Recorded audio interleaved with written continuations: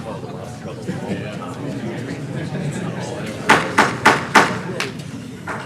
you all. Call the meeting of the Marine Resources Commission in order. The August 23rd, 2022 Commission meeting.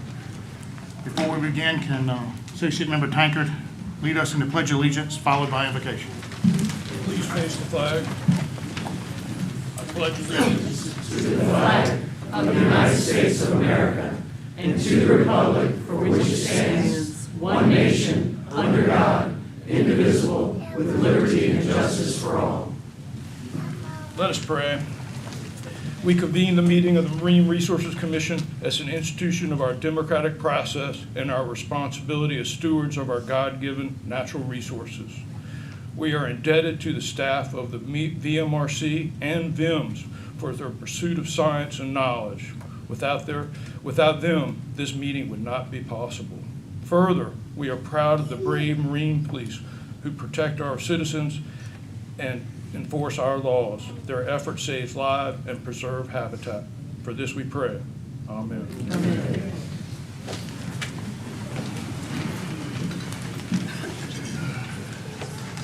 Good morning, everybody. It's a little warm in here. Must be a few people today. Welcome. Thank you for showing up today. First item we'll go through is the approval of the agenda. Are there any corrections, deletions, or changes from the commission members or staff to the current agenda?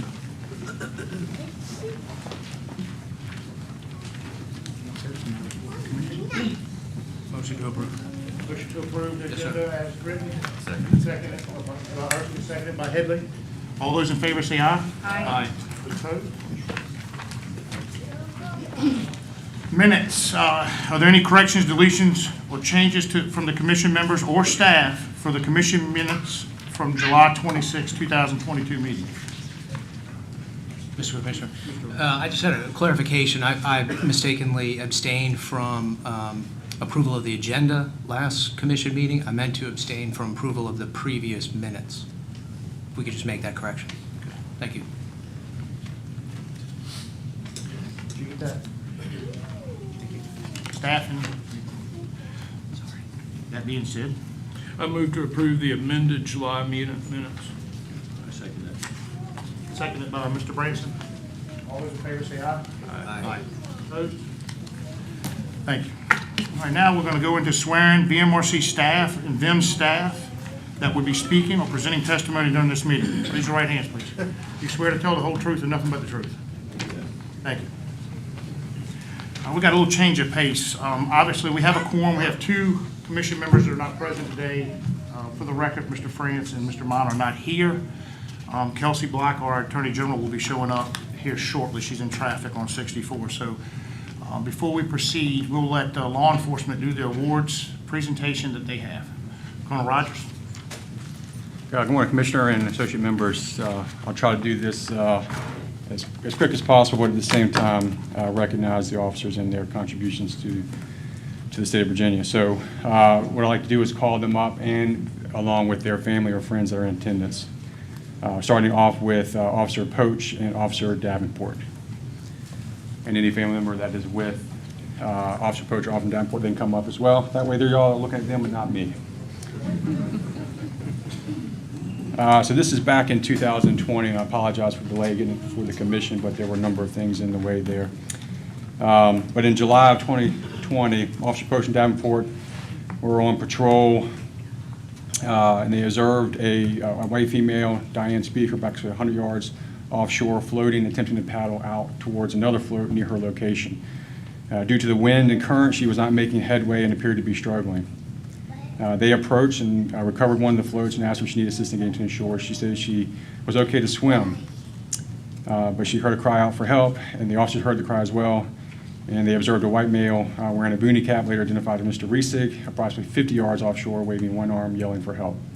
They observed this gentleman sink below the surface and then resurface again.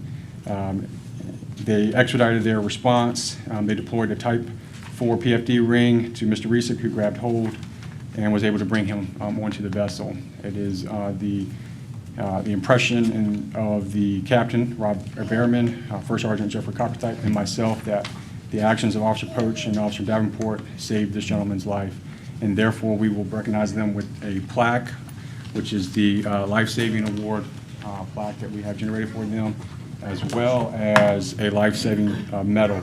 And in this medal is a medal for their desk or their cubicle or their home office, but on top of it is a red and white ribbon that they can wear on top of their dress uniform. So congratulations and thank you to to Officer John Poach and Ken Davenport.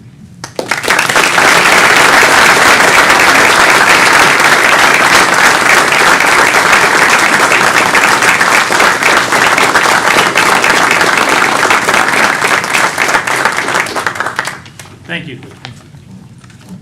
Next up, I'll ask Officer Elliott and Officer Brinkley to come forward, please. And any family that's with, or family or friends that are with Officer Elliott and Brinkley.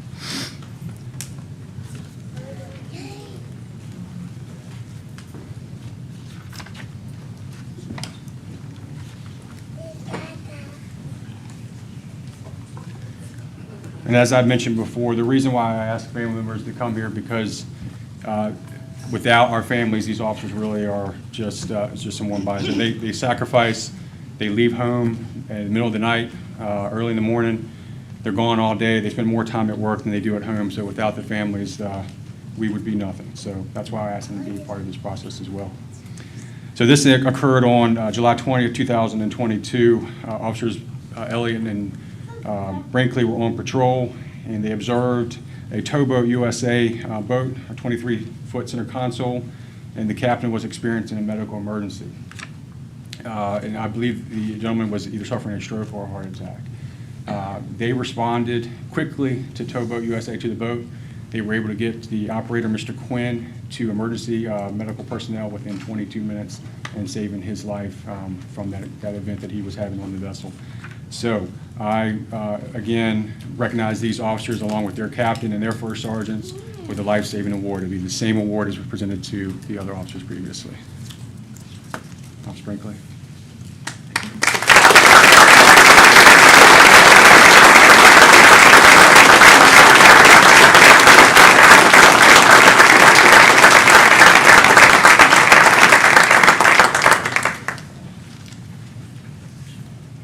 The next two officers are Officer Freeman and Officer Vmrc. I believe Officer Vmrc is here in attendance. Please come on up. He has recently retired from the division, but we're glad he was able to come back. We tried to keep him. He just had to go on us. Any family and friends? So on this particular case in July 1, 2022, we received a call for an overdue sailboat with 3 individuals on board. Officers deployed. This was approximately 7:30 in the evening.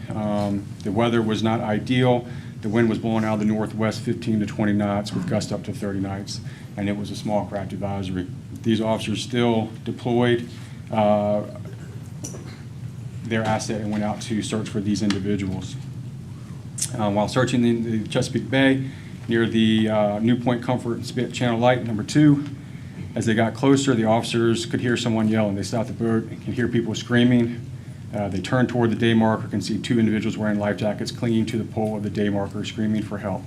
And they were successful in recovering both individuals from the water. Now again, we're talking about a small craft advisory and the winds blowing. Even though this was in July, once a person's going in the water, the clock starts ticking as far as survivability, even if it's warm outside. So their quick response to this incident and recovering these individuals, again, the vessel that was missing was actually a sailboat, a catamaran type sailboat. So their response, along with other officers as well, and the U.S. Coast Guard, resulted in saving of not these 2 individuals and the third person as well. So I'd like to recognize Officer Vmrc and Officer Freeman for the same life-saving award.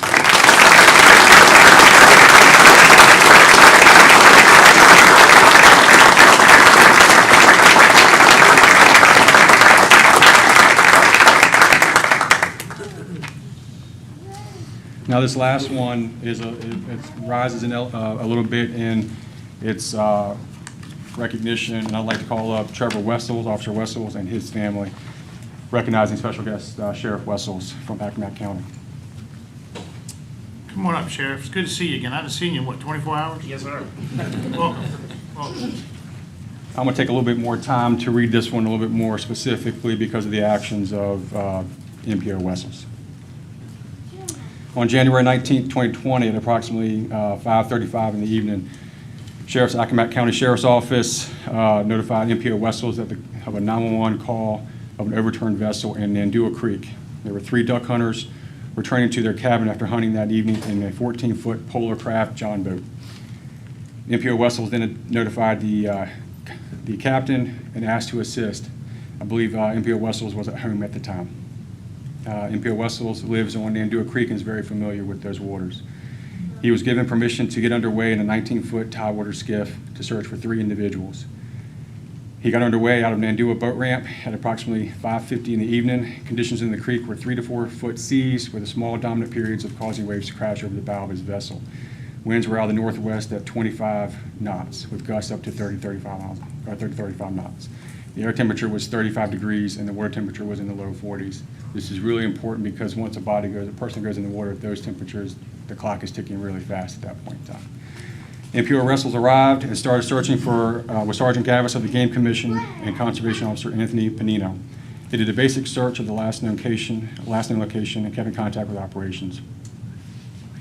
They received updated coordinates and sent them to continue the search and caught a small glimpse and a little light flicker in the distance, so they headed towards it.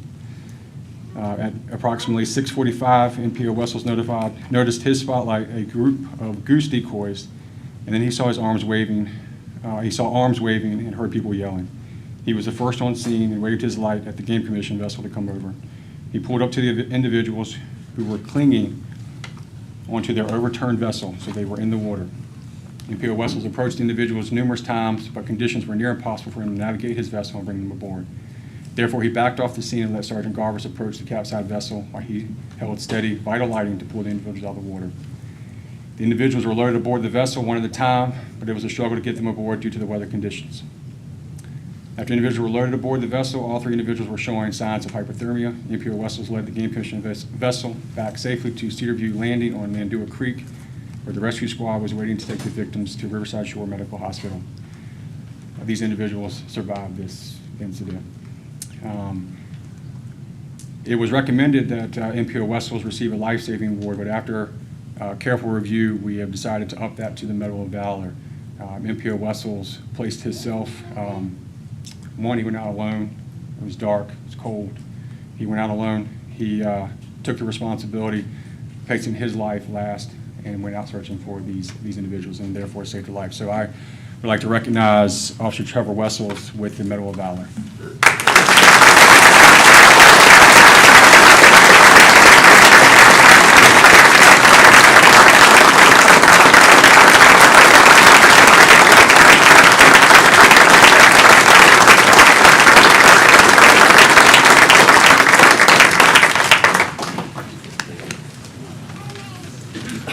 I'd just like to close, if I can, on this with all the officers that are present. I'd like to be able to recognize all of them with some sort of life-saving or meritorious award of some kind, because they are all out there during hazardous conditions patrolling these waterways. And I'd just like to take the opportunity to recognize them publicly for their efforts and everything that they do. So thank you for your time, Commissioner and Associate members.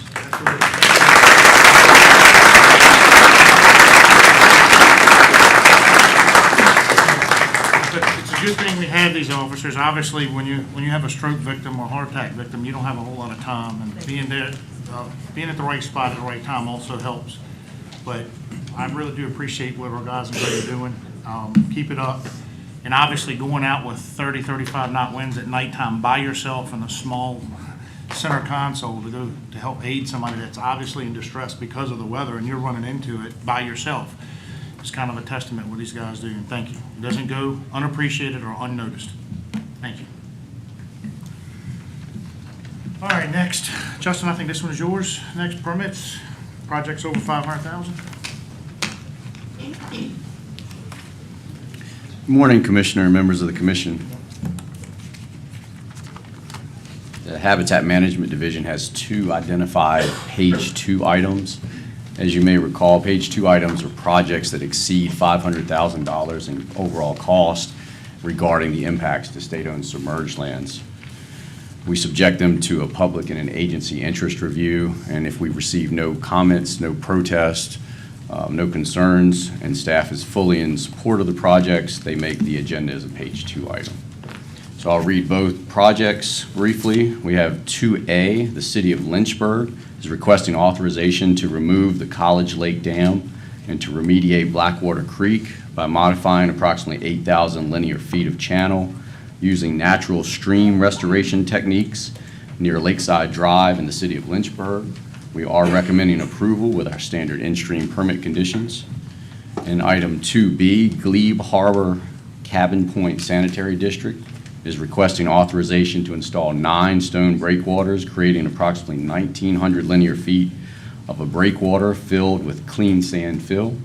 The breakwaters will have a maximum crest height of 4 feet above mean high water and a maximum base width of 33 feet aligned at the terminus of the existing timber groins. Additional work will include the placement of 66 linear feet of riprap and a 91-foot-long riprap jetty extension at properties situated along Lower Machoda Creek in Westmoreland County. We are recommending approval with a permit condition requiring that beach nourishment be at least 90% clean sand. And with that, I or either our staff are available for questions. Question from the board for staff? No, sir. Is there anybody here in opposition to item 2A or 2B on the agenda?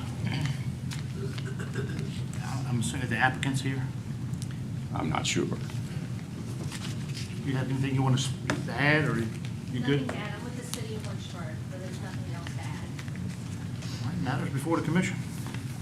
Motion to, Move to approve page 2 items. second. Motion by Tankard, second by Erskine. All those in favor, aye? Aye. All those opposed? Thank you, sir. Thank you.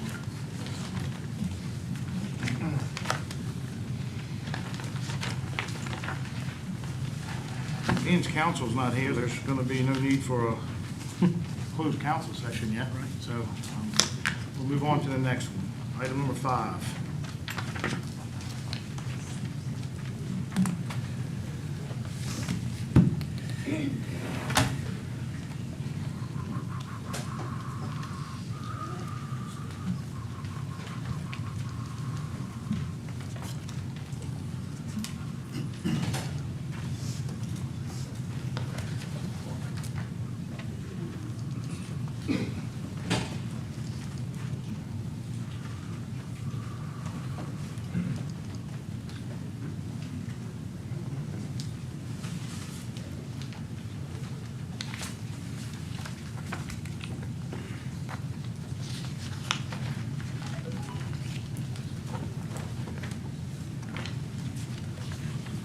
This is not a long presentation. Don't worry. Just thinking.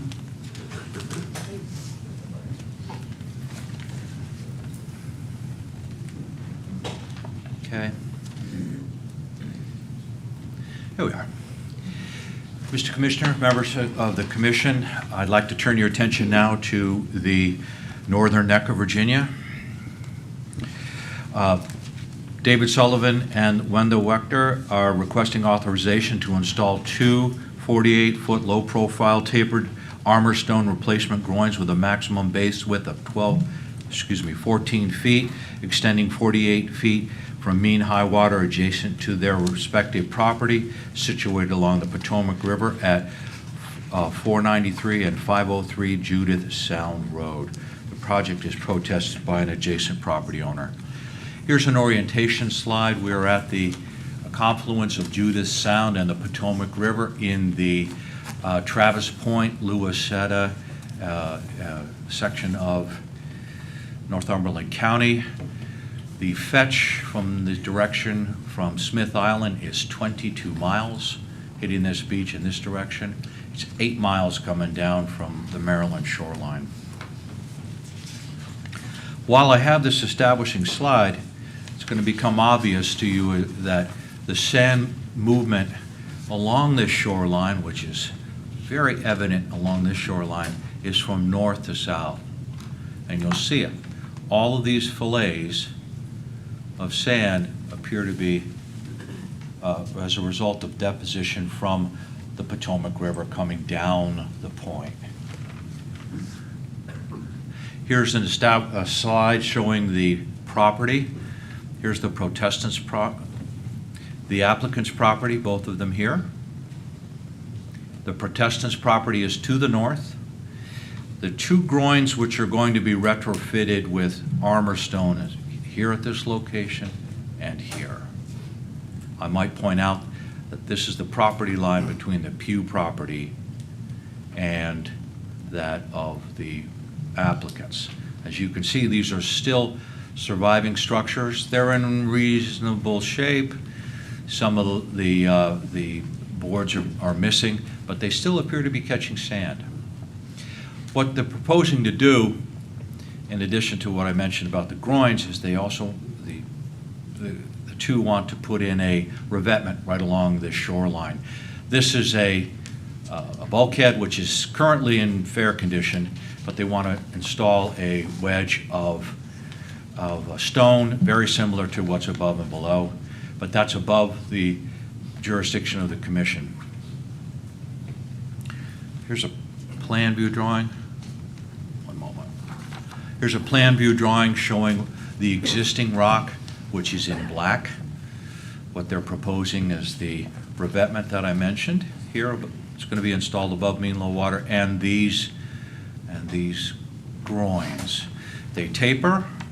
They're only a few feet longer than the original ones. The original ones are not going to be taken out. They're going to remain. And this is what the profile will be. You'll see that they taper down, they slope, and they are in fact low profile, which is noted here that the terminal end is, the seaward terminal end is at or below the mean low water elevation. The project is protested by Mr. Robert Pugh, the man identified on the north side of the property. In his email received on April 9, 2022, the protestant expressed his concern that the armor stone groins would be longer than the original 40-foot groins. He also believes the groins will starve his property of sand and they will negatively affect his property value. I conducted a site visit along with Ms. Emily Hines of the Virginia Institute of Marine Science on June 24 of this year. And we noticed a couple things. We noticed that there was a significant amount of sand coming down the beach. And even those partially broken up groins were still catching quite a bit of sand. We also noted that the suggested movement that there's probably enough that once the new groins came in, it would actually nourish the beach on Mr. Pugh's property. So Mr. Pugh would actually benefit from this project. So as a result of that, and the public interest review, and we believe, as far as our summary and recommendation, that while staff is sensitive to the issues raised by the protestant, we believe that the additional 8 feet added to the original groin is consistent with groin structures permitted throughout tidal Virginia. 48 feet from mean high water is generally the magic number. And so we didn't believe that the additional footage represented by the stone was outstanding, was a problem. We believe, as does VIMS, that the groins composed of armor stone will be more persistent than the timber groins and will likely result in sand accretion along the protestant's property. After evaluating the merits of the proposal and the concerns expressed by Mr. Pugh and careful consideration of all the factors prescribed in Section 28.2.1205 of the Code of Virginia, staff recommends approval of the project as proposed. And I'm here to answer any questions that you might have. I know that Mr. Scott, the agent, is here. I'm not sure Mr. Pugh has arrived. Questions from the commission? Yes, sir. Applicant or representative of the applicant here wish to speak?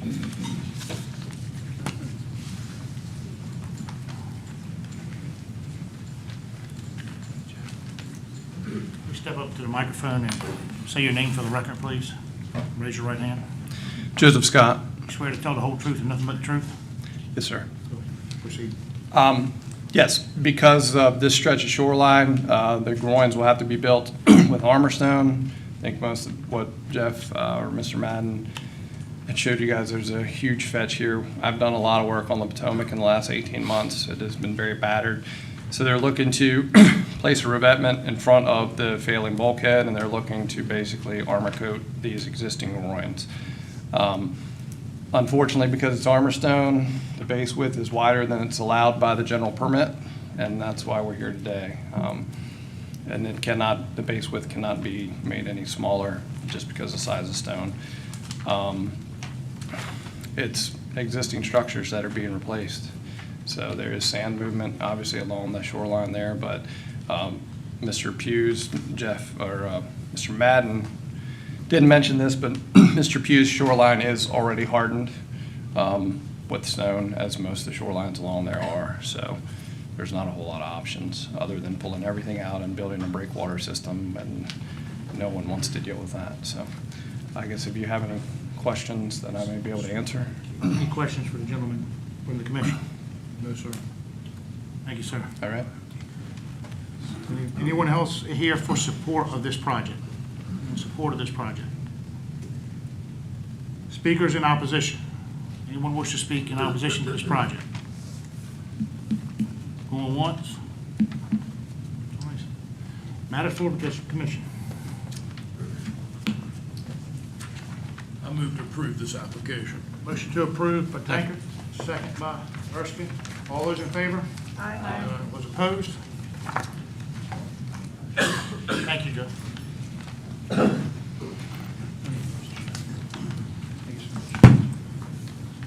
Item number 6. I think this is the one everybody here's for. No, stop.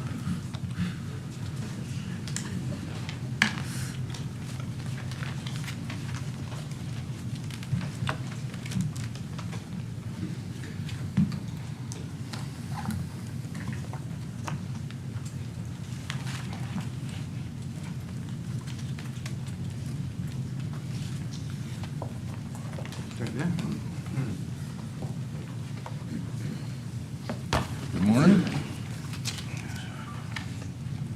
Well, how are you, man? Doing well? I'm fine.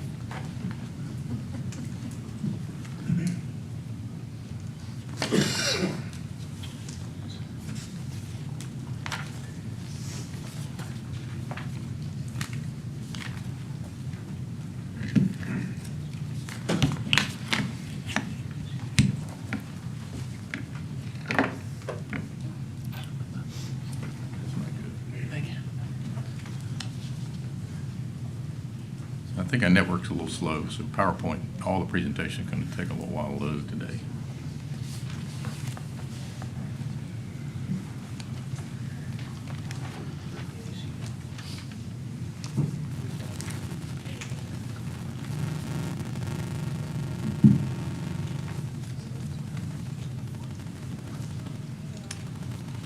Okay.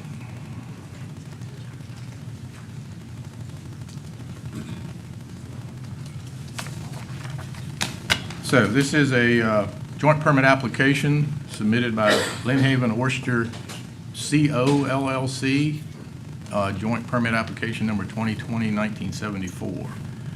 The request is to install up to 2,100 floating cage aquaculture modules within the boundaries of Oyster Plant and Ground Lease, which is now number 22772. It was transferred during the processing of this application. Both the project and the lease are located in Broad Bay, near Seashore State Park. It's the first landing state park in the city of Virginia Beach. The request is protested by a number of local residents and property owners. So we did receive this joint permit application on November 1st of 2020. It is located in the city of Virginia Beach. The cursor laser pointer there that's the lease that the subject application is over. Again, this is in Broad Bay. The Narrows Channel in the Lincoln Bay is to the south. And of course, Long Creek both the natural Long Creek and the Army Corps dredged Long Creek run out to the Lynn Haven River inlet. A little closer view of a topographic map, again with our leases and some pending applications superimposed over the topo. Again, the site is generally where you see the icon. So this is an aerial photo, again, with our leases overlaid and our public grounds, again depicting the site, again, next to the state park. The boat ramp is just to the northeast of the tip of the lease, as you can see here. It is a public boat ramp with a lot of use pretty much all year long. The application was subjected to our normal public interest review to include newspaper notice and notification of nearby leaseholders and highland properties within 500 feet, which is the normal standard procedure. Additionally, the City of Virginia Beach was sent a copy of the application, as well as the Army Corps of Engineers for concurrent processing. The City of Virginia Beach does have a waterfront improvement authorization process for certain projects that are along the shoreline, and has previously exerted jurisdiction over similar type projects as this. So we did send it to the city for concurrent processing. Unfortunately, the city did not act on it for quite some time. Staff repeatedly contacted the city to get an update on the status. At some point in July of last year, we did receive a letter from the city. It actually came from the Director of Planning and Community Development. And in that letter, they didn't give us any additional information on where it was with the city's project, but they did indicate they did not believe our public notice was adequate. Staff did respond and note to the city that we followed the procedures required by the Code of Virginia. They were certainly welcome to notify additional people as part of their review process, and they did so. They did notify additional people by letter and indicated if they had concerns to send them to Vmrc. So we did get a number of protests, both from the initial news ad and notification, and then that subsequent notification by the city in July.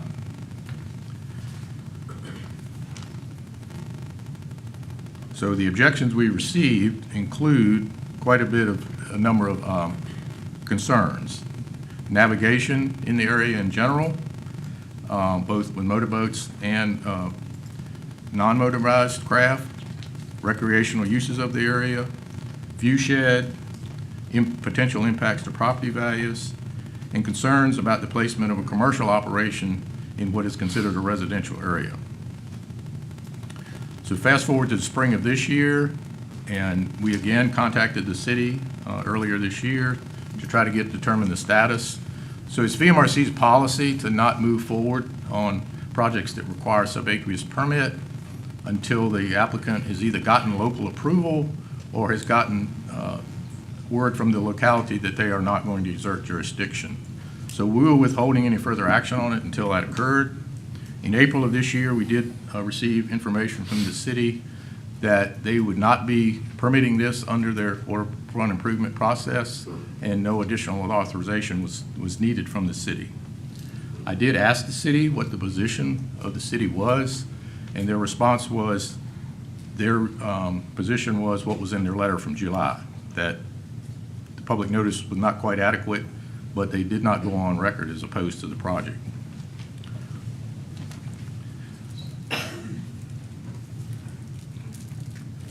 So to the actual project itself, this is staff's rendition on our mapping system of the original request footprint of this application. It's kind of got a tiered approach on the southwest side. I did put on here the distance to the channel marker. That is the end of the federal project channel that runs to the southeast back towards Linkhorn. And I'll talk a little more about that channel in a minute. But as presented in the original application, those are distances to that channel marker, the closest distances from those cells.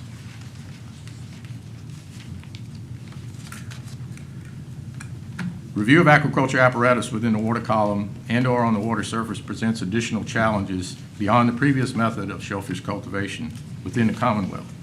With the increased interest in using both the water column and the surface waters for shellfish propagation, in addition to bottom culture methods, additional user conflicts have arisen. For this particular application, staff is keenly aware of that all of Broad Bay is used for a variety of activities, to include current ongoing aquaculture activity on a number of leases, including this one. So this picture shows, it's a little hard to see, but right where it's got bottom aquaculture cages, you can see some dark lines there. Those are existing cages, bottom cages, that are on this existing lease, placed there under our regulation that allows a leaseholder to put bottom structures up to 12 inches off the bottom without any additional permit, provided you have a lease. So the general area of this permit is being used right now by the leasee to grow oysters on the bottom, and has for a number of years. We were out there last week, our commission surveyor, Daniel Faggart, to do some depth soundings, and there is apparatus deployed. It is marked per the regulation to warn the boating public, and it's pretty shallow here, that there's aquaculture activity occurring there. So tread in there lightly if you're going to navigate through there. The area currently requested in this application is within this existing lease where those bottom enclosures are. Staff is not aware of any past complaints related to the on-bottom existing cages on the lease. There is a heavily used public boat ramp at First Landing State Park. However, when boats exit the, and this is the array, this is actual permit drawing that matches the aerial you just saw. Staff took the corners, the lettered corners that have coordinate values, and mapped those, and that's what you saw in the aerial photo. This is the plan view of the same request. You can see the channel shown. Where you see the two middle channel markers, that's actually the end of the federal dredge project channel. There are some additional markers in Broad Bay going to the west, but they do not dredge beyond this point. This is, and we'll talk a little more about that in some additional drawings of the channel. So when boats exit the boat ramp, they typically come out a certain distance and usually have to go kind of west to get to the main channel. It is pretty shallow. It's really difficult to go straight from the boat ramp to this area because there's a shoal pretty soon after you exit the boat ramp. So most of the boating traffic is steered this way. Very, very small craft could obviously navigate wherever they only need 2 or 3 feet of water. This is the array proposed. So this would be one. You noticed in the previous drawing that there are numbered modules, so each areas. So each one of those is what you're going to see on the next slide. So 1 through 14. This would be one of those. There's 10 rows. And there's 15 floats per row, so there's 150 floats per module. If you do the math with the number of modules, that's the 2,100 total structures. This is the way they'd be aligned. They would be anchored at the end. You'll see an anchor in a moment. The distance between each row is 20 feet, which is a little wider than we typically see. The applicant has indicated they made that width to allow navigation between each row by boating public. The public would not be excluded from using this area. You could obviously not go perpendicular to the cages because there are lines between them, but you could run through the individual lines of 20 foot. Each float is 10 feet apart on the line. This is a drawing of a typical float. So the upper apparatus you see is the float portion. The bottom is the cage that would hold the oysters underwater. These could be flipped over for husbandry purposes and then flipped back. The size of the cage here is 45 inches long by 40.5 inches wide. They will be anchored, each line and row of floats with screw-in anchors and tethered with state-of-the-art industry tether material. The applicants indicated that they are proposing to use material similar to Cherrystone Aquafarms is gear that they use on the eastern shore, which is really made for more adverse conditions than typically occur in Broad Bay. Again, this is the appendix that they fill out in the joint permit application, just indicating the square footage and the number of cages. It is 945,000 square feet, which is a little over 21 acres. And the apparatus is, again, 45 inches by 40.5 inches and 12 inches. So a little bit more about the channel. The Federal Product Channel is west of the proposed request. Staff has received quite a few concerns about the presence of the existing lease held in the name of a company by some of the same principals or relatives of this application, and the fact that the federal channel runs through the lease, which it does. We don't typically lease federal project channels. We have a policy not to. However, this actual lease has been in existence since 1947. Now, it's been transferred a number of times since then, and this family has not had it since 1947, but different watermen and individuals have had this lease since 1947. That's the lease. That's the original plat. That is still the plat. This is the plat of this lease. It was assigned in October of 1947. It is transferable. This is the federal project channel drawings. This federal project channel was approved in 1962. So the lease predates the federal project channel. And we have a number of instances of this in the state where this has occurred. And because we've leased the bottom exclusively for shellfish, the lease stays intact. If this lease were to be voided and we surveyed a new application here, we would not survey it across the federal project channel. So I hope that answers that question that was brought up by some of the protestants. There's also a Virginia Department of Wildlife Resources regulation related to this area, which restricts the type of vessels that can be in this actual channel. So basically, this throughway channel, starting where you see the 15-foot water depth going back towards the Narrows, also has a regulation that says it is to be used only as a throughway channel. And small craft are not to loiter in that area. They're basically to stay out of that channel unless they're using it to navigate in and out of the Narrows. So this channel is really designated for boat traffic, larger boats to use, and smaller boats basically are to stay out of it. So this does present that smaller craft do have to maneuver in this area outside the channel. Staff believes that, as you'll see a slight modification in a moment of this array, that still will leave areas for that type of activity to traverse from the ramp through Broad Bay towards Long Creek, either channel. And we'll look at that a little closer in a minute. So just to give you an idea of the depths here, as proposed, these are depths that were taken last week at mean low water. And you can see the inshore area is very shallow, a couple of feet at low water. As you come out, and you can see it in the photo, you can see the sandbar. It does get progressively deeper. The vast majority of the area is anywhere from 2 to about 6 feet. A little bit of the offshore area there goes to 8 and 9 feet, as you can see the darker color in the photo.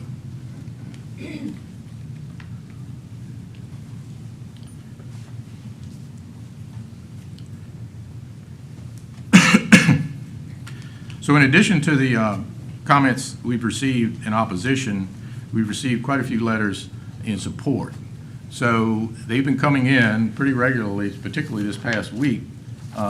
As of 9:30 this morning, when I left my office to come in here, we had received 1,048 comments on this project, which might be a record, not really sure. They're still coming in. I'm still getting them now. Yeah, and they're still coming in. And we have attempted to upload all of those into our portal public database.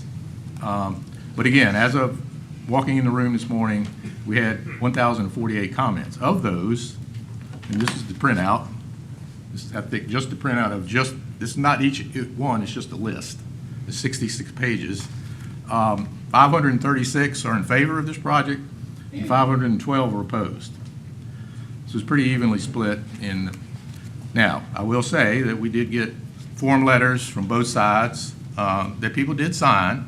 Some people wrote, elaborate individual comments, both pro and con. So it's a mixture. There are probably some duplicates. Because we have a public portal that people can go online and enter their own comments, and we receive comments by email, letter, and attachments to emails, we have attempted to upload all of those into the system so people can see them. And it is, I know it's possible, I know it's happened, that we probably have some duplicated protest and in favor. We did the best we could to call those. We were receiving, about 100 plus of these a day. So our clerical staff was pretty maxed out in trying to keep up with these as well as me, trying to look at all of them. A lot of the form letters in favor, say exactly the same thing. Same in opposition. When we got a sort of a rote statement, they kind of covered the same points. But the points were the things in opposition that I told you previously. In favor, people noted that more oysters would help clean the water if more oysters were put in this related to this project. That there might be some wave attenuation benefit from putting these in on erosion along the shoreline, and that there is already commercial activity throughout the Lynn Haven system of both leasing and bottom cages, crab potting, fish nets, and et cetera. So that's kind of the gamut of both pro and con, and there's people here to speak to both of those, so I'm sure they'll elaborate quite a bit on those if they wish to. I want to note the footprint of this, and one of the protestants, Mr. Corte, who he and I have had a lot of conversations over the years, and I made the same mistake I made 10 years ago when I was figuring what percentage area of this. So in the eval, it does say in Broad Bay, this is about 2.8% of the entire area of Broad Bay. And in my eval, I said it was 1/100th, half of 1/100th of a percent. It's actually about 0.5% of the entire Lynn Haven system. So this footprint is about 0.5% of the entire water area of the Lynn Haven and all its tributaries. In Broad Bay itself, which is a little under 1,000 acres of area, this is 21 acres, so that comes out to 2.8%. So to go back to this drawing, you see an X in two of the modules, number 1 and 14. Staff felt that if people do come out from the boat ramp and want to traverse, not in the channel with a small craft, and head north, west, and maybe they're heading to the natural Long Creek, so they want to stay, away from the channel, more to the north, that 14 kind of sticks out into that deeper water where a lot of those boats would navigate. So we would recommend deleting that from the request. And then number 1, and this is a slide that depicts staff's recommendations, and this was provided by the applicant just within the last couple days after conversations with them. You'll note there's an additional line on this slide. It says approximate location of historic district. So the Department of Historic Resources does have a map. It's pretty hard to find, but in previous conversations with them, they do have a map, and this is kind of what they call it, a historic line. We believe that it's probably a remnant of the old shoreline of the actual park from years ago that's eroded back. But regardless, it's something that's still recognized by DHR, and we felt that encroaching into that would be really encroaching, into the park's purview. It's still state-owned subaqueous land as long as it's got water on it at low tide. So we suggested removing Module 1, which the applicant was willing to do. So this drawing reflects that modification. This would reduce the request by 300 floats, because each module has 150, and it would reduce the area down to a little over 18 acres. There's a series of drawings here that the applicant provided, and I'll run through those quickly in a moment. As I said, we did send this to the Army Corps of Engineers and sister agencies, Department of Historic Resources, Department of Conservation and Recreation, which has purview over the park. They did send us a letter back about potential, impacts the things they regulate, but they had no opposition to it. And the Army Corps also processed it and deemed it qualified for their regional permit number 19, which has an aquaculture portion. That was actually issued back in January of last year, 2021. So staff does consider each joint permit application on a case-by-case basis, considering the requirements of the Code of Virginia. The use of cages and floats and nets for shellfish propagation has resulted in public awareness of such activity and highlighted the necessity for a more comprehensive review of these methods of aquaculture propagation. This request, like others received in populated areas, has raised concerns regarding public trust lands to include user conflicts, property values, aesthetics, navigation impacts, and suitable bottom types. Stewardship of public trust lands while weighing the public and private benefit versus the detriments does require a balanced approach to such permit requests. Much of the area of this permit request is over an existing lease that currently and prior leaseholders have used for on-bottom shellfish propagation. Therefore, much of the same area already has an active work area marked with corner boundaries and signage to alert the public of shellfish activity. Navigation in this area should be done with extreme caution based on the current use of the lease, particularly during low tide. Again, we do have some concerns with the two cells, and I explained that part of the staff's thinking regarding deleting of those two cells. Additionally, while such floating aquenclosures may not be well suited to many locations within the Lynnhaven River system for a variety of reasons, this location is far from any residential development, or at least is farther than almost anywhere else in the system from residential development. It is adjacent to a state park, which is non-residential, where no development like that will occur, and is within a relatively shallow, near-shore, non-channel area of Broad Bay. While any approval at this location will have some direct navigation impact and recreational use impact, particularly by motorized boats, kayaks and small craft will still be able to navigate both within, around, and through these modules as proposed. Again, the applicant has proposed alleyways that are 20 feet in width between each set of floats. Therefore, this location appears to be one where such activity could coexist with many other uses in the area and adjoining highlands. Any approval of this request should not be construed as then requiring automatic approval recommendations from staff of any future such request. Each request would be evaluated on its own merits and its own impacts. Staff further notes that placement of floating aquaculture floats at this nearshore location may actually serve some wave attenuation actions during storm events, which could alleviate some erosion along the shoreline here. Additionally, any approval should include a number of permit conditions as recommended in our summary, which I'll go over in just a moment, as well as any other condition the Commission may deem appropriate if you deem to approve any portion of this project. So I'm going to run through these before I do the final recommendation. So these were provided by the applicant as well just this week. This is with the modified staff recommendation of deleting the two cells. These are just to show the distance from the channel. Again, the federal project channel actually stops here and goes back this way. That's actually dredged, has been dredged in the past. It's fairly deep once you make that turn for quite a width here. I think boats pretty much go a lot of different directions here once they get here. But regardless, if you draw in the channel to the next markers that are down further in Broad Bay, these are the distances, and you're going to see three distances running to these 3 points. So right here it's 362 feet, here it's 353 feet, and here it's 372 feet.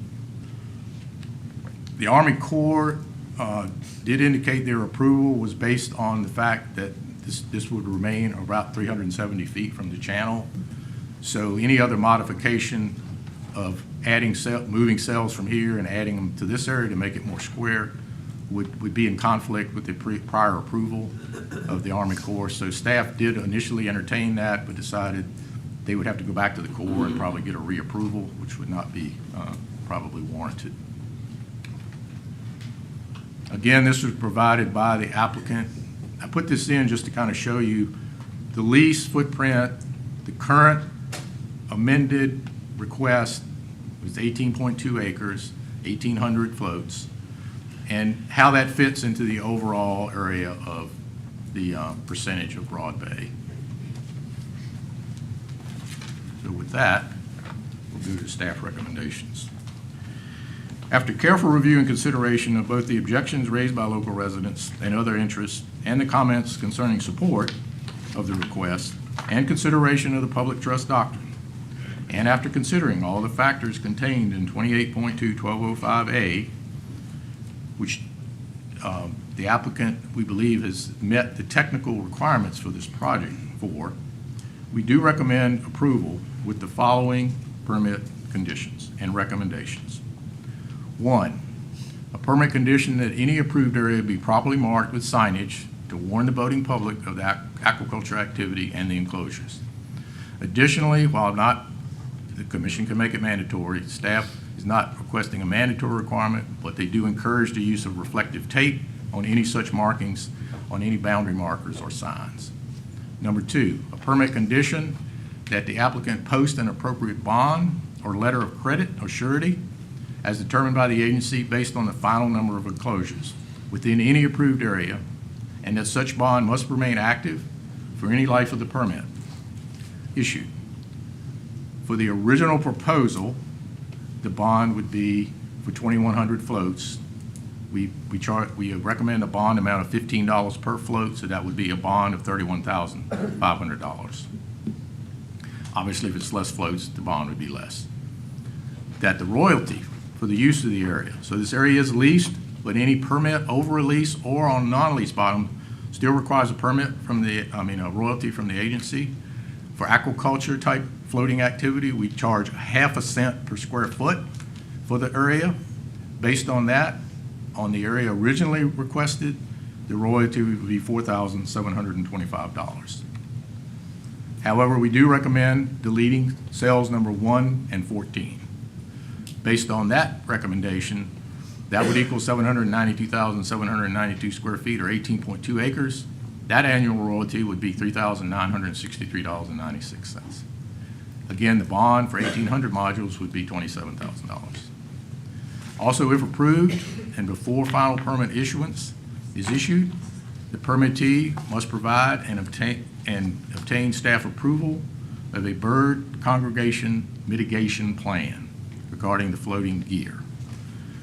The agency and Department of Health are aware that floating aquaculture has issues with birds sitting on the apparatus and pooping on it, of course, while they're sitting. And we are working with the health department on that issue and believe a project of this scope does warrant a plan that we can approve that we will believe will have some impact on keeping birds from roosting in these areas. It is a water quality issue. Additionally, VMS did issue a report for this project, which I just got pretty recently.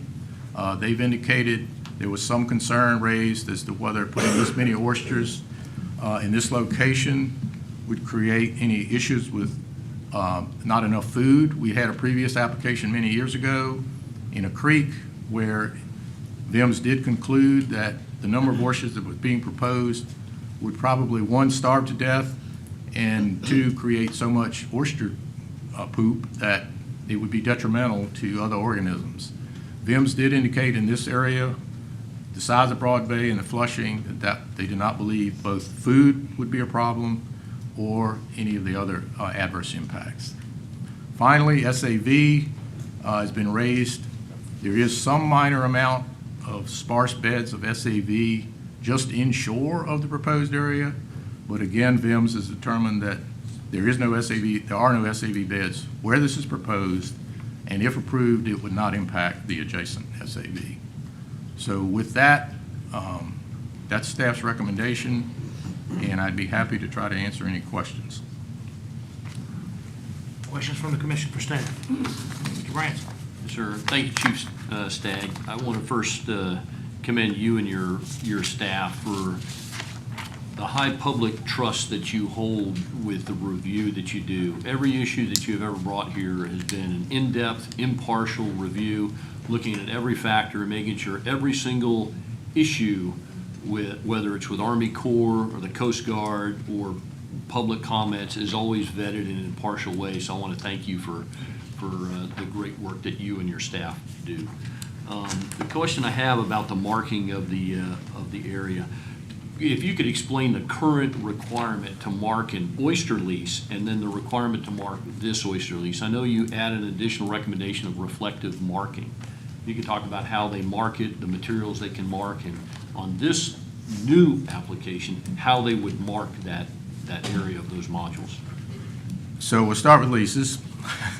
So if you are using your lease actively to grow oysters, even if you're just doing traditional on-bottom planting of shell or cultural seed, if you're actively using it, the lease is supposed to be marked, the corners.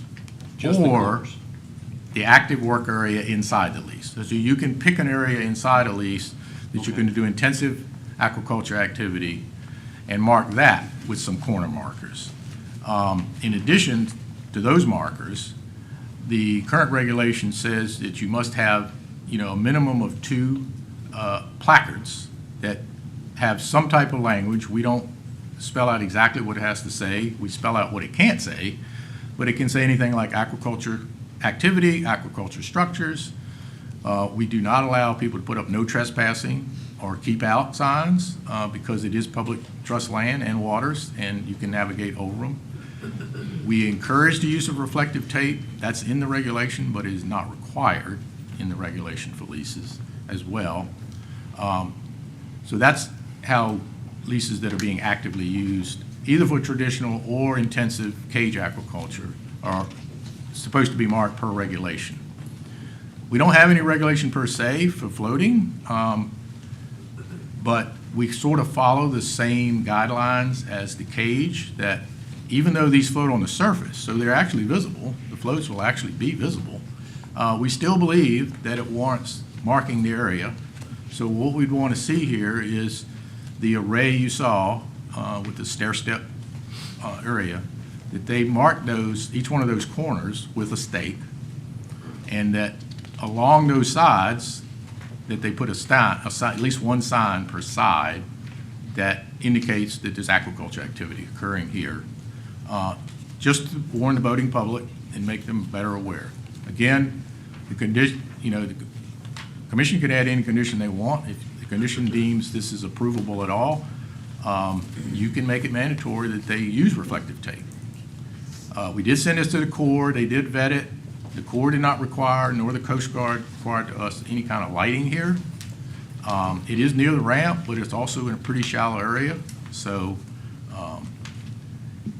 I think reflective tape would be good if they're willing to use it, because at night, even that has some ambient light qualities where you can see it. But hopefully that answers your question. It does, thank you. Mr. Taggart? Mr. Staggs, so you mentioned there are cages there now, Yes. and do the cages take up the same footprint as the proposed floating cages? Go back to that drawing. And of course, they do get moved around, so I can't tell you that in this photo that they're exactly in that spot now, because this is not, it's not a photo from yesterday. But you can see the lines. It's pretty hard to see, but each one of these lines is a row.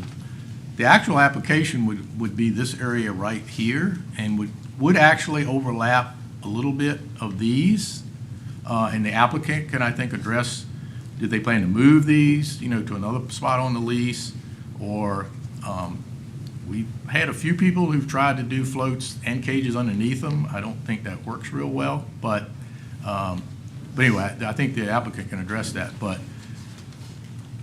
according to my surveyor, there was gear in this general area when he was out there getting the water depths. So this area right here, and this lease traditionally over the years has had this type of a apparatus on it, and some up in, I know for a fact because I've been out there, there's been some in this area too in the past, but where it is exactly, I can't say today. So a follow-up question for me. Yes, sir, Mr. Taggart. So, it's kind of the average depth of water is 6 feet is what you're, indicated as well. So those are depths, and those are GPS located by our surveyor to the very westernmost corner at 9 feet, minus 9 feet. He was there at low tide, and it was, I think, a fairly normal low tide. Inshore, it's 2 feet. But again, you can see the sandbar right here.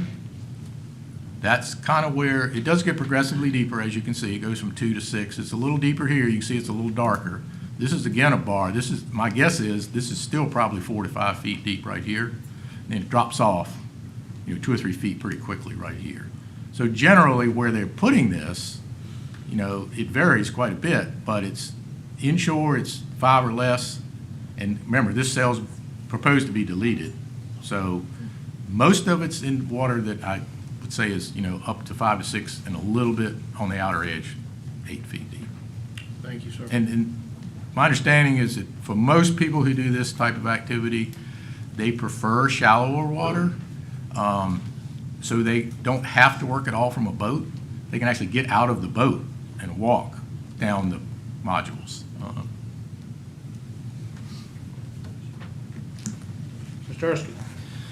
Thank you, Mr. Stagg. Good. I appreciate the presentation. I had a question about the applicant. Do they currently hold other aquaculture permits, general permits, or individual permits that you're aware of?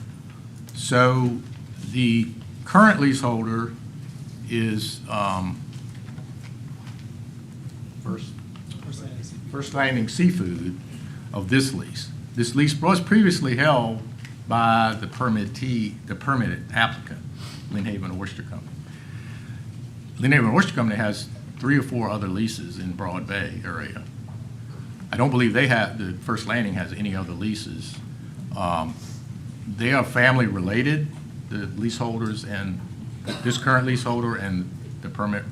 We do have a letter on file that the current leaseholder, First Landing Seafood, does not object to floats on this lease by the permit requester. So the answer is, the person asked for the permit has had leases in Broadway for quite some time. Follow up, Mr. Commissioner. Mr. Erskine. So does that include aquaculture permits, I guess, or general permit for? I understand they have other leases, but are they conducting on bottom traditional aquaculture, or does it actually involve a permit issued by this agency? Well, I can't speak for sure to the other leases that the applicant has. I know that traditionally this company has done bottom cages. I don't know that they did a whole lot of just traditional on bottom. We don't have any general permit 4s in the Lynn Haven system. We don't have any floating aquaculture applications, permits. We did, as a footnote, we did have an application quite a few years ago from Mr. John Meekins, who had a lot of leases in the Lynn Haven system before his untimely death a couple of years ago. And he did apply for a float application in another location in Lynn Haven, and the city did exert jurisdiction over that one and would not approve it, and he abandoned it. But that's the only other one I know of that's even been applied for. So this is a first. Some of the opposition said this is the first time. It's actually the second time, but first time we've gotten this far, because once the city didn't approve it, of course, it was over. So this is, this would be the first time we've approved, the commission has approved floating aquaculture anywhere in the Lynn Haven system. All right, thank you. Ms. Callum. You didn't mention the adjacent leaseholders. Are We they did- traditional bottom, and did they have any position? We notified we notified Long Creek Oyster Company and Mr. Weller. We did not receive any comment back, so we assume that means they don't object. Are their grounds traditional bottom? Or underwater cage culture? I'm not sure Mr. Weller's doing much of anything on his. Mr. Weller had a larger lease, and he sold it off in pieces. And Long Creek, not sure whether there's any current activity on that lease. Thank you. The City of Virginia Beach lease to the south, I believe the city got a number of leases in the Lynn Haven in recent years, and most of those, the rationale of getting them was to do a reef restoration type activity on those. I have one question for you, Mr. Stagg. Yes. You said the lease goes back to 1947. Has that been continual every year since, or was it ever unassigned or unbottomed? No, this lease, again, this is the current plat of this lease. It has been continuously leased by someone, Mr. Evans in 47, and subsequent leaseholders, and we have transferred it. Every time it gets transferred, it gets a new lease number. But unless it needs a new survey for some reason, because it's defective in some way, we just keep using the same plat. It's like your property that your house is on. It can be transferred multiple times to different people, but the survey plat of it from the original survey is still valid. Any more questions for Mr. Stagg? Thank you, Ben. Is the applicant here or representative, present, wish to speak, please? Come forward. Open your- Might take it a minute. Please state your name in the microphone for the record. Raise your right hand. Bay McLaughlin. You swear to tell the whole truth and nothing but the truth? Yes. Proceed. Before we begin, while this is loading, we have some color copies of our presentation with some space for some notes, and the letters and online petitions support signatures for the various board members of the commission. Your names are on them, so maybe just look at whose is whose.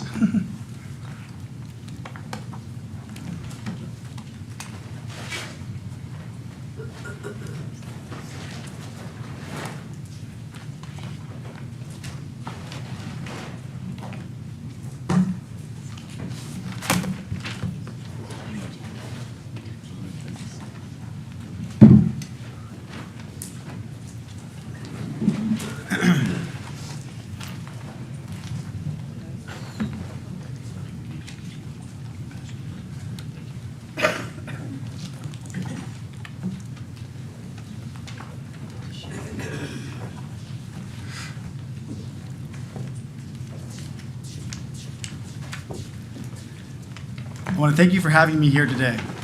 My name is Bay McLaughlin. I filed permit number 20201974 along with the Lynn Haven Oyster Company, one of my family's oyster businesses on the Lynn Haven River back in 2020. I later co-founded First Landing Seafood Company with my two brothers, Bruce and Craig McLaughlin. To clear up any of the confusion, I think Ben tried to do this already, that you may have with who is on the lease, etc. Upon hopeful issuance of the permit today, we will transfer the permit from the Lynn Haven Oyster Company and myself to First Landing Seafood Company. I'd like to quickly start by thanking the MRC, our supporters, and even our protesters for everyone participating in this process. I'm sure we'll all come to a fair and just outcome for all citizens of the Commonwealth today. I want to make one special thank you for all of you that had a hard time traveling here today or had to take time off work, taking care of loved ones, etc. to be here. We really appreciate it. I'll start with a quick visual map with maybe a little bit higher fidelity than some of the original maps you might see. This is also in your binders. Just some names to help people become familiar. This map I'll continue to show throughout the presentation just because the names probably won't be easy to remember.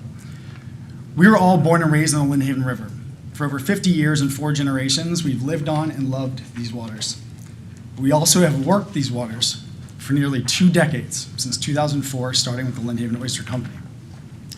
Day-to-day operations are safely and systematically run by my brother Bruce, a 31-year colonel in Army Logistics, and our Captain Joey Carmack, with over 8 years on the Lynn Haven, working for our family oyster businesses. We're a proud water family, and to our knowledge, have had no known reported issues for navigating our existing leases with over 700 bottom cages or any infractions of any kind. In 2020, Bruce, Craig, and I got together to see if we could reimagine our family's oyster business and try and support what was clearly an oyster industry in distress on the Lynn Haven during COVID. I'm sure it's not unique to the Lynn Haven, albeit possibly exacerbated by its density, but the barrier to becoming a successful oyster farmer have dramatically increased over the past decade on the Lynn Haven. No leases remain to lease, there's nowhere to park your boat, There's constant support for us as oyster men and oyster women that somehow ends up the same way every time. I support cleaning the water. I love oysters, but there must be a better place for them to work. So we analyzed our options and found the widest part of the entire Lynn Haven system to avoid boat traffic. The furthest lease from any homes, and one of the only leases in the Lynn Haven with no homes directly backing onto the lease. It was also in a protected location from rain closures, so we can ensure that all restaurants and residents can finally rely on a Lynn Haven oyster, we call them fancies, 365 days a year. When we decided that we needed to apply for a floating cage permit, we hired the best engineer in the region. We studied the best floating cage farms in the Commonwealth. We placed our permit area on top of our existing bottom cage lines to reduce any new navigational needs on local boaters. We have also been working with the state, city, and thousands of residents over the past 2 years to ensure we submitted a well-thought-out plan that accommodated everyone's needs. In the next images, I'll show you our original plan and the plan recommended by staff, which has removed 300 cages and decreased our ideal density to accommodate various stakeholder input. On the left, you'll see our initial permit drawings. After staff made their recommendations yesterday, we had our engineer make the proposed adjustments, which you can see in the drawing on the right, eliminating floating module cells 1 and 14.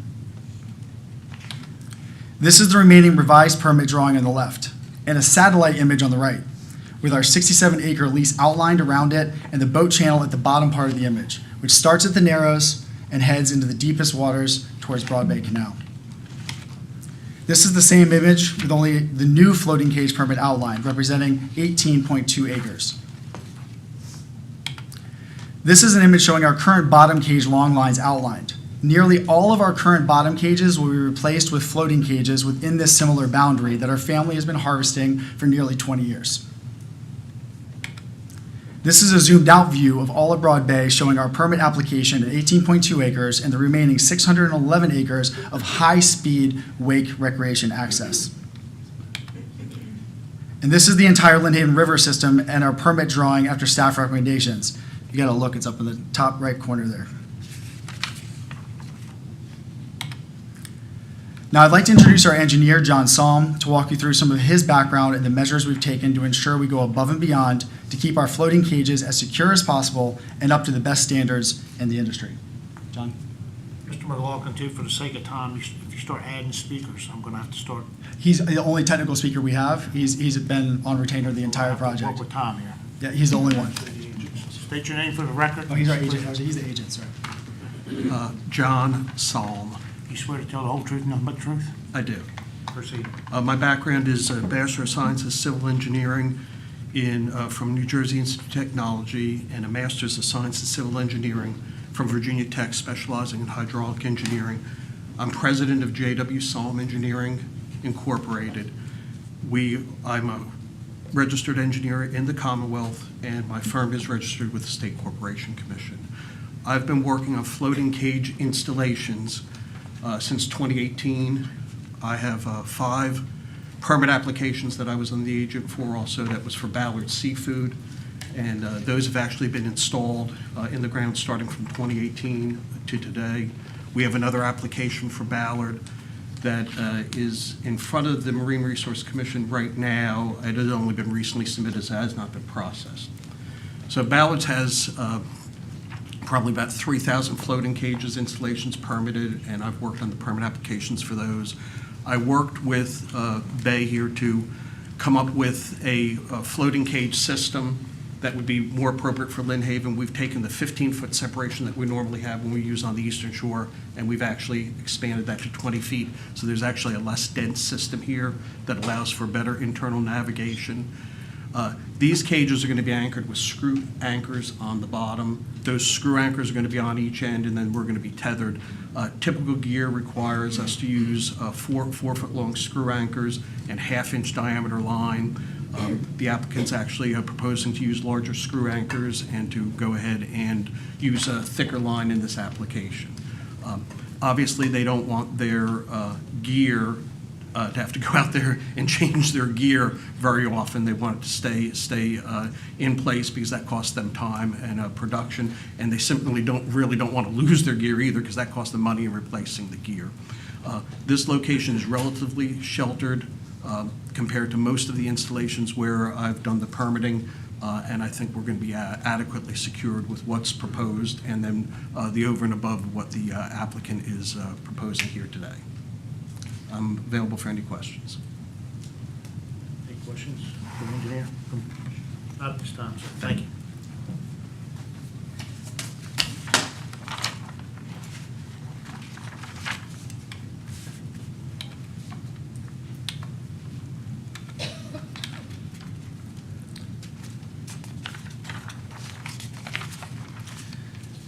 Thank you, John. I want to quickly state that I appreciate the issues raised by the opposition.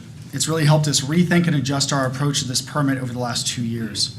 However, these seemingly intractable situations occur whenever a diffuse benefit, like clean water for an entire watershed consisting of 250,000 residents, or a world-class product being created and made available for 8.5 million Virginians, or even protecting the erosion of a famous shoreline for generations to come, has an acute impact, like hundreds of people with waterfront homes or high-speed boats on Bay Island and the surrounding neighborhoods having to see this technology that provides the benefit, or avoid the area slightly when navigating the waters at high speed.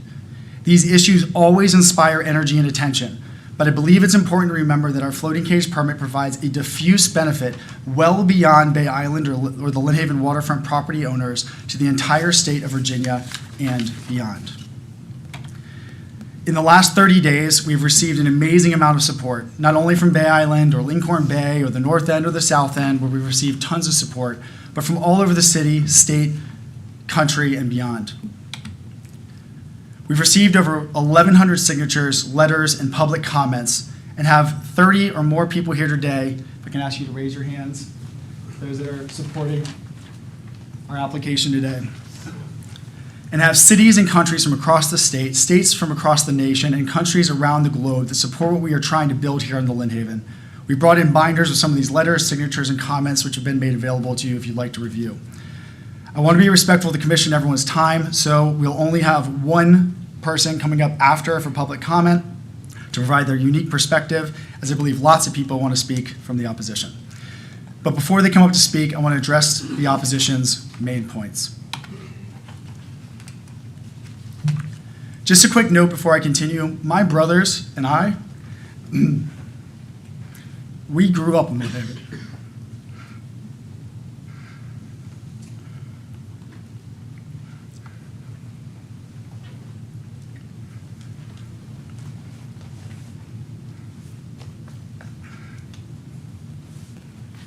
Take your time. You got yourself something, you're fine.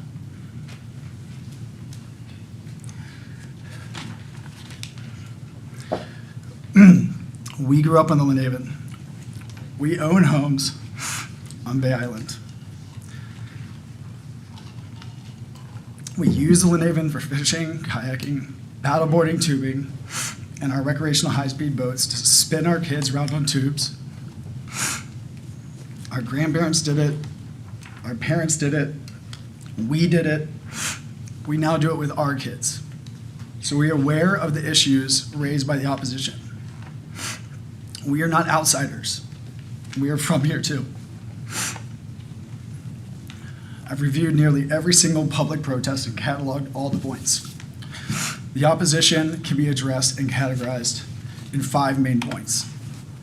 The first is fencing off or making private, decreasing, and low-speed recreation. Very clearly, we don't own this lease, the state does. That's why we are here speaking at the Virginia Marine Resources Committee versus the Lynn Haven or Virginia Beach Marine Resources Committee. In terms of decreasing slow-speed recreation, this has been addressed, but briefly, kayakers, paddlers, and everyone else freely navigate between our current buoys. We do so with our 15-foot wide barges and tumbler systems every single day. The new floating cage buoys will be even more uniform and easier to navigate for any slow recreational uses, as you can see on the slide. We decreased our original desired float density to provide larger pathways for slow-speed recreational use with 20-foot rows and 10-foot wide gaps between the buoys. For illustration purposes, here's the largest and most commonly used kayaks and stand-up paddle boards on the Lynn Haven. Quick note, the widest kayaks are tandem kayaks, which we use in this example. If you took these and placed them side by side inside of one of our floating cage lines, you'd be able to easily fit 8 tandem kayaks side by side with room to spare and 6 large stand-up paddleboards. I've never seen more than that in any one time in Broad Bay, but let's say you wanted to bring your entire high school to Broad Bay at the exact same time. Well, you'd be able to have 792 tandem kayaks and 594 SUPs in every single one of them, resulting in 2,178 slow-speed recreational users in every module system. We have 12 of them. You can do the math. This is a slide showing the improved egress after staff's recommendation to eliminate cell 1 and the already existing, very easy to navigate entry point into our lease for the Narrows, where most slow-speed recreational vessels start to come through when entering our cages today. The second point is that it decreases high-speed recreation, or it's hazardous. Just a quick reminder of the names of the various waterways, the Narrows, Long Creek, and Broad Bay Canal. I think it might be useful to start with another voice on the topic. One of our supporters, who's unfortunately not able to be here, he's on a tugboat right now. Galt says, anyone familiar with operating vessels in this area worth their salt knows that it is shallow and unnavigable most summers due to shifting sand. In addition to the entire lease being very shallow, remember that our permit is proposed on a nearly identical footprint to our family's existing bottom cage operations for the last 20 years. Staff even said so in their assessment. Quote, since the area has previously been marked and used for such activity, the boating public has been aware of potential navigation restrictions in this same area for some time. The permit drawings, after staff's recommendations, show that we are more than 350 feet from the formal marked channel from the Narrows into Broad Bay Canal. Now, there's been an image that the opposition has used online that shows a channel from around where the formal channel takes a left turn in the image towards the northwest and heads from the Narrows to the Broad Bay Canal. That forks east towards Long Creek. You'll see that new line on the right that you didn't see in the previous images. Now, no one that we've consulted with at the state, city, or any other group has provided such formal channel coordinates. So while we do see that happening, and I'll explain that in a moment, we have never been able to map that accurately because there's been no such information provided. However, let's assume that this is the way that one might leave the Narrows and head straight to Long Creek or vice versa. Well, you'd have a few issues. You'd first run into our existing bottom cage buoys, again, there for 20 years. Then you'd run into our neighbor Ned Harris's bottom cages. And you'd likely also want to stay away from the entrance signs to the Army Corps or Cereves right north of Ned's cages. For reference, this is the image that's been circulated online showing that other informal channel, or whatever you would call that, going through cell 14. To quote Galt from earlier, anyone familiar with this area worth their salt would know that this isn't how you navigate through the shallowest section of Broad Bay. You pull out wide westerly to avoid the shallows, the various oyster operations, and enjoy the remaining wide open parts of Broad Bay. This is just quickly to show the 608 additional acres or remaining acres of high-speed wake zones available after our 18.2 acre float cage area is removed. The third point is that it decreases in our housing value. It's ugly or an eyesore. There's no data to prove that having floating cages within eyesight of a residential home decreases the value. The resulting clean water could even be argued as a factor in increasing the value of homes. Either way, I called a half dozen real estate agents locally and found no agent that would stand behind these claims. Quick reminder for the visuals for Q&A later. This is a quick frame of reference where our permit area is today, and where you see the homes across Broad Bay and the westerly shore, just down at the bottom of the image. The closest house to our furthest permit area is 1,157 feet away, or a full Nimitz-class aircraft carrier.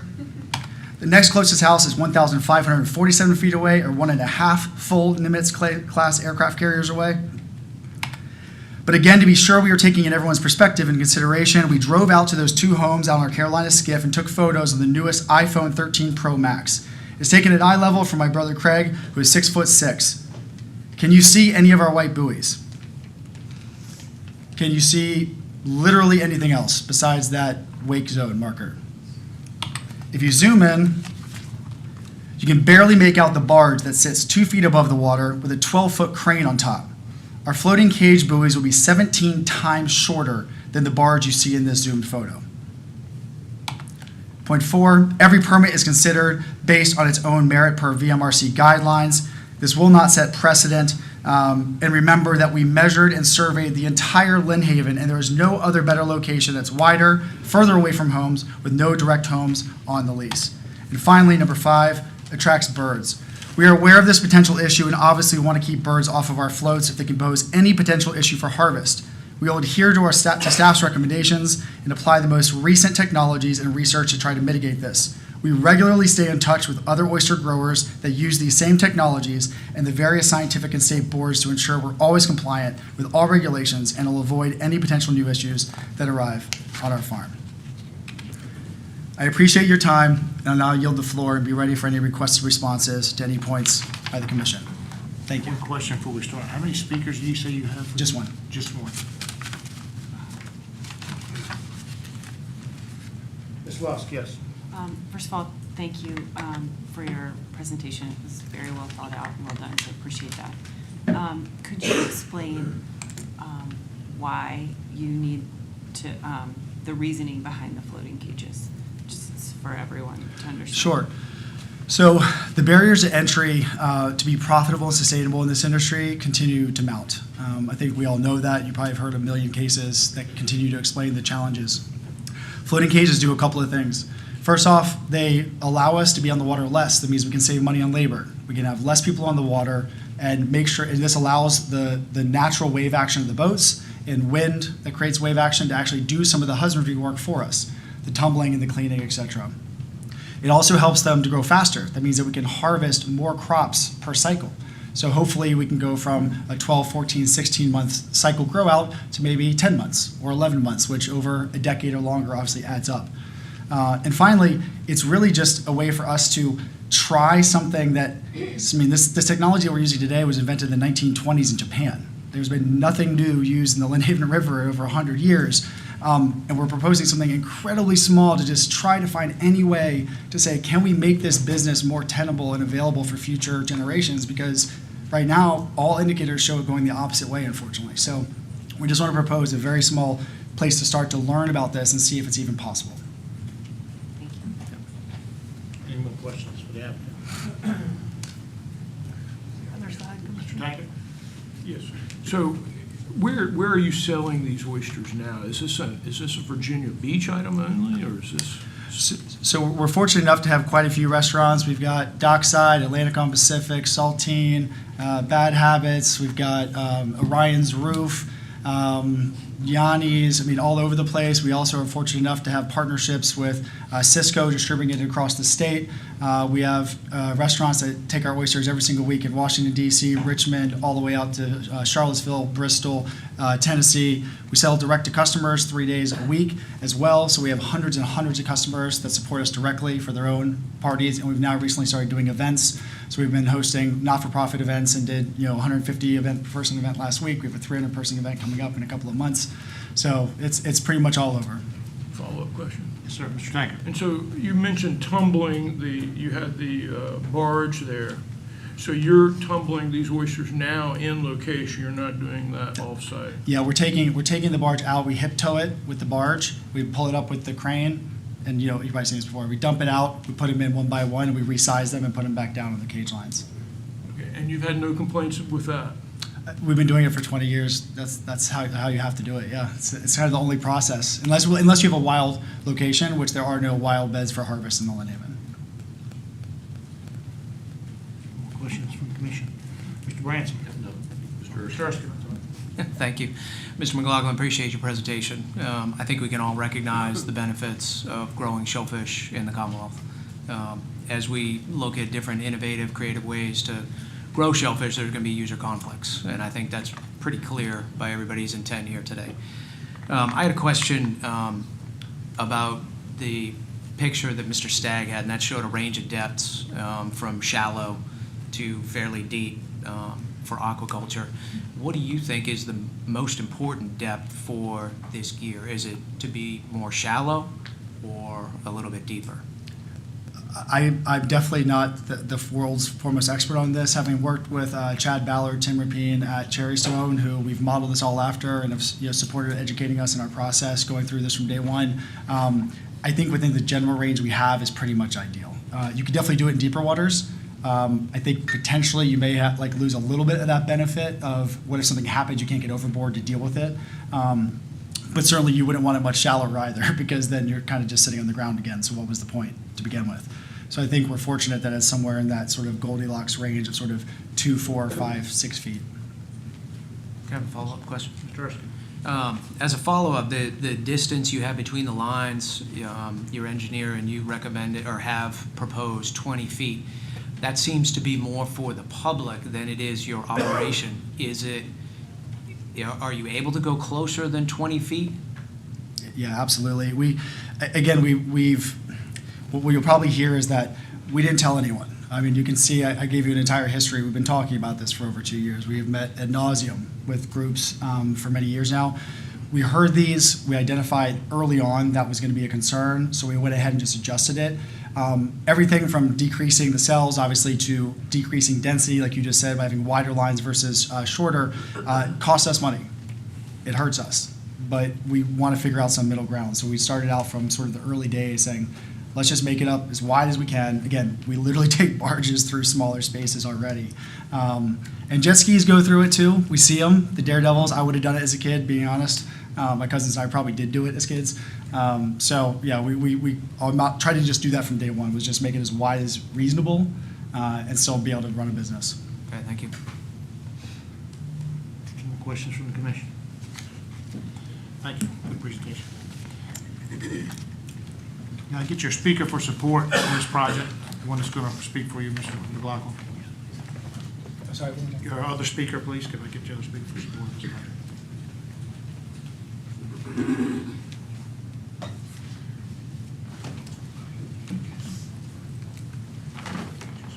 For the sake of time, let's try to stay on point, please. Raise your right hand and state your name for the record and speaker. You swear to tell the whole truth and nothing but the truth? Yes, sir. Betsy Reese. Bert Reese, yes, sir. Say it into the microphone, please.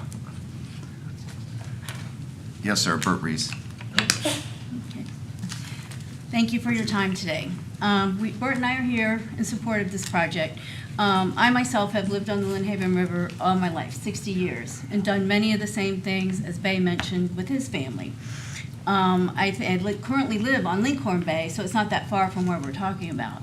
And we also have children, grandchildren, nieces and nephews that enjoy everything about Broad Bay and all of its surroundings. And I'm sure, just like everybody else here today, whether you're for or against, recreate at every opportunity in these areas. So, we really want to be careful about what we do. But again, speaking for just Bert and I, we respect this river and all it offers. This proposal is economic and business benefits. That's what we are talking about. But I believe there are other benefits as well. This is a thought-out plan, and it appears to minimize impact on residents and recreational aspects. I support this project, and here's a few reasons why. We already have many programs supporting Save the Bay, Restore the River, all of those nice little catchphrases. And it's hard to do. Many people are doing many little things, and it does help. However, we want to promote this healthy watershed and this waterway ecosystem. And while this particular venture is commercial in nature, it certainly enhances the restoration and preservation efforts of those programs that are already working. So this proposal, as many have pointed out, and I'm going to speed through this, we have the oysters that clean the water. Then so many oysters, more oysters are better. We all know that.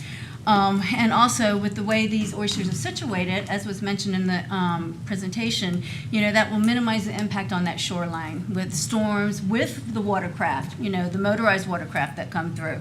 Also, all of these oysters will just increase the proliferation of all the marine life, which will support a diverse aquatic population. In terms, this will increase and enhance our recreation and leisure, fishing and crabbing. All of these things, it just isn't one thing. So in a sense, I really don't think there is any reason that this can't be a public-private cooperation effort. And again, with the design of the project and just taking into a lot of emotion and a lot of complex issues with this proposal, I think it is a good one, and I think it's something that will continue to be looked at to revise if we need it for any type of safety issues or any type of public recommendations. Thank you. So you can tell we're first-timers. So one thing I think is interesting is that first picture started in 1877, and that's 2022 over there. That's a lot of years of service. And we thank you for that. Thank you for taking care of us. So if you want to visit us, we're in red marker number 26, right out of the Narrows. It's about a 3-minute run for us. And everything, and we've been on there for 20 years. And I'll tell you, where they say it's shallow, it's shallow. You don't, if you know the waters, you know where to run and where not to run. And that one channel they showed going up the right-hand side, you would never go that way. You would never go that way. So their drawings are very, very accurate. We also eat our own dog food. We just finished the largest living shoreline project in the history of Virginia Beach. Residential, that we paid for our own pocket. We have 1,725 oyster castles, 200 tons of sand, and 1,000 aquatic plants that we put behind our house to help protect our homes and to make it a better place for everybody to live. So we support the project, and we thank you all for your service. Thank you so much. You're welcome, sir.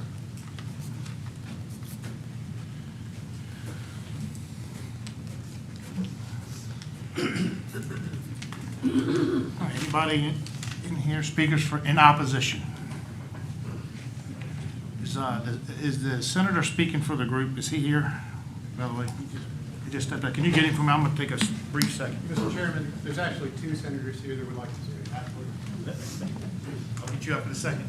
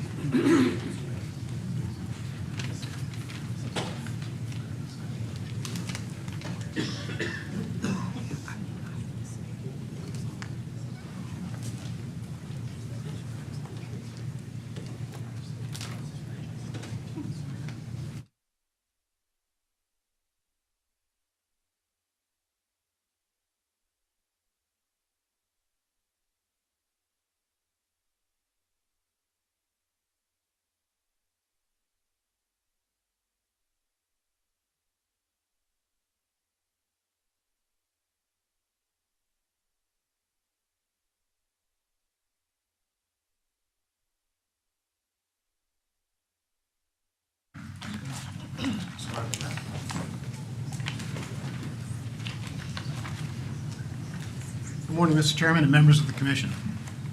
Do I need to do the? Yes, yes, you do. Can you speak your name and the speaker, please? Yes, I'm Senator John Aloysius Cosgrove. You swear to tell the whole truth and nothing but the truth?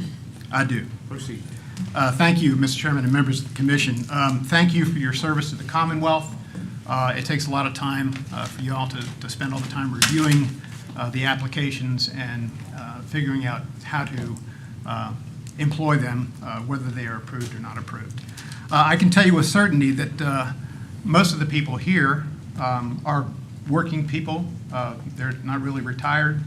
They're taking time away from their families, from their work, from their everyday lives, to come all the way over here from the Virginia Beach area, in the Broad Bay area, through the Hampton Roads Bridge Tunnel to gorgeous Fort Monroe, and in order to speak their mind to you today.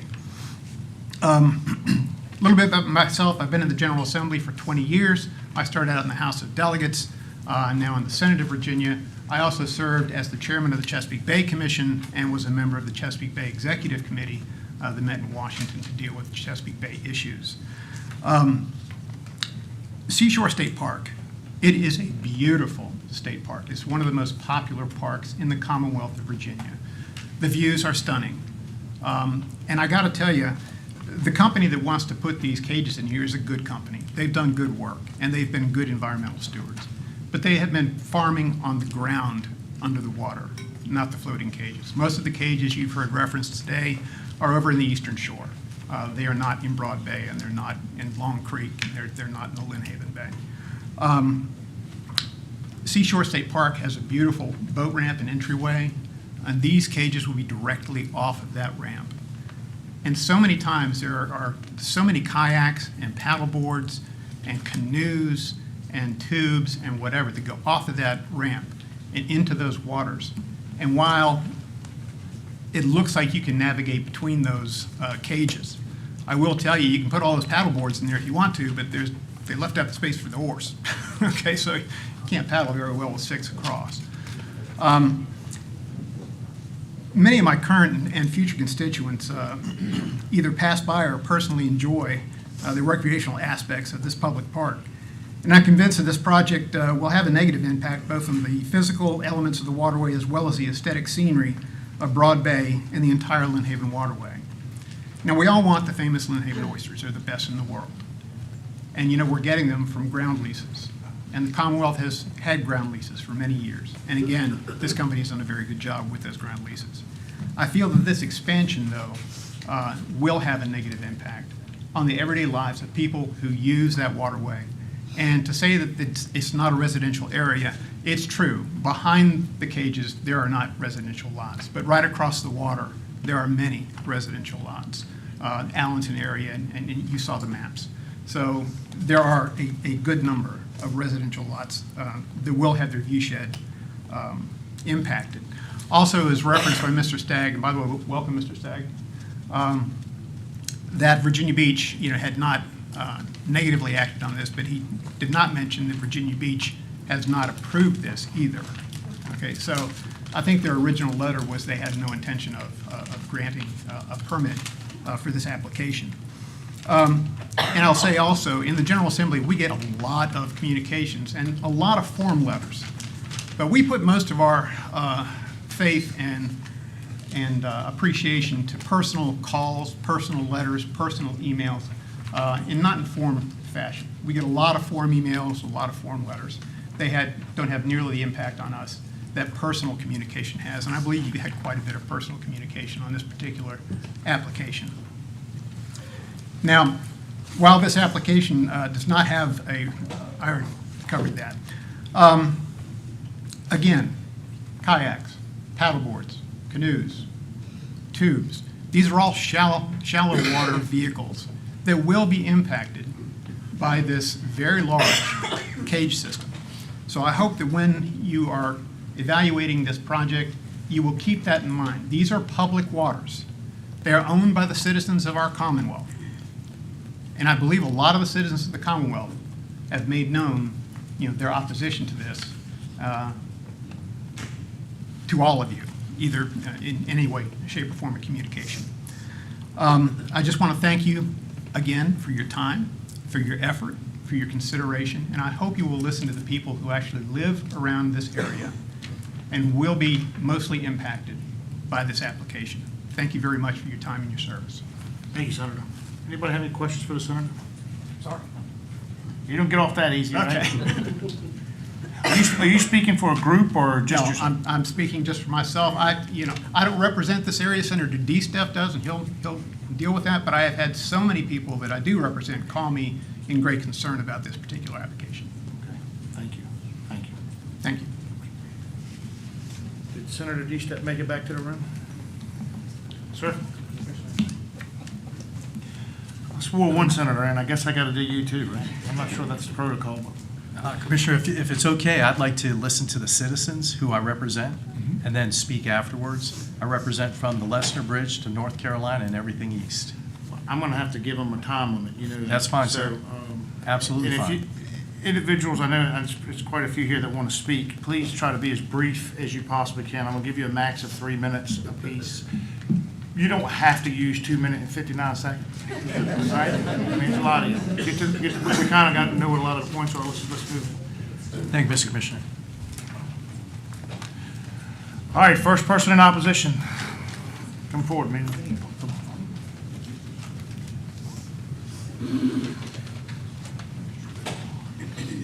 Please state your name in the microphone, raise your right hand. I'm John Corte. You swear to tell the whole truth and nothing but the truth? Yes, sir. Proceed. Yes, I actually grew up right across from this, in Allenton. My neighbors, my parents moved there in 1955, so I know this place. I made those charts about the channel, and, you know, Ben looked at them. They're right. You can go there. Okay. Vmrc staff has made this proposal and made some improvements, but still not good enough. There's many risks to the industry and the area to proceed with this proposal that only moves cages from sitting on the bottom to floats. In 2016, Vmrc created the Lynn Haven River Shellfish Working Group The purpose of this group was to reduce conflict in the Lynn Haven system that was in shock over the use of shallow water cages after the waterway became open for oyster harvesting after many decades. One of the points made over and over to calm the public was that leasing the state bottom for oyster propagation, everyone has the right to use the waterways above the lease bottom as part of the public trust doctrine.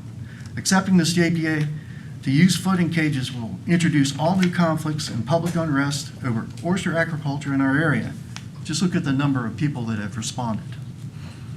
And that's just the tip of the iceberg. Environmentally, you're moving oysters from either the bottom or the water column. That's equal benefit. But you're introducing new risk at this location. Broad Bay is a trap estuary. Bird congregation adds additional risk as potential closure in the area where that might occur. You can add bird deterrence. That makes these things look even uglier.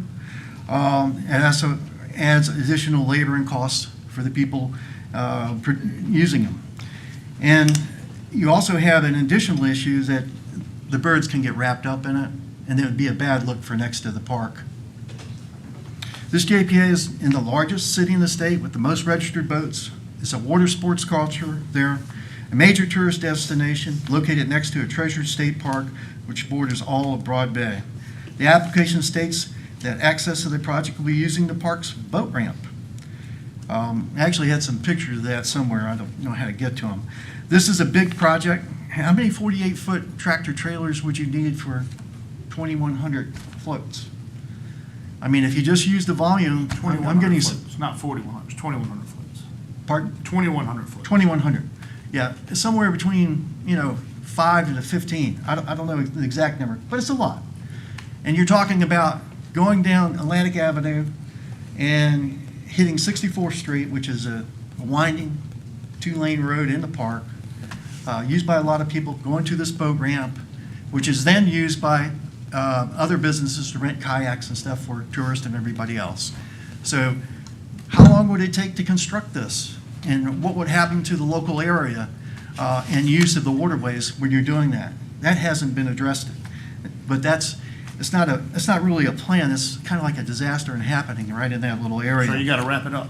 Okay. You're past your 3 minutes. All right, That's and it, that's 2 my 3 minutes. 59 Okay, in seconds. conclusion, the status quo was working in the Lynn Haven, and this proposal has upset the peace and will create major conflicts with the industry for just moving from using bottom cages to floating ones.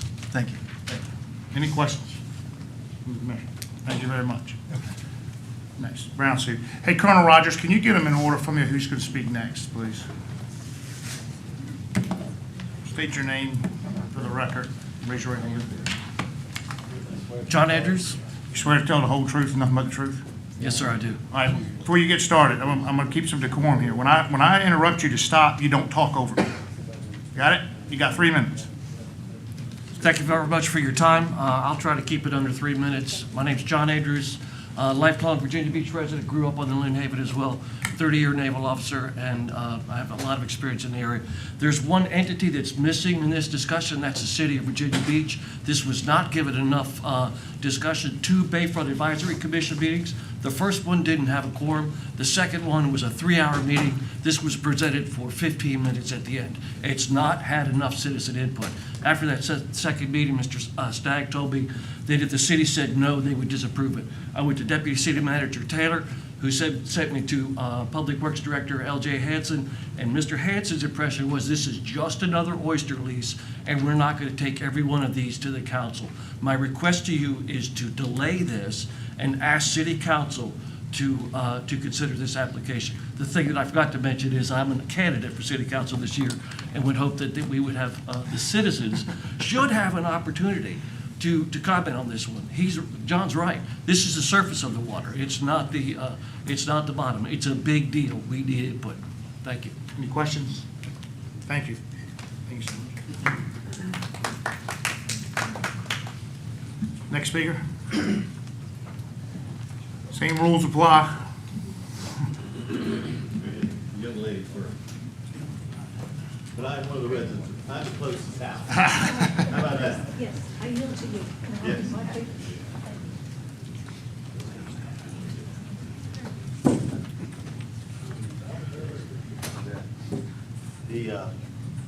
Raise your right hand. State your name for the record, please. Stephen Ballard. You swear to tell the whole truth and nothing but the truth? Yes, I do. Proceed. I'm Stephen Boyd Ballard. I think I am the closest resident to these new floating cages.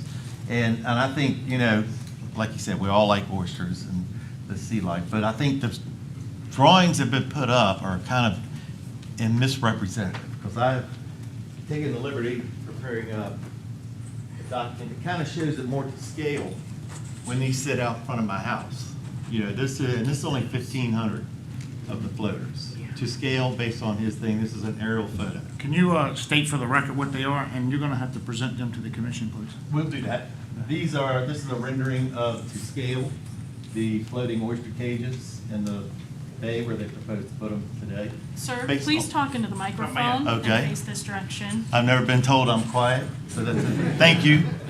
But this is the floating oysters to scale. I think the people you're talking to sit up here. I got you. Well, she said, okay, I got you. Okay, I'm sorry.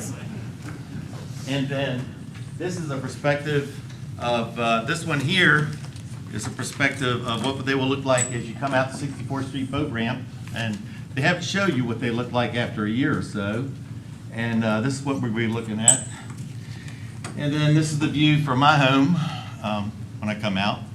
So it may be the size of an aircraft carrier, but to me it's not. You know, I've got a pretty big investment. Y'all Google up my house, 1612 Arnold Circle, and I think you'll see I've spent the amount of time and consideration over there. But these things they're just going to be a huge detriment over there to the public and the neighborhoods. And I've sat on the wetlands board, and I can tell you something like this would never get through us.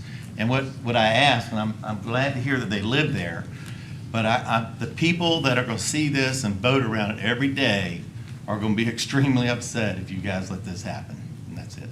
Can you hand him to Sergeant Cagle, please? Yeah. Evidence for the record. Yep, and I Thank sent you. you all electronically. Thank you. Thank you. Thank you, Mr. Ballard. Next speaker, please.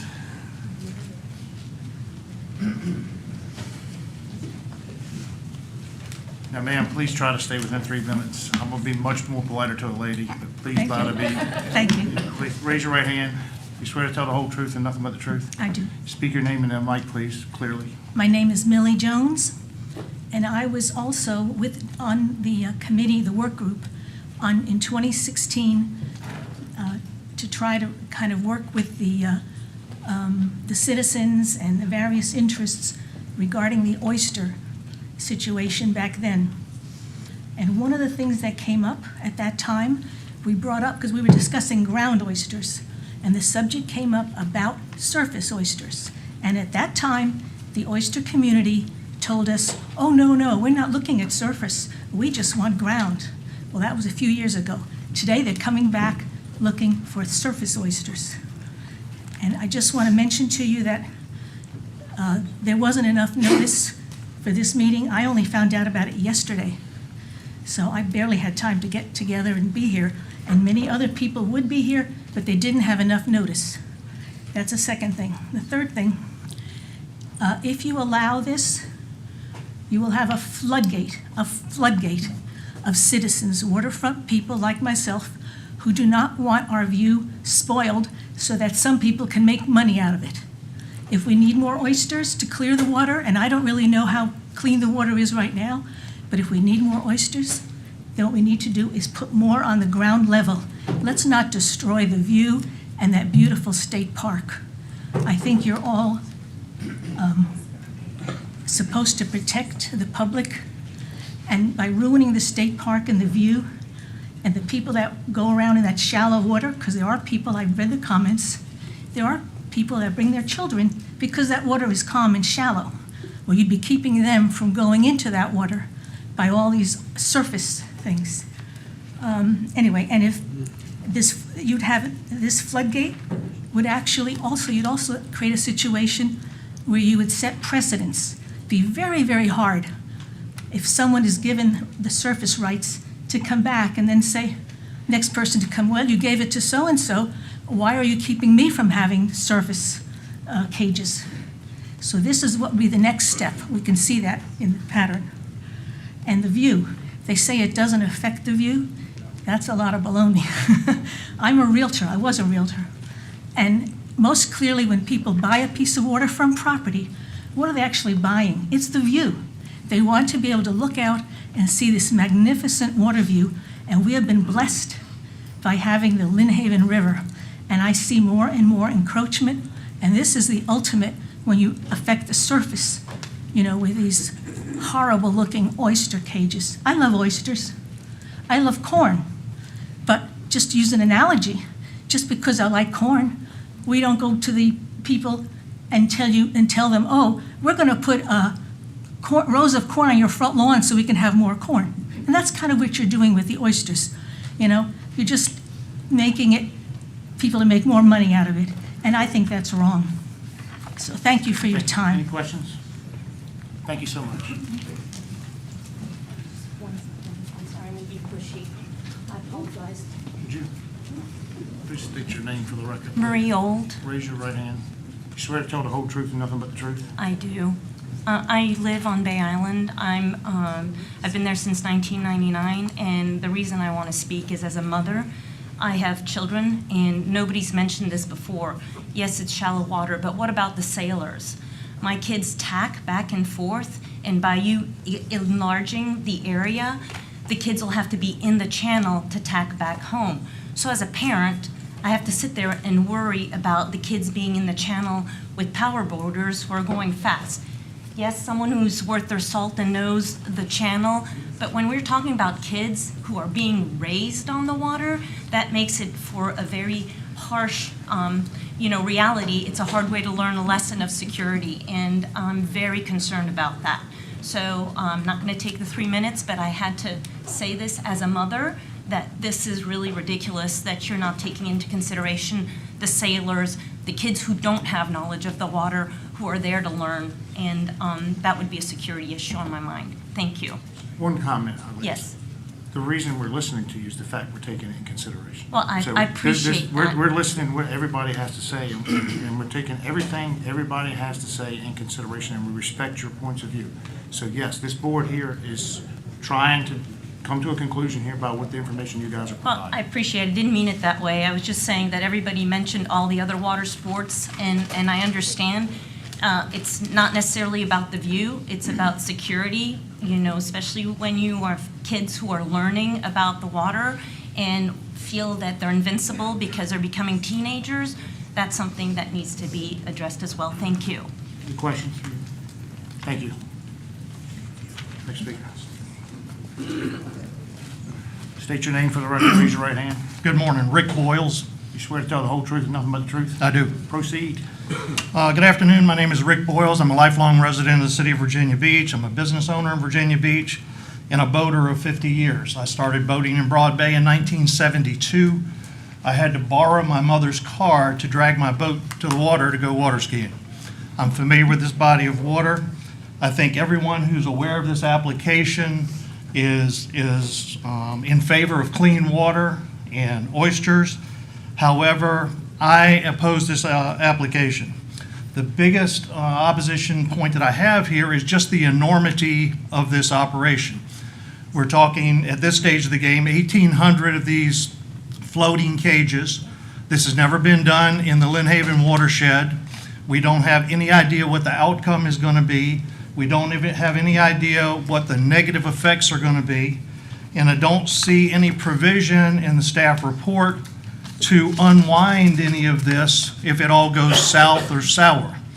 So I would suggest that if you're going to approve this application, approve it on a test basis, a much smaller, manageable sized project there, maybe just one string of 15 floating cages for the next 12 months, come back in 12 months and reevaluate the process. There's going to be a bird problem. There is on all of these things. New York, Massachusetts had to close down some of their shellfish floating aquaculture cage operations as a result of avian fecal coliform. So there are potential downsides. So we need to look at how we're going to unwind this process if it goes south. So I think that's a consideration that we might want to worry about. I'm also concerned that I'm unable to locate anywhere in the Virginia Administrative Code or the Code of Virginia where the commission has the legal authority to give away the citizens' constitutional right to this water column and to the surface of the water. It's granted the commission to be able to do that on permanent structures, but these are not permanent structures. These are temporary structures. So we might want to get a legal opinion on whether we're acting in the scope of the law on that. You know, this is it's an experiment, and we're experimenting in Mother Nature, and we have no idea what the outcome is. You have to make decisions on a regular basis that affect people in the future. This is not, you know, this is one of those decisions that has to be made. But again, I would advocate that if you do approve this application, let's start with a proof of concept. Let's make sure it's going to work and then go from there. I appreciate your time. Thank you for your service. Questions? Next speaker, please. Raise your right hand. Swear to tell the whole truth and nothing but the truth? I do. State your name for the record, please. My name is Ronna Marsh, and I am a citizen of Virginia Beach, and I've been living there since 2007. I was out over the area where your proposed oyster floating cages were going to go yesterday. And as a resident, I will say I am also running for city council, and I've heard from a number of people who are very concerned around Broad Bay and in Great Neck about these floating cages. No one has been complaining about the bottom cages, but there's been concern about the floating cages. And I am a certified fraud examiner, let me say that again, and I tend to read code and statutes, and I cannot find any statutory authority in Article 11, Section 1 of the Constitution that gives you the right to cede away our rights to the top of the water. If you would do an educational piece and explain it to citizens, I think they would be much happier. But to just go ahead and do this and take it from a recreational standpoint, the people are very unhappy. So I think it needs to go back to the legislature if we're going to change this and start doing aquaculture.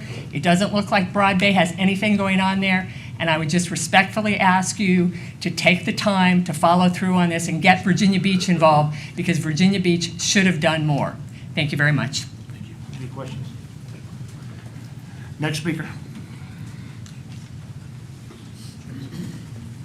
So how are you? Good morning. Raise your right hand. Swear to tell the whole truth, nothing but the truth? I do. Commissioner Green, council Can you members, state your name for the record, and please? staff, my name is Carl Eason. I'm from the law firm of Walcott Rivers Gates, and I'm here representing the interest of Gail Higgs today. Ms. Higgs lives at 1844 North Allenton. If you look at the JPA, you'll see notice was given to two residents on Arnold Circle. Actually, Allenton is closest, so it is the 5-acre point that if you step out of her house and look straight across the boat ramp, that's where this project's going. Two things I want to say, and I'll use like 3 minutes. Attorneys can't talk in 3 minutes. But I'll say two things. First of all, the number of complaints that are coming in, protests, and the number of support tells us there's something flawed about our notice system. And I know that Senator DeSteff is going to take some legislative corrective action on that. But when you have two adjacent owners receive the notice, even though it was a supplemental, my client found out about this Sunday night. That's not enough time to prepare, come, and present. Secondly, the standard by which we evaluate these applications. If I want a simple residential pier under a 404 permit plan, I have to get a survey and seal it and stamp it and submit it. And there's no bathymetric data that's been provided. Ben went out and made some soundings, so we had the benefit of that, but for staff's efforts, we wouldn't have it. So I think we ought to elevate the standards by which we consider these things. If we look at the case, it was called Vmrc versus Chincoteague Inn. It's a 2014 case that came out, and the Supreme Court cited to 28.2/1200, and it emphasized the rights of navigability. And one of the things that we're talking about here today is everybody's saying this competes with recreational functions and with navigational functions. It doesn't have to. In that case, it says it shall remain the property of the bottoms of the Commonwealth of Virginia so that they can be used in common by others. If it isn't broken, don't fix it. If we have cages on the bottom right now that are promoting aquaculture, and isn't that really one of those statutory charges that's given to the VMRC and the Commission? It is. So if that's working, why do we create a situation where we want to create a floating set of apparatus out there that creates navigability concerns, creates concerns with the bird and the pollution of the water? Mr. Zag said, we need a plan. We shouldn't approve it if we need a plan without a plan. We should have those in place first. So I respectfully submit that I would ask you to deny the project in its current form. At the very least, I think you should defer it to allow additional study to occur. And I give grave consideration to the effect on the other property owners. Aesthetics are important in the list of hierarchy of things, perhaps not number one, but they're important if you pay for $1 million or $2 million home. And if you live on a point across from it, they're worried about the view. That state park I've enjoyed since I was a kid too, and I like the unobstructed view that it currently enjoys, and bottom aquaculture does support that. Any questions? I'll be glad to respond. Any questions from Steve? Thank you. Thank you. Thank you for your time. Next speaker. Mr. Easton, you proved that a lawyer can go under 3 minutes, by the way. I'll try to do the same. Raise your right hand, please. You swear to tell the whole truth and nothing but the truth? I do. State your name for the record, please. My name is Scott Christiniak. I'm an attorney at Wolcott Rivers Gates as well, and we represent Marina Shores Marina, which is a constituency, obviously, of a lot of boaters. And these boaters, like many of the other folks here today, a lot of the property owners, they have constitutional rights as well pursuant to the Virginia Constitution, which gives them a very vested right in these waters here. And on behalf of them, they would ask for the denial of this project here. One of the biggest issues that has come up and that I'd like to emphasize is this issue of notice. As of yesterday, there were only 476 opposing parties by virtue of the public comments, and that was skewed in favor of those that were submitting favoring comments. But as of this morning, there's been over 200 additional comments opposing the project, and as of 11:15, that number was 567 opposing comments, which is over 200 from yesterday. So this issue of notice has had a practical consequence here of a lot of people only being able to express their concerns at a very last minute here. And who knows how many more might be willing to chime in on this issue with the ability of having proper notice on this. And that's important because, as I mentioned, all of those boaters have and voters have those same constitutional safeguards of their rights here. So too are they well within the confines of the duties of Vmrc to consider the permit applications, especially under Virginia Code Section 28.2-12051, other reasonable and permissible uses of the state-owned bottomlands. That's for those boaters. That's for a lot of those people in here. And we'd urge that the commission consider this application in further depth and either allow additional time for the JPA to be vetted or at least consider additional compromising factors that might move these to on-bottom or at least minimize the scope and size of these projects. Thank you. Happy to answer any questions. Any questions? Thank you. Two lawyers in a row proved they could go less than 3 minutes. Good morning, thank you. My name is Kathy Owens. Raise your right hand. You swear to tell the whole truth, nothing but the truth? I do. I'm a retired Navy pilot and a resident of Virginia Beach for over 30 years, and I oppose the application because this commercial fishery project because it would remove public accessibility of a highly used public recreation area, obstruct all watercraft use in the proposed area, introduce unnatural and unsightly elements to the waterscape, introduce increased bacteria to the watershed, interfere with other bay life habitats such as crabs, clams, and turtles, introduce pollutants to the watershed, create large areas of artificial and unnatural bird roosting areas, create hazards to navigation when cages become unanchored. Now, what could possibly tip the scale in favor of this application? Some would like to think that the project would improve water quality, but science just does not support this. Our own William and Mary College did a study of 4 oyster farms in the Chesapeake Bay over a several-year period, including floating cages and bottom cages, including the Lynn Oyster Company, and found, quote, little evidence to support the existence of consistent impacts, positive or negative, of oyster aquaculture operations on surrounding water quality. I'd like to bring your attention also to the current oyster ground leases pending in the Lynn Haven Basin, where 18 of 19 are protested currently. Finally, regarding the application itself, the lease area ID and lease area owner have changed and are not those listed on the application. Additionally, the application process requires that the current year's oyster ground rent is paid, and that is not the case for this lease area. no access, the public has had no access to the attachments to the application as well online with this organization. So it's difficult for the public to understand how this application is even still valid.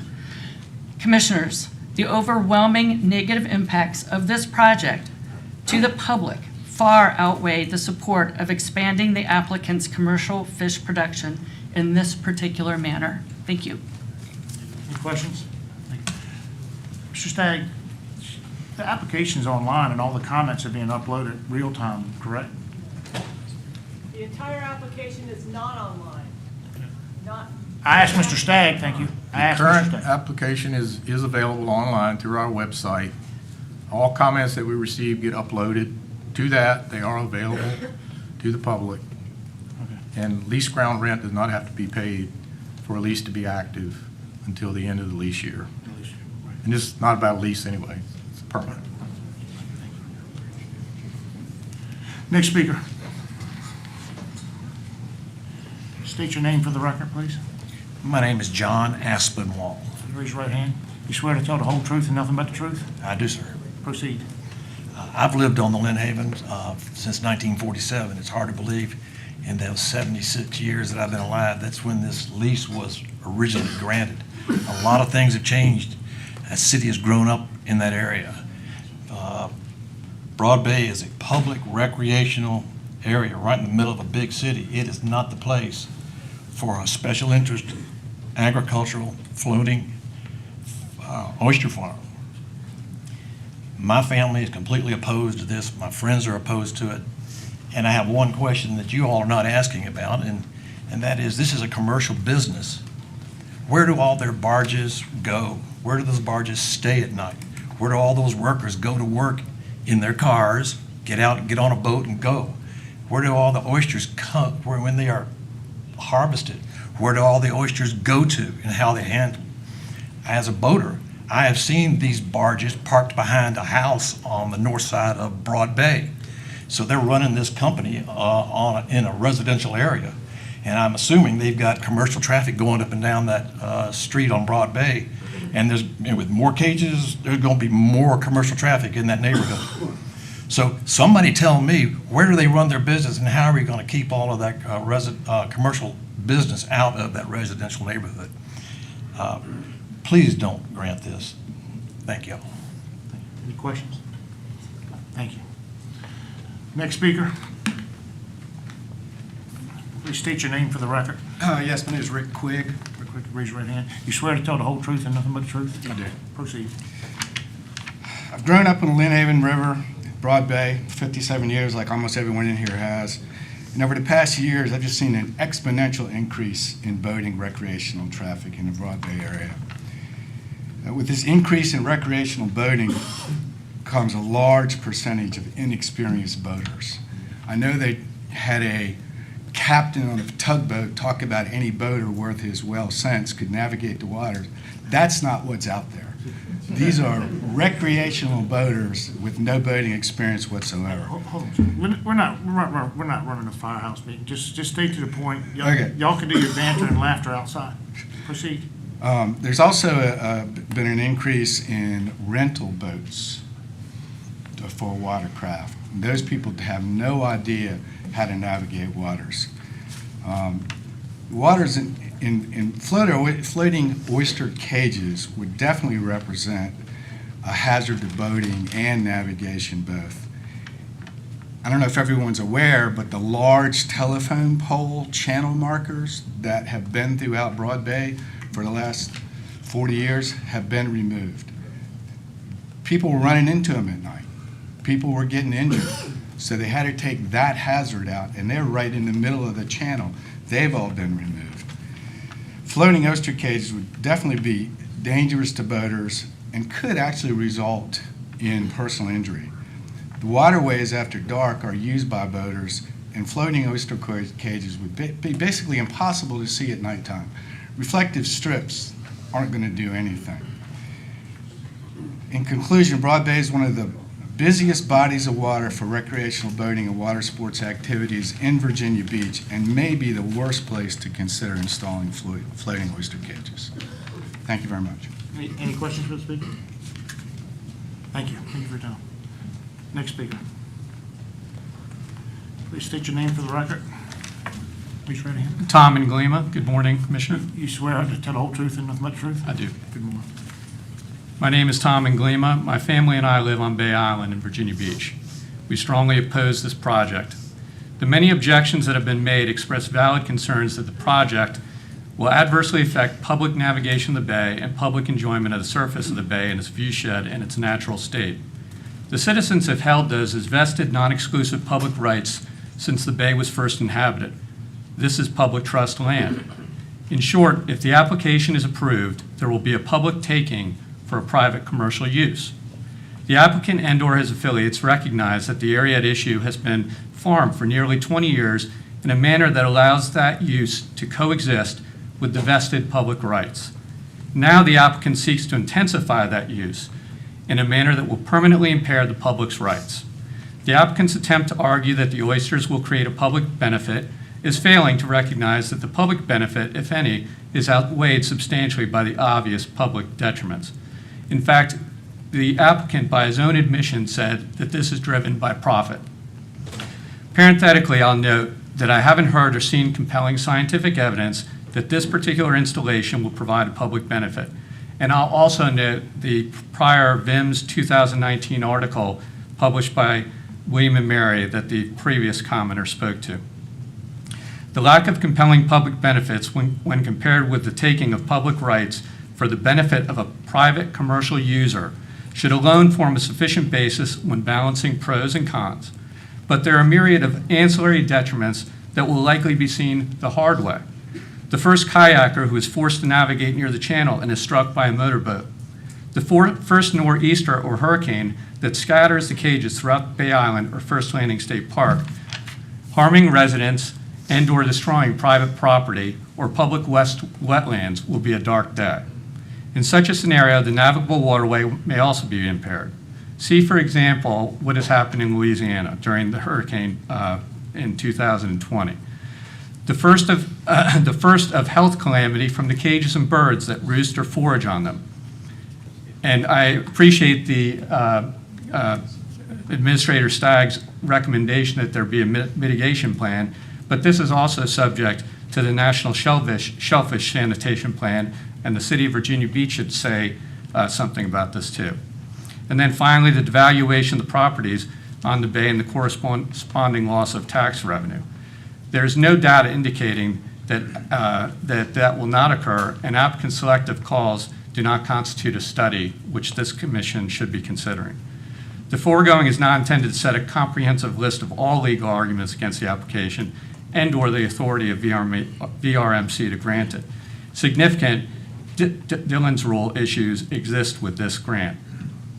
We also do not concede the sufficiency of the notice of this meeting, and I'm very surprised that the commissioner, that the staff is recommending this application when the City of Virginia Beach has said that notice is deficient and they have not taken action on it at this time.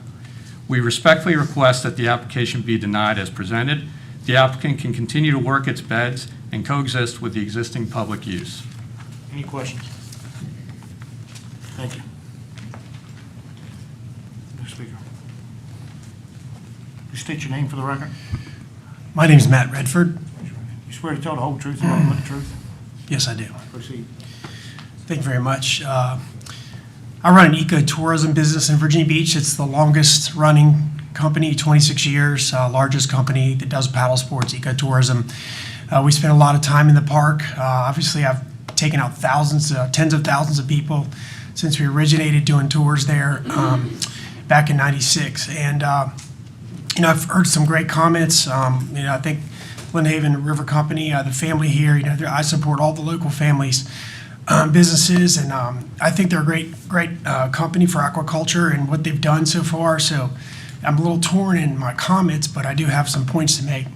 But I think overall, paddling the area, all the main kayakers and paddleboarders, most of the tours go out of the ramp or the Narrows, and they go down this stretch where the floats are going to be.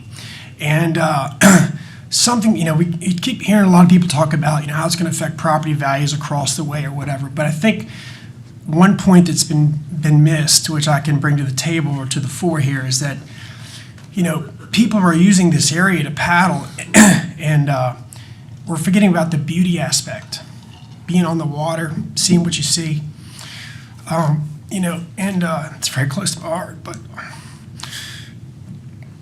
basically, the city, I've been working with the city tourism department for, decades to promote ecotourism, to bring people to see the beauty of the park.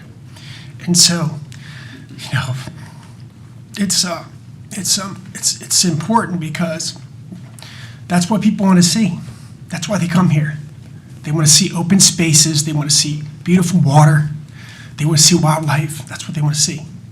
And I respect these guys that do the commercial operation. In fact, when we do our tours, we talk about their operation, how amazing it is, and what they provide.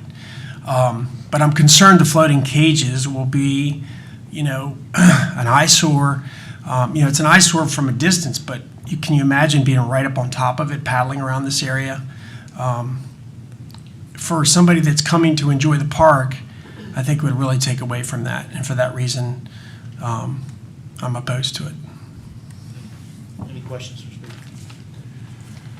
Next speaker, please state your name for the record. Yeah, hey, my name's Jill Mayo. I live on Bay Island. Can you raise your right hand, please? Swear to tell the whole truth and nothing but the truth? Yes, sir. Proceed. We're talking about an unprecedented commercial permit for 2,100 floating cages covering 21 acres in the city of Virginia Beach, one of the most populated cities in the Commonwealth of Virginia. In the northern part of Virginia Beach, one of the most densely populated areas in Virginia Beach, and increasingly so. And in Broad Bay, one of the most heavily used inland waterways in Virginia Beach. This is about commercialization of our publicly owned waterway. It was suggested that it is a plus that the proposed commercial project is immediately adjacent to a state park. That's not a plus, that's a minus. 2,100 floating cages within throwing distance of First Landing State Park is not going to be attractive. An attractive cage is an oxymoron. I paddled this area for 25 years, as recently as this weekend, because that's pretty much what I do. Saw an eagle, 4 dolphins. It's a pretty cool space. Lots of families go there to hit the beach. The report says paddlers will not be negatively impacted. I disagree. Besides taking away the natural beauty of this space, paddling in so-called alleyways between cages might make sense if you're harvesting the oysters, but it isn't desirable if you're trying to enjoy nature. And I have no idea what it's going to sound like when they collect them. I don't even know what that might be. 21 acres is a large portion of the bay. You're talking about taking that and making it off limits to the public. And that's so that the state and a few individuals can make a buck. The decision will set precedent. And believe it or not, it will open the floodgates for others to follow. And why wouldn't they? I hope you have the courage and the fortitude to protect the interests of the public waterway so that the enjoyment of the waterways will not be disrupted forever.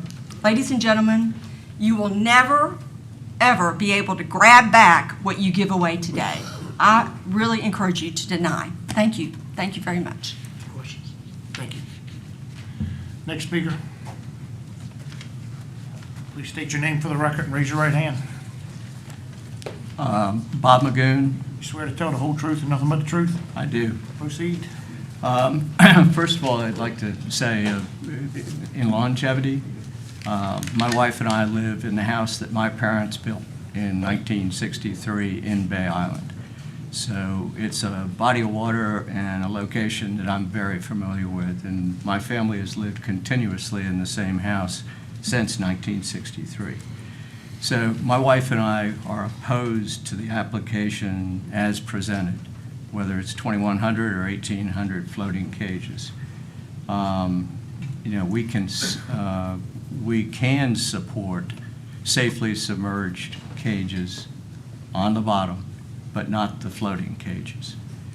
I'd just ask everybody on the commission to listen to the residents, the people who live in close proximity to the cages, and to those who recreationally boat every day of the week, and very much so on the weekend, and listen to them carefully, because we're the ones that are going to interact with it continuously.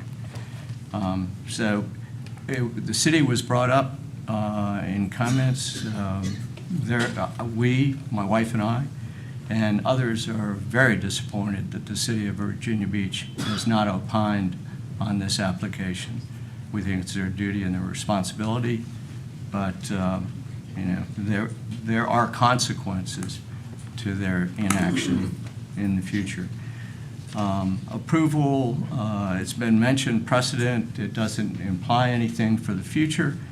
I'm a former Board of Supervisor member from James City County and a planning commissioner from James City County. And I can tell you, votes have consequences. And bottom line is, you approve this one, and it will be thrown back in Vmrc's face every time somebody else wants to do a floating cage application. So whether or not we think it will have consequences, it will, and we know that. You all know that. I know that. So please act in the interest of those who live in close proximity and those who recreate in that Broad Bay. Thank you very much. Any questions for the speaker? Thank you for your time. Next speaker. State your name for the record and the microphone, please. Raise your right hand. My name is Joseph Skip Webb. You raise your right hand, please. You swear to tell the whole truth and nothing but the truth? I do. Proceed. Ladies and gentlemen, I thank you for the opportunity to be here. I'm one individual that lives in the north end of Great Neck. I've lived there for the last 46 years. I had a boat in Broad Bay for the last approximately 45 years. And I've grown up, so to speak, there. My children have, and now my grandchildren are doing that. I was out on Broad Bay yesterday afternoon, a beautiful place, and I hate to see the attractiveness of it diminished in any way. Honestly, I was not aware that there were the traps that are there, the oyster cages where these will propose to be above. Didn't know that. I've been there for 46 years and didn't know that. And that's the way it ought to be. It doesn't need to be on top like a big neon sign saying, we don't care. I do like fresh water, clean water. And I appreciate what the oysters do. I think it's 50 gallons a day per oyster, something like that they purify. You can do that at the bottom. The only reason that I've seen to go on top is for the economic benefit of the people putting them in. They say that it's cleaner oysters when they come out of those. I imagine it is. But that's why they call it work. It's not because it's pleasant. So anyhow, I am a Coast Guard certified captain and master.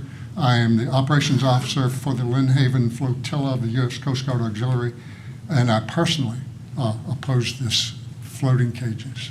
Thank you. Any questions for the speaker? Thank you. Next speaker.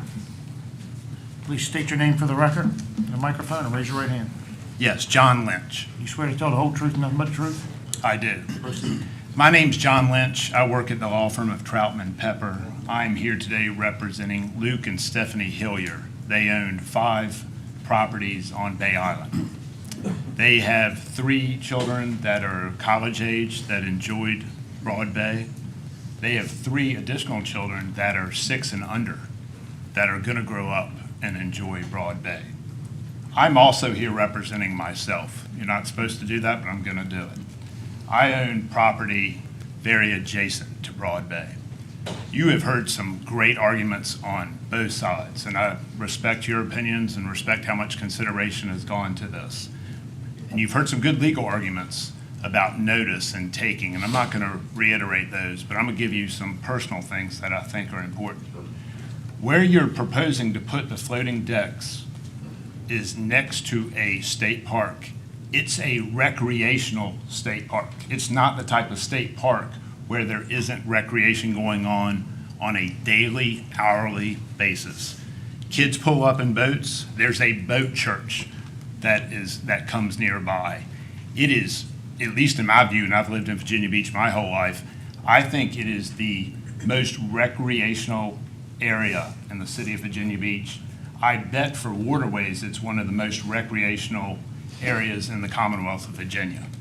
So taking a step back, putting floating docks next to a boat ramp for a recreational state park. That's what's being proposed. And I'd like you to, and thank you for considering that. The other issue is just the navigational issue. Anytime you have docks all over Broad Bay and you add additional floating decks, you have navigation that makes it harder for people that are boating. That causes boats to get closer to each other.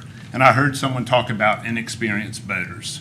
And people need to be trained, and I'm not saying that that's acceptable to have boaters that aren't trained. But having an area of risk for that navigation of boating, I believe, is just too much of a risk for safety when you're considering such a limited benefit to one company that, by their own admission, I have heard of them, know they're very good people, but they're essentially trying something to see if it helps their business. When you weigh that versus the significant public safety, I think it's a pretty easy decision. The last point that's been made by several people talking about the precedent of this, is this really going to be the first area that you put floating docks in next to a state park and a boat ramp when it's not has never been put anywhere in the Lynn Haven River? It just doesn't make frankly, any common sense. This is not the area to give it a try. And I know someone said, well, we won't consider this in the future. The staff that prepared the report and some of you that are commissioners may not be here in 4 years or 8 years. And being an attorney and a litigation attorney, when people say, well, this is just an isolated case, you don't use it as precedent, it's always used as precedent. So I know the one statute that you're supposed to consider is 28.2-1205. And it says to consider reasonable permissive uses and adjacent property. When you consider both of those and you look at the detriment to that in the heart of Virginia Beach, that greatly outweighs what I perceive as a limited benefit when the bottom cages are working and they're working well. And thank you very much, and I respectfully ask that you deny this application. Thank you, sir. Any questions for the speaker? Thank you. Next speaker. Please state your name for the record. My name is Larry Torrance. Raise your right hand. You swear to tell the whole truth and nothing but the truth? I do. Proceed. I'm a 28-year resident of a waterway community that empties into Broad Bay, and I have observed tremendous growth, as other people have said, in all kinds of use of Broad Bay. Recreational use, of course, has grown with the population. So has the number of oysters that have been put there, which is good. Both are good. And I think they're pretty well balanced right now. I do think that, as others have said, putting this project in place tips that balance maybe a little bit too much towards commercialization.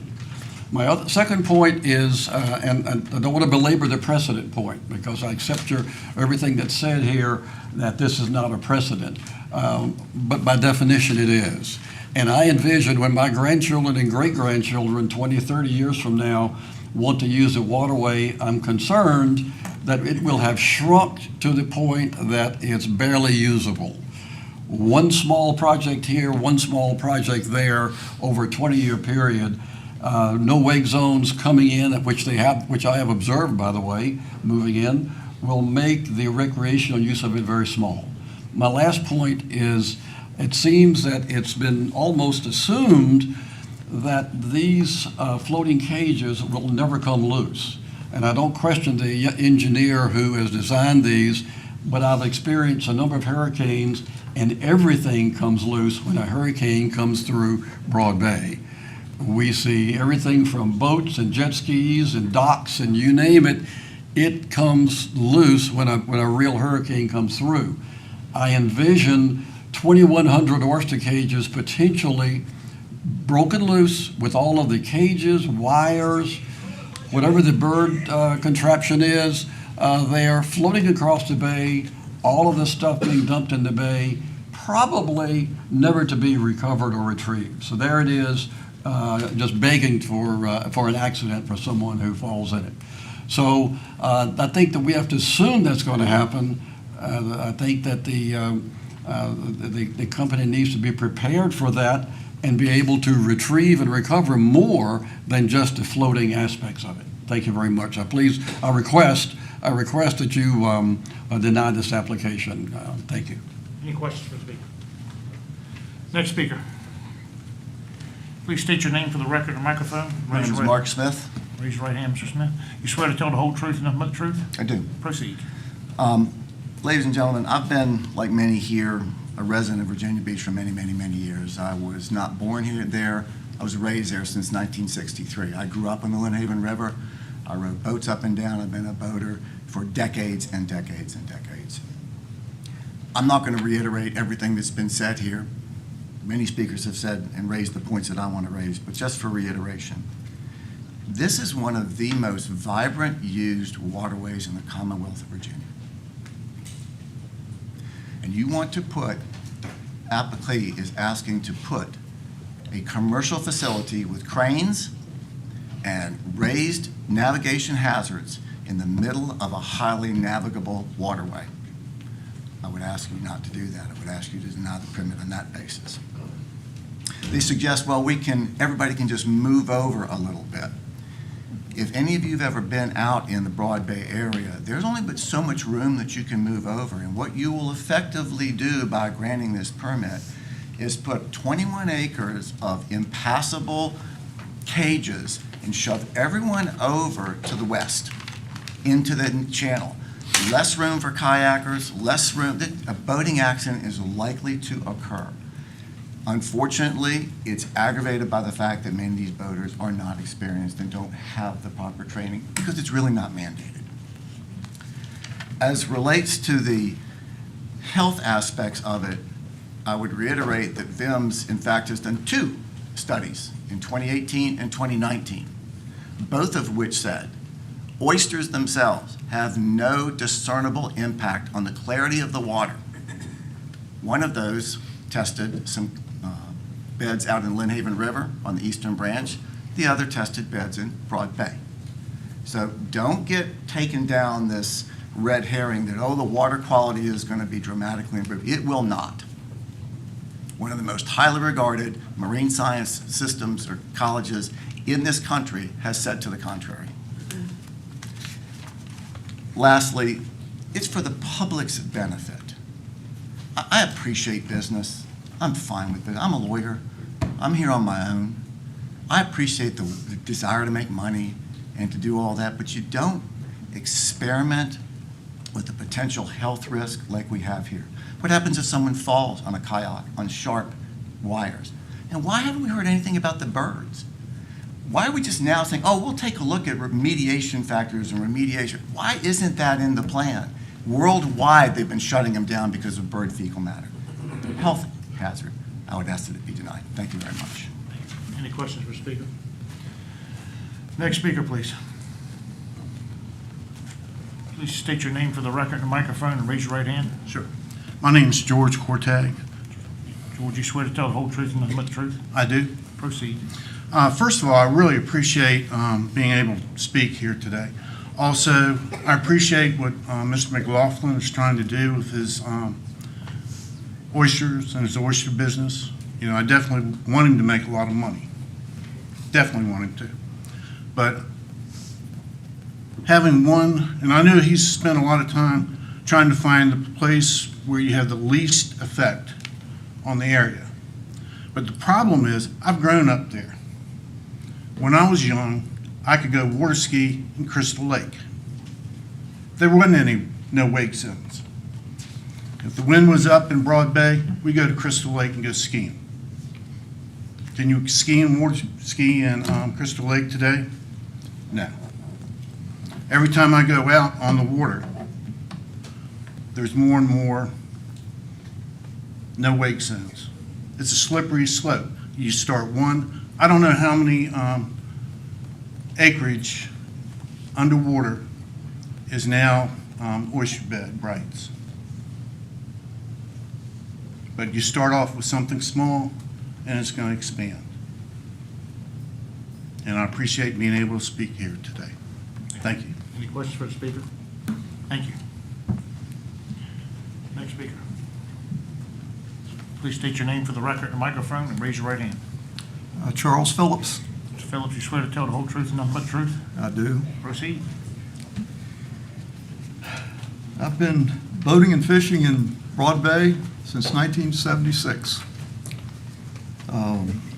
When I started a family, I got a larger boat in 1992, and my wife, my sons, we all went out and would the kids would get in the inner tube and we'd pull them toward the Narrows. We'd stay on the state park side of the channel. To stay out of the channel, we would go in, we'd make our turn before we got to the Narrows. And of course, the inner tubes, they would swing around and right in the area where these cages are going. My sons, as they got older, they used the boat for wakeboarding. And they would do the same thing. They would go toward the Narrows on the state park side of the channel, swing around and come back, and right in this area where these cages are going.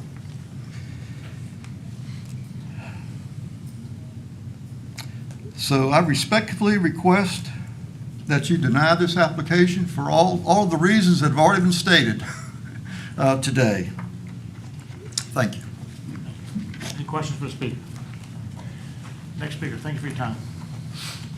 Please state your name for the record and microphone. Russ Perkinson. You swear to tell the whole truth and nothing but the truth? Yes, I do. Proceed.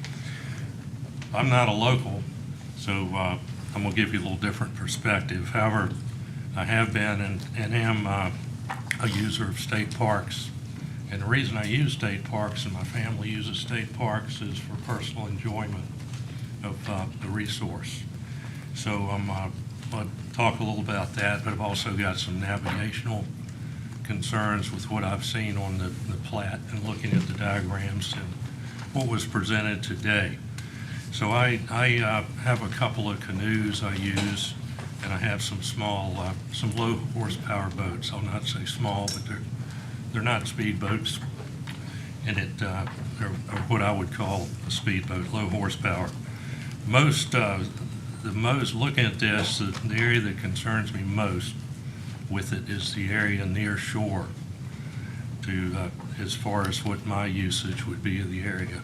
I heard you've raised or increased the size of the passageways through to 20 feet. Of course, you got to deduct the width of the floats. You've got to account for waves and wind action to allow some navigation there. But I would generally categorically say I would not find enjoyable kayaking or canoeing through, passageway through a bunch of floats. But looking at the near shore area, which I would want to navigate, I think that's not adequate here with, especially the pods 1, 2, 3, and 4 are near shore. I'm not sure why, the applicant looks like they laid out the array of floats to match one side of the lease versus they showed a diagram today on the screen showing the current array of cages runs more parallel to the shoreline. So it seems the most critical thing with this one, as far as my use of it, not talking about enjoyment because that's another matter with it, but my use would be you've got some pods in there near shore that would affect my usage, and you got to consider things like changing tides, tide levels, that sort of thing. But the area of the park, the near shore part, is what I would enjoy the most. But I'm not. I think these local citizens have made a lot of good points, and I think a lot of those are valid. as well. Thank you. Any questions for the speaker? Thank you for your time, sir. Next speaker. Please state your name and microphone for the record. And raise My your name right- is Jonathan Guyon. You swear to tell the whole truth and nothing but the truth? I absolutely do. Proceed. And I hope you guys are not as hungry as I am. It's late. My family and I live on Broad Bay. I grew up on these waters. I'm a boater. I'm a fisherman. I regularly use the waters. I've installed oyster castles behind my house, as they have. We all love oysters. There's no doubt about that. First point for me is if you have 20 feet between these floats and you're trying to paddleboard, I'm not that good a paddleboarder. I wouldn't dare go in there because I will fall off and I will land on one of those cages. And for the poor guy that's trying to run his business out of there with renting paddleboards, I wouldn't go anywhere near above water cages because they grow barnacles and you will just cut yourself to shreds. Second point is I hope the commission is very aware that a lot of the social media generated form letters that were submitted in support of this, which you have there, were by uninformed people who don't necessarily live in that neck of the woods. You have form letters as far away as Colorado and other places. I submit that there are 2 zip codes that surround this entire area, 23451 and 23454, and those people probably ought to be the ones you listen to the most. I would be happy to sign a petition if somebody wanted to put oyster cages up in Kings Mill, because I don't live anywhere near Kings Mill, and there's no harm. I think it's important that further study needs to be done because we don't want to repeat the fiasco that we're currently going through with the oyster reefs that were put in by Lynn River and Chesapeake Bay Foundation that are now being pulled out because those reefs polluted. I just think it's important that we carefully look at what's being done here. Broad Bay is surrounded by residential housing. There's a public boat ramp and a very busy public beach located at this exact same location. The current operation actually blocks access to part of Seashore State Park. They're underwater, but you don't want to take a boat into the beach directly from the channel. You have to go way down to do it. So that whole stretch of Seashore State Park is very difficult to get to because of oyster operations that are already there. Finally, in spite of the comments to the contrary, approving this commercial operation does set a precedent. We all know that. Once it's in place, it will be impossible to correct it. So I am opposed to it, and I hope you guys see it the same way. Thank you, and hope you get lunch soon. Good questions for the speaker? No, thank you for your time. Next speaker. Please state your name for the record and the microphone. My name is Donna Magoon. Raise your right hand. You swear to tell the whole truth and nothing but the truth? I do. Proceed. I don't need 3 minutes to express what I want to share. I only need 1 minute to speak from my heart. I live on Bay Island. Every morning, I walk to my kitchen and I look out my kitchen window at this beautiful, God-given creation. I make the sign of the cross and I thank God for the beauty that He's created in the park that I look at and Long Creek. Please don't mess it up. Thank you for your service. Any questions? Next speaker. Please state your name for the record and microphone. Raise your right hand. Andrew Reed. You swear to tell the whole truth and nothing but the truth? I do. Proceed. Yes, I live in the Bay Cliff area, Virginia Beach, on Mill Dam Creek. We're one of the few neighborhoods that has a boat ramp that the whole neighborhood can use. And of course, it directly dumps into Broad Bay there on the south. And of course, the main concern I have with this project is the navigation hazard potential with, pushing more people out towards the narrow channel, heading over towards Lincoln. But one of the other concerns I have is the precedent it might set or will set for the expansion of such projects to include perhaps in the vicinity adjacent to Mill Dam Creek, which is a real narrow entrance for going into Bay Cliff. And right now there are quite a few of these submerged oyster pots and traps there, which is fine. They're set off to the side so you can get in and out of the cut there easily, but what would be my concern is if this were to go through, then what's to say that wouldn't expand over to Mill Dam and/or any of these other areas that are similar within the footprint there of Broad Bay. But that's all I have to say. Thank you. Questions for the speaker? Thank you for your time. Next speaker. Please state your name for the record in the microphone. Raise your right hand. George Coderitas. You swear to tell the whole truth and nothing but the truth? I do. Proceed. Well, thank you. It's an important issue for Virginia Beach. Obviously, you have a lot of people here, and I'm sure there'd be a lot more if more people knew about it.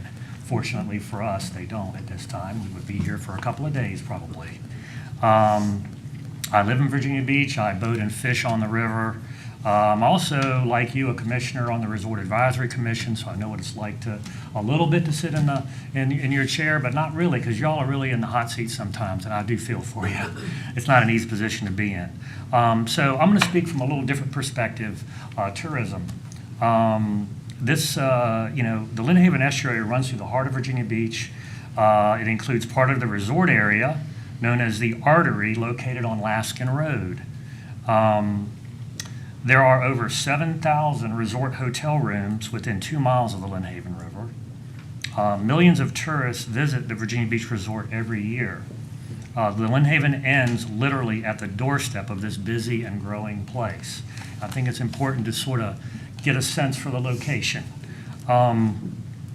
We all know where the 64th Street boat ramp is off Atlantic Avenue, and it's the closest boat ramp from this busy resort area that accesses the Lynn Haven River. So you have the trailered boats, you have the paddle tours, the kayak tours, nature tours, and such. And these are businesses as well, so we wouldn't want to do any harm to them. So the city of Virginia Beach, secondly, is really a cul-de-sac surrounded by water. And so population density, which is around 500,000 now, will certainly increase, and so will the use of the Lynn Haven River. So maybe take the long view in whatever you're considering right now. So for these two reasons and others, I think maybe we should consider declining this application. It would fence off access to the park, which has already been said, and I thank you for your time. Thank you. Any questions for the speaker? Thank you for your time. Next speaker. Please state your name in the microphone for record and raise your right hand, please. My name is Gail Higgs. You swear to tell the whole truth and nothing but the truth? Yes, sir. Proceed. I'm Gail Higgs. I'm the person who owns the house directly across from this industrial complex. I'm the person shown on the first slide that this is the closest house. It's an aircraft carrier away. When you look across the bay, it's a very short distance. I bought this house in '06 because of the view of the Seashore State Park.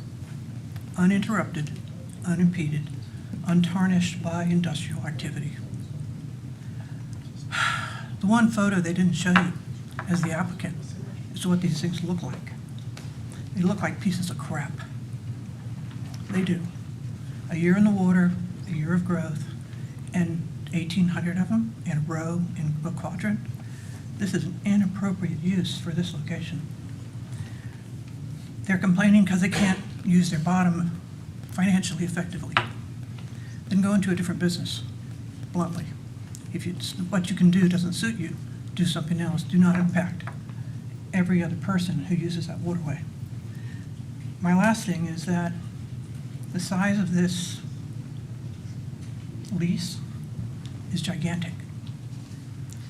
They can easily expand on the bottoms with the size of the lease that they currently hold, gigantically. They can put more than 1,800 locations out there, and the rest of that, what is it, 60 more acres that they have a lease on? I think 85 acres.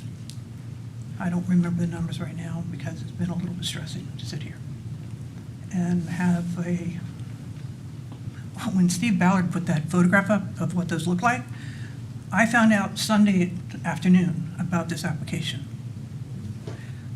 I'm directly impacted. I found out Sunday by somebody sending me a text.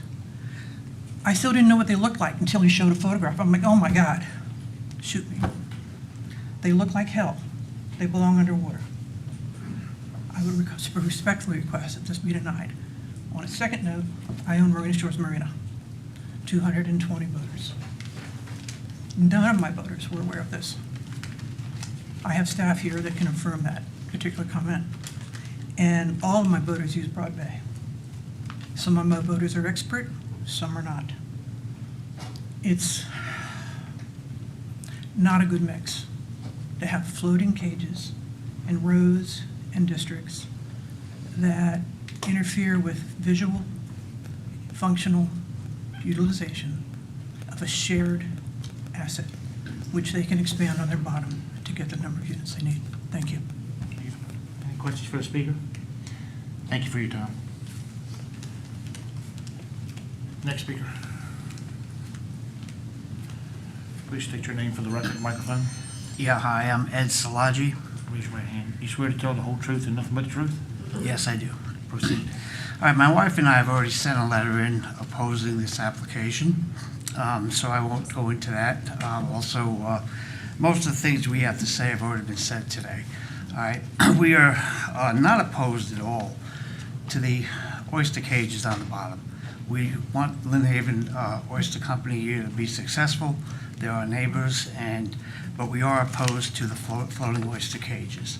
The floating oyster cages represent the taking of a public resource for the benefit of a private individual or small company. All right. We did not sign up for floating oyster cages when we bought our house 31 years ago. So anyway, with that, I thank you for your time. Respectfully request that this application be denied. And if Mother Nature wanted the oysters to float, she would have given them flotation devices. Thank you very much. Any questions for the speaker? Thank you for your time.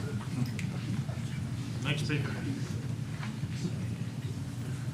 Please state your name for the record and My microphone. name is David Gatling. Raise your right hand. You swear to tell the whole truth and nothing but the truth? Yes, I do. Proceed. My name is David Gatling. I live at 1525 McCullough Lane, which is in Allington. I'm right across from the boat ramp, right across from the Narrows. We as a neighborhood, I've kind of contacted everybody, was unaware that this was going to be heard today. That is probably my biggest concern, something that affects not only the landowners, but the people that are in our area. I think that there needs to be a little bit better job as far as making sure that everybody gets their chance to be heard. I think there's a lot of people here that are very concerned about what's going on, but have not taken the opportunity to speak. We all know that your time is valuable, but I'm a business person here in Virginia Beach, lived here all my life. Anytime we had anything that had to be decided, if we brought it before City Council, there were concerns, they would delay this and have a little bit more time spent on it. My concern is that this is a huge project. 18 acres, whether it be 21 or 18 acres, is a very, very big area of Virginia Beach, precious area that we all love. And I just would hope that we could take the time to scale this down, as was mentioned originally, do a study in our area of how it impacts, and then from there, make a further decision. So I respectfully ask for you all to deny this in its present format and take a better look at it at a different time. Thank you. Any questions for the speaker? Thank you for your time. Next speaker, please. State your name and the microphone for the record, please. Raise your right hand. Kelly Borkman. You swear to tell the whole truth and nothing but the truth? I do. Proceed. First, I have to say I do live on Broad Bay, and these are hardworking guys. Anyone that works on the water, you work hard. I have no problem with the underwater cages. It's when we come above water. And my two concerns are this. One is safety, not only for the boaters, but I have teenagers, and I try my darndest to have them follow rules, just like I'm sure everyone else that has children. However, sometimes it gets to be a game. And if those kids get hurt, it's on me, you know, and that's a safety concern. So the second thing is with the family business, I don't understand the logistics of how this is going to work in a state park zone of getting in and out of here with these trucks and these barges. I don't have a clear clarification on that. And I think it's a big scope for what they're taking on.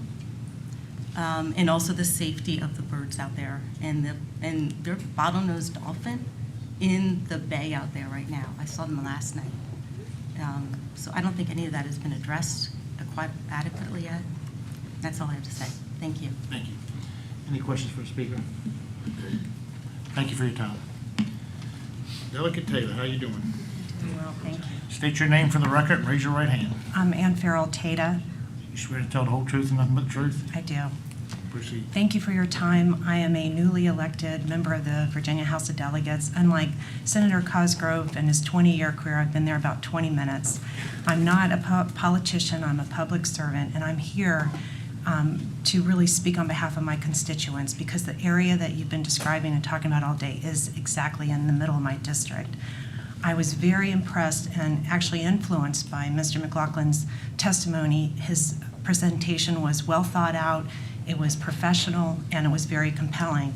However, since we found out about this August 9th, and I know everyone did their best to get the notices out, but for whatever reason, it really wasn't communicated until just recently. Since that time, our office has been inundated, as you guys have, as Senator DeSteffs and Senator Cosgrove, we have been inundated by people worried about this. And 90% and we really did we monitored it, 90% of the comments that we have are opposing. So as I represent 80,000 people in the 82nd district, I have to speak on their behalf, and they are opposed. So we respectfully ask you to deny this at this time. Thank you. Thank you for coming. Any questions for the delegate? Thank you. Senator, you have the floor. State your name for the record. It's William D. Steff. You swear to tell the whole truth and nothing but the truth? Absolutely. Proceed. Mr. Commissioner, Commissioners, I first have to applaud you for what you're doing today. It's a tough job. And I wanted to thank Senator Cosgrove and Delegate Tata for being here. I think this is the first commission that's had not just a senator, but two and a delegate in front of it, at least as long as I've looked back. We're a representative of the people. When you get elected officials up here, I represent 225,000 people. I come before you today as our forefathers have intended, to represent those who can represent themselves and those who can be here today and those who can't. I'd like to point out that this is the busiest state park in the Commonwealth. We have 1.6 million visitors a year. It's also the largest city in the Commonwealth. The 64th Street boat ramp is the second busiest in the city of Virginia Beach. The recreational use of the state park, that northeast bank, would be inhibited by this application. I also have to take a step back, and Hap Chalmers here in the purple shirt. Hap's been a friend for a long time. I love Hap. I loved his wife. I love their family. They're great people. They're hardworking people. They've done a fantastic job from the environmental standpoint, and every time we've had an issue, we've sat down with Hap and the family. We've been able to work it out. This seems to be one that we're not as I'd hoped, but that's okay. I've run in that park, I've biked in that park, I've swam in that park. In a previous life, when I was still in the military, we used to go through that park in the middle of the night, come across Broad Bay. We'd either get out at Great Neck Road, or we'd get out down on Laskin Road. And we did that just so we understood how to traverse in a previous life. I don't do that anymore, thank God. I'd be on the bottom with the oysters. You've heard from a lot of people today, and I know that these people have literally put off work, put off their jobs just to come to be heard in front of you. We're fortunate enough that every one of you guys are guided by 28-1205, which really talks about what's going on here. We have to look at public good. We have to look at our Constitution, and we're made up of our laws. We have to look back at the public trust doctrine, which this country was founded on and granted from England. So this goes back a long way, and you guys are entrusted with protecting this, to find that balance. You see a lot of user conflicts today, but I've got to tell you, and I know that I've checked with DCR. DCR has no position on this from an agency standpoint, and that's very important. I work closely with our park rangers in there, and I'm not going to provide any of their comments because it's not acceptable in front of the commission when we're testifying. I will tell you that, our guiding principles are our laws, stated by the Bill of Rights, the Constitution of the Commonwealth, and the lands of the Commonwealth held in trust by it for the benefit of the people as conferred by public trust doctrine. The decision that's made today isn't made by me or Senator Cosgrove or Delegate Tata. It's made by you. You're appointed by the governor to make these hard decisions, and I know today this is a hard decision for you. I would hope that you join with me and deny the application. And don't worry, on the public notice side, I'm working with the secretary, the commissioner, and we'll handle the public notice side of it afterwards. We'll put legislation in to carry that. But I thank you guys, and I thank everybody who showed up today to voice their opinion and really respect the position you're in and understand how tough it is for the decision you're about to make. But I'll tell you, the decisions are pretty much hard to make, but when you make that decision, we're all going to live by that decision. So with that, I thank you very much for what you're doing. I appreciate your time today. Thank you. Any questions for the senator? Happy to answer any questions. Thank you. Mr. McLaughlin, you have a rebuttal for any of these statements? I'll give you a few minutes if you want to review.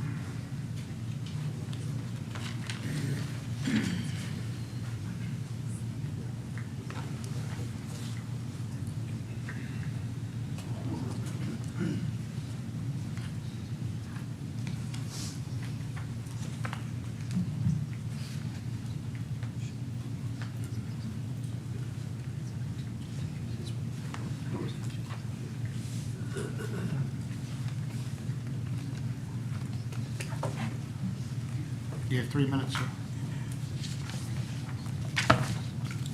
I hadn't planned for this part. You don't have to do it. No, I just want to say thank you. I appreciate this, and I hope that, similar to what Senator Steph said, we will live with whatever decisions made today. We think you all know this. You've been granting these permits for the last 7 years. There's 38 of them across the state already in 12 different waterways. You know this better than anyone. We certainly don't want to be in this position and have people frustrated at us. I think I got emotional earlier, feeling like people, don't know like we're from here too, that we've been doing this for a long time. So either way, we'll live with your decision. We really appreciate the position you're in, and thank you for taking a long time. Thank you all. Thank you, sir. Any questions for him?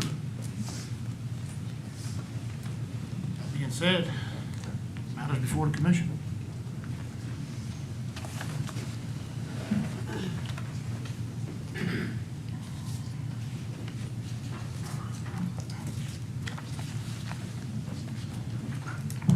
Commissioner? Yes, sir. Thank you. The photos that Mr. Ballard had, where are they?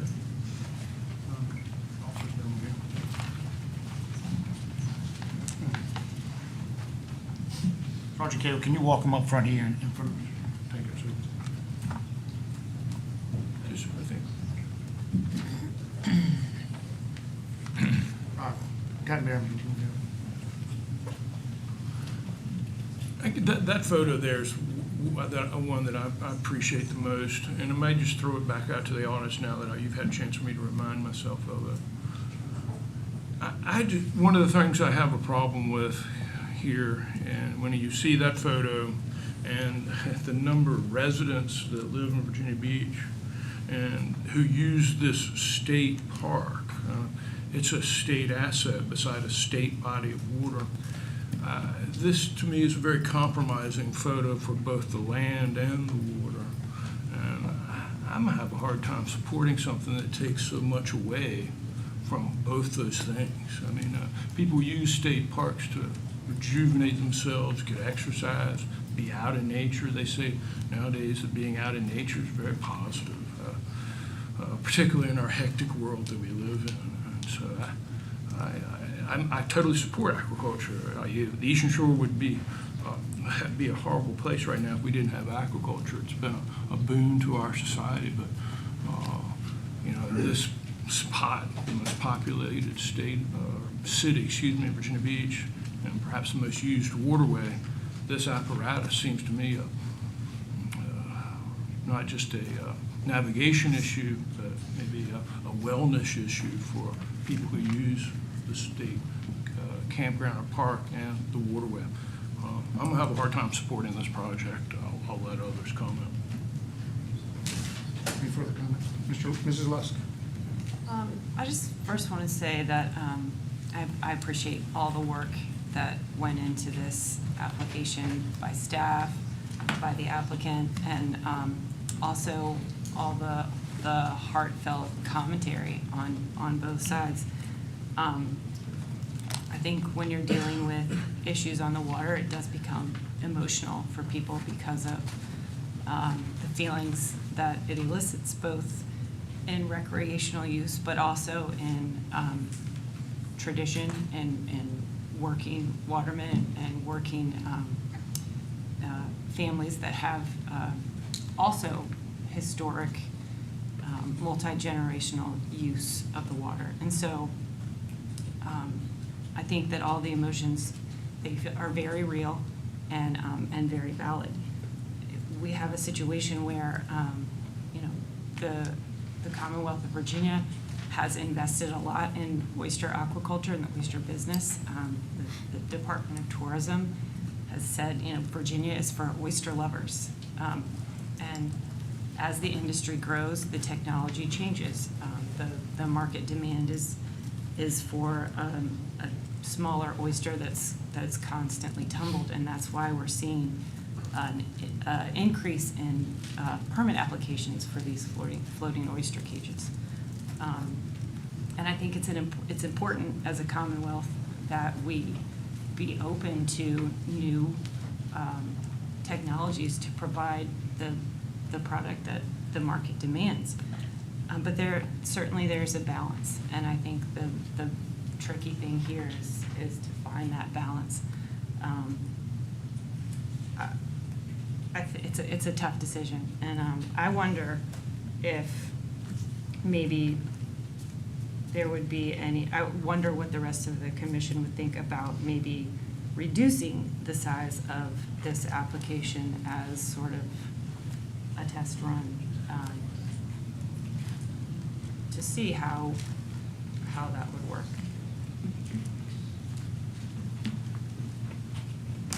I guess the first thing on the modification of it would be to ask the applicant, is he entertaining the idea of a reduced footprint?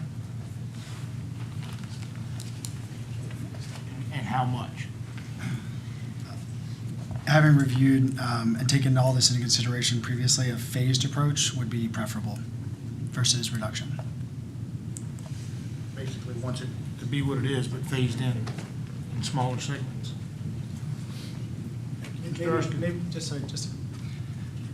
Obviously, if this doesn't work, we don't want it either, right?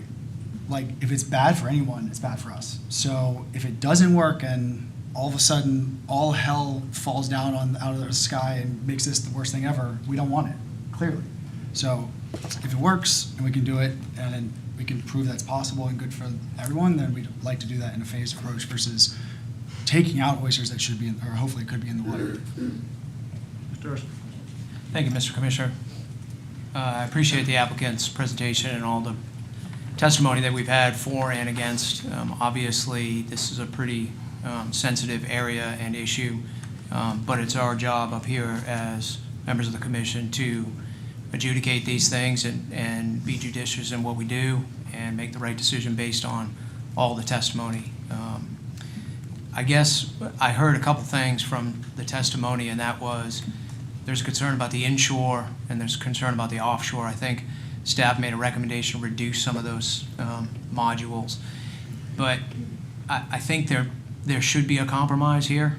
I think when you weigh the benefits of everything in that 28.2.1205, there are a number of factors to be looked at, and it's our job to do that. So I think this commission should look at compromise.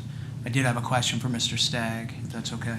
Absolutely. So this permit would be reviewed in what time frame, if issued?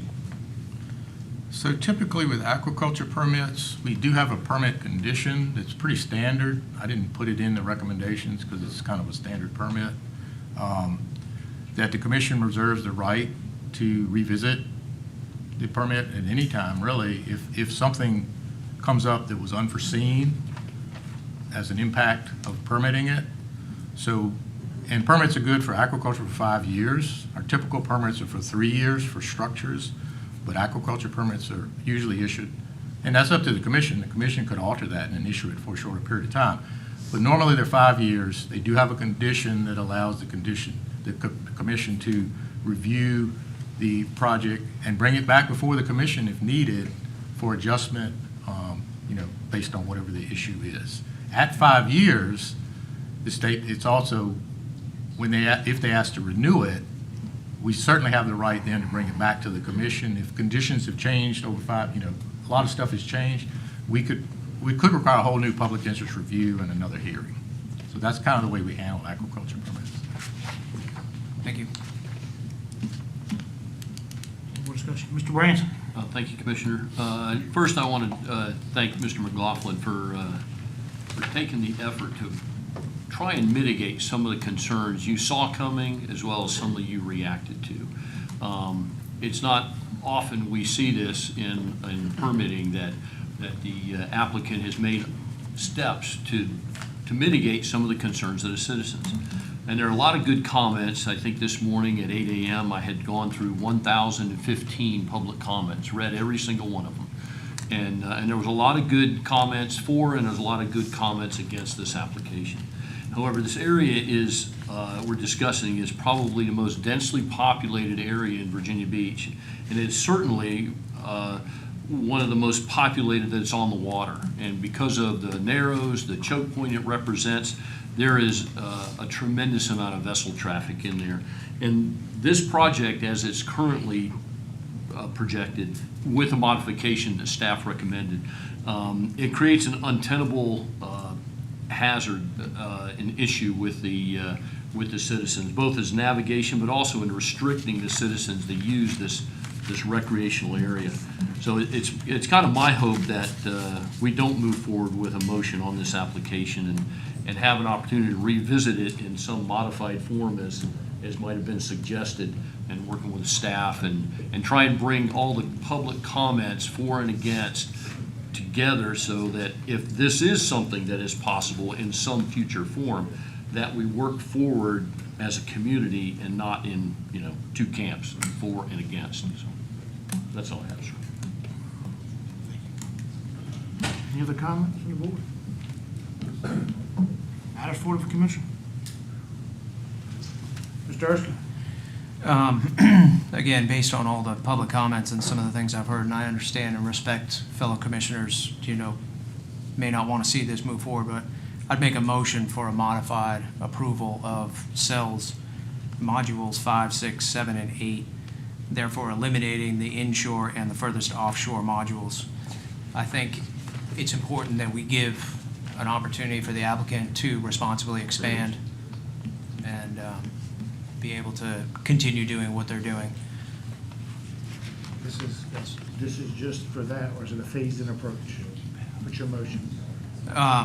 He just stated he wants the whole thing, that he'll accept a phased-in approach. Well, my motion would stand as that's it for this application. Of course, there would be a re-review of any permit issued in 5 years. Or, I guess, if the commission chooses an alternative time frame, as Mr. Stagg said.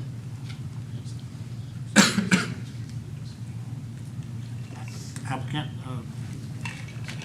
you want to comment on that, please? On the motion? But I don't think it has a second yet. I would be willing to second that motion. Motion by Mr. Erskine for 5, 6, 7, and 8. Yes, sir. Seconded by Ms. Lusk. Are you okay with this? So I just want to clarify, you're saying to only approve 5, 6, and 7, 8 today? Correct. Okay, without any phased timeline, this will take us years anyways, but. Correct. does that, I don't know how do the permits work in terms of the total number of floats within the area? Is that something, so like I've seen on other permits, you can make them closer, but keep them as wide as well. So would we be able to modify what goes in that parameter? Or is it just the parameter? So I didn't understand which part you're worried about. Is it You the already total said number of 140 or whatever. I think it was 150 per module, and 4 modules gives you 600. Yeah, I understood that math. I was just asking, so are you more concerned about the total physical space or the number of floats? Because the physical space I understand, but are we able to then, we talk to Ben and talk about this at any time, saying, hey, this is working well. Can we add something in between those lines on the long line, saying, can we increase by 25% on the same structure, same lines? That would be a question for the agency, but I think that would be another permit Yeah. submittal. If I could just jump in, I'm not entirely comfortable with the idea of issuing one permit with then within it, we get to change it or it changes as we go along. We need to issue a permit for something. And then if he wants to change it, if he wants to add modules, if he wants to add cages, he needs to come back and get another permit. I understand. I just want to clarify how that works. So, if I may, jump in. Permits can be modified once they're issued. So the applicant could come back at some point in the future and ask, if you approve anything, to modify this permit to add more. But I agree. I think the permit needs to be for a set amount today and then a set period of time. Yeah, I'm also fine if he wants to modify it and come back before the commission and we renotice it and everything, and then he can also modify the permit. The only thing I'm saying is I don't want it to be sort of an automatic modification. I'm not really comfortable with that. I think yeah. So basically, the motion's 5, 6, 7, 8, 150 cages as proposed. 100, yeah, cages, and that's it. Yes, sir. And that was Second is by Ms. Lusk. 5 years? Yes, 5-year sir. permit or less? Yes. 5-year permit. All right, we're going to need a show of hands on this one. All those in favor, raise your hand, please. Got to let the record reflect, I have Mr. Erskine and Ms. Lusk are in favor. All those opposed, raise your hand. Mr. Headley, Ms. Kellum, Mr. Branson, and Mr. Tankert opposed. Fails. Mr. McLaughlin, thank you. You did a great presentation. Thank you for everybody's time. I'm sorry. Is there another motion? We have another motion by the board.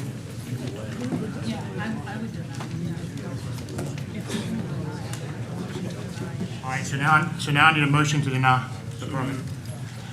Moved by Mr. Tankert, seconded by, motion to deny the permit, second by Mr. Branson. All right, now a vote to deny the permit. All those in favor to deny the permit, raise your hand, please.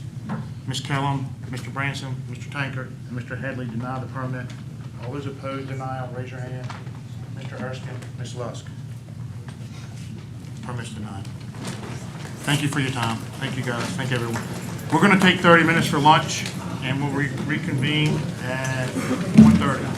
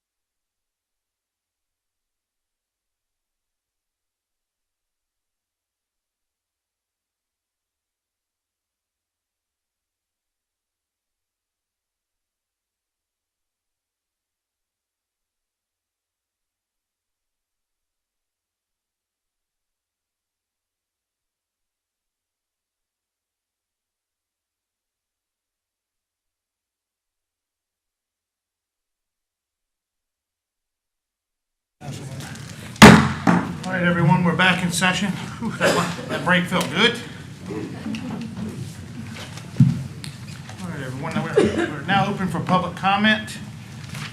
If there's anyone that wishes to speak during public comment period, please raise your hand.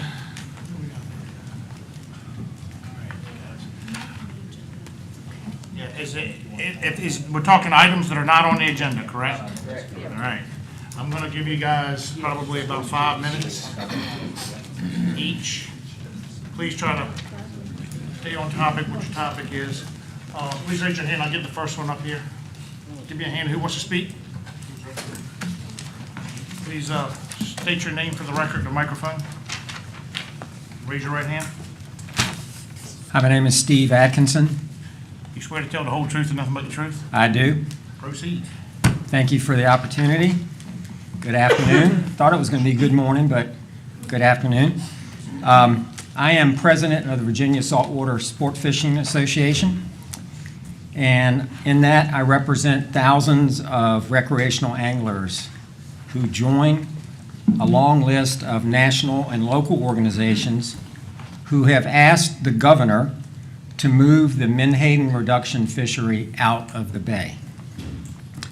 Recently, an Omega spokesperson called this, quote, an egregious ask. I would like to give you a couple examples of egregious. Willingly exceeding the menhaden bay cap by 30% in 2019, resulting in Virginia being ruled out of compliance. Number two, taking up to 110 million pounds of menhaden, the most important fish in the sea, from the bay annually and not leaving enough for our striped bass, other fish, mammals, and seabirds. And by the way, if you need a visual, 110 million pounds is really hard to kind of wrap your head around. We did a little math.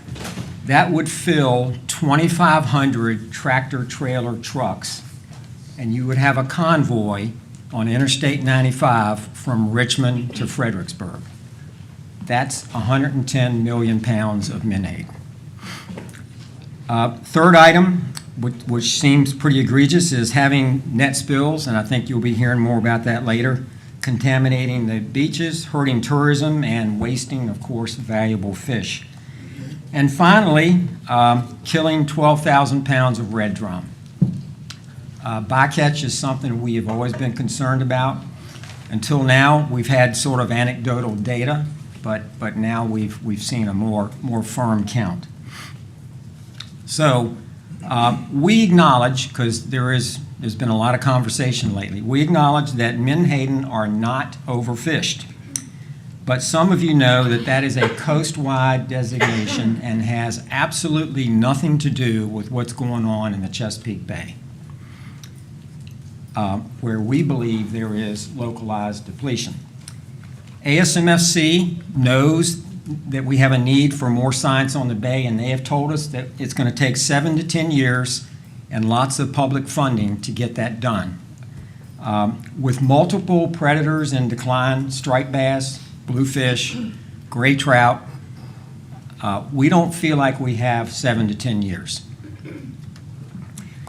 In short, we think we must exercise conservation of menhaden in the bay now. We do not believe that large-scale industrial fishing belongs in the bay, and therefore we urge the Commission to conduct a public hearing in October to explore moving the reduction fishery out of the bay until science can show that it is not causing harm. To be clear, we support all commercial fishing. We all benefit from that, and we also support the much smaller menhaden bait fishery. But large-scale industrial fishing is another matter. Thank you for your consideration. Next person who wants to speak in public comment? Ladies, the lady first. Ladies first. I'm a woman, I'm a female, don't get me confused being a lady. State your name for the record, please. My name is Christy Mettis, and I live at Silver Beach, Virginia. Can you raise your right hand and you swear to tell the whole truth and nothing but the truth? I do. Proceed. Okay, thank you so much for your time and giving us the time to come and talk to you. Really do appreciate it. First thing on my agenda is my way of thinking, and everybody else's might be different, but reduction in industrial fishing should not be confused with commercial fishing. They're two separate entities. Your reduction/industrial fishing, that is the big boats that are fishing in the bay, and there are several boats. There are 10 boats. They're really big. They're ships almost. They're so big in the bay, they should be out in the ocean because they're too big for the bay.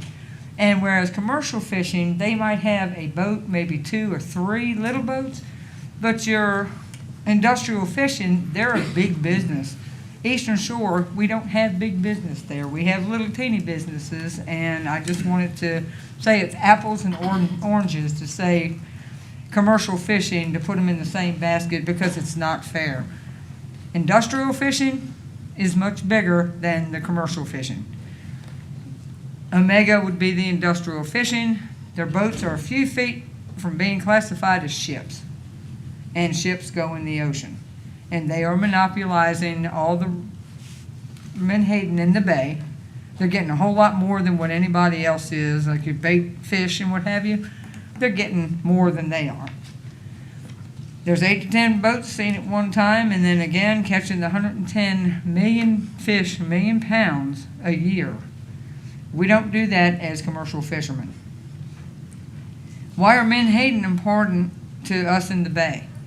Everybody's had a little fish tank at home when you were kids, where they had the little catfish, a little sucky fish at the bottom to clean the tank. That's essentially what menhaden do for our bay. They clean the bay. They get rid of the algae and all the other contaminants. They help the oyster do their job. That's why we need menhaden. We also have to remember that all these fish are following the menhaden in. And when people say that's not true, red drum don't follow menhaden, yes they do. I've got a picture to prove menhaden was going, or the red drum was going for the menhaden, had it in his mouth, was eating his lunch, and got caught in a net and died. And so they do follow them, yes they do.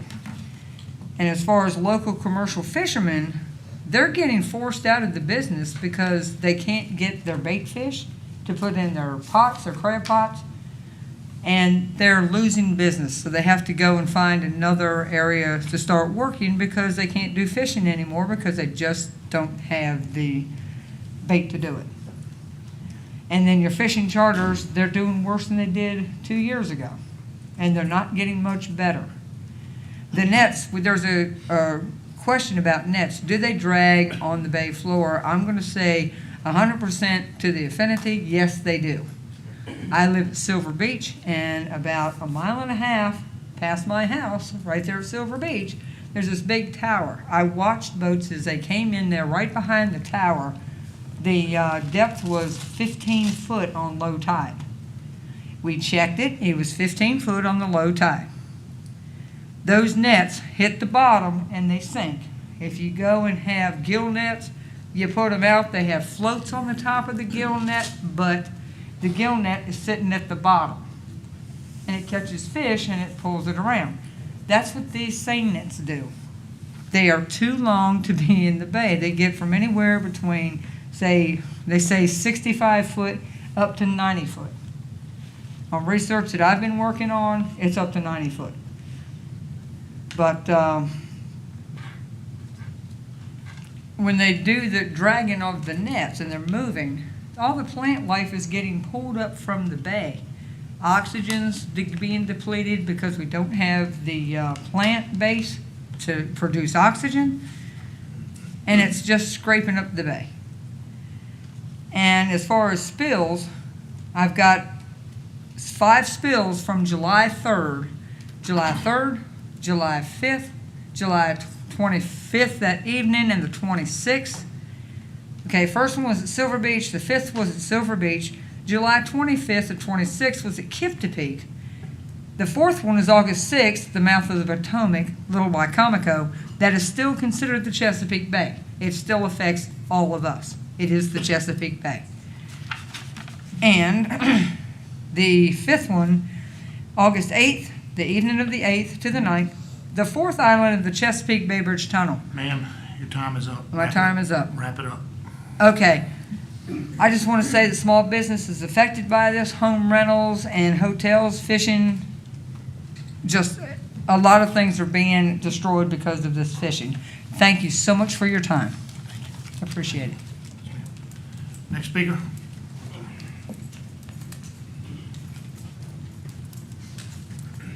Raise your right hand. You swear to tell the whole truth and nothing but the truth? Yes, sir. State your name for the record. Jerry Hughes, I'm a recreational fisherman from Chesapeake, Virginia. I'm a member of many fishing clubs in the area. I'm also a member of VSSA, and I have a statement I'd like to make. At the Atlantic Marine Fisheries Commission meeting on August 3rd, the stock assessment for Atlantic menhaden showed that the stock is not overfished, nor is it overfishing occurring. Omega Protein, the foreign-owned company that operates all menhaden reduction vessels in the Atlantic, pointed to the assessment as evidence that their practices aren't harming fisheries. Their basic message to angling groups that are pushing to move reduction fishing out of the Chesapeake Bay was back off. Well, that ain't going to happen.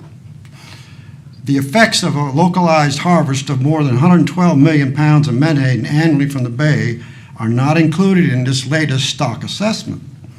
Overfished is coastwide designation given for the status of the fishery from Maine to Florida, but does not make a distinction to unique places like the Chesapeake Bay.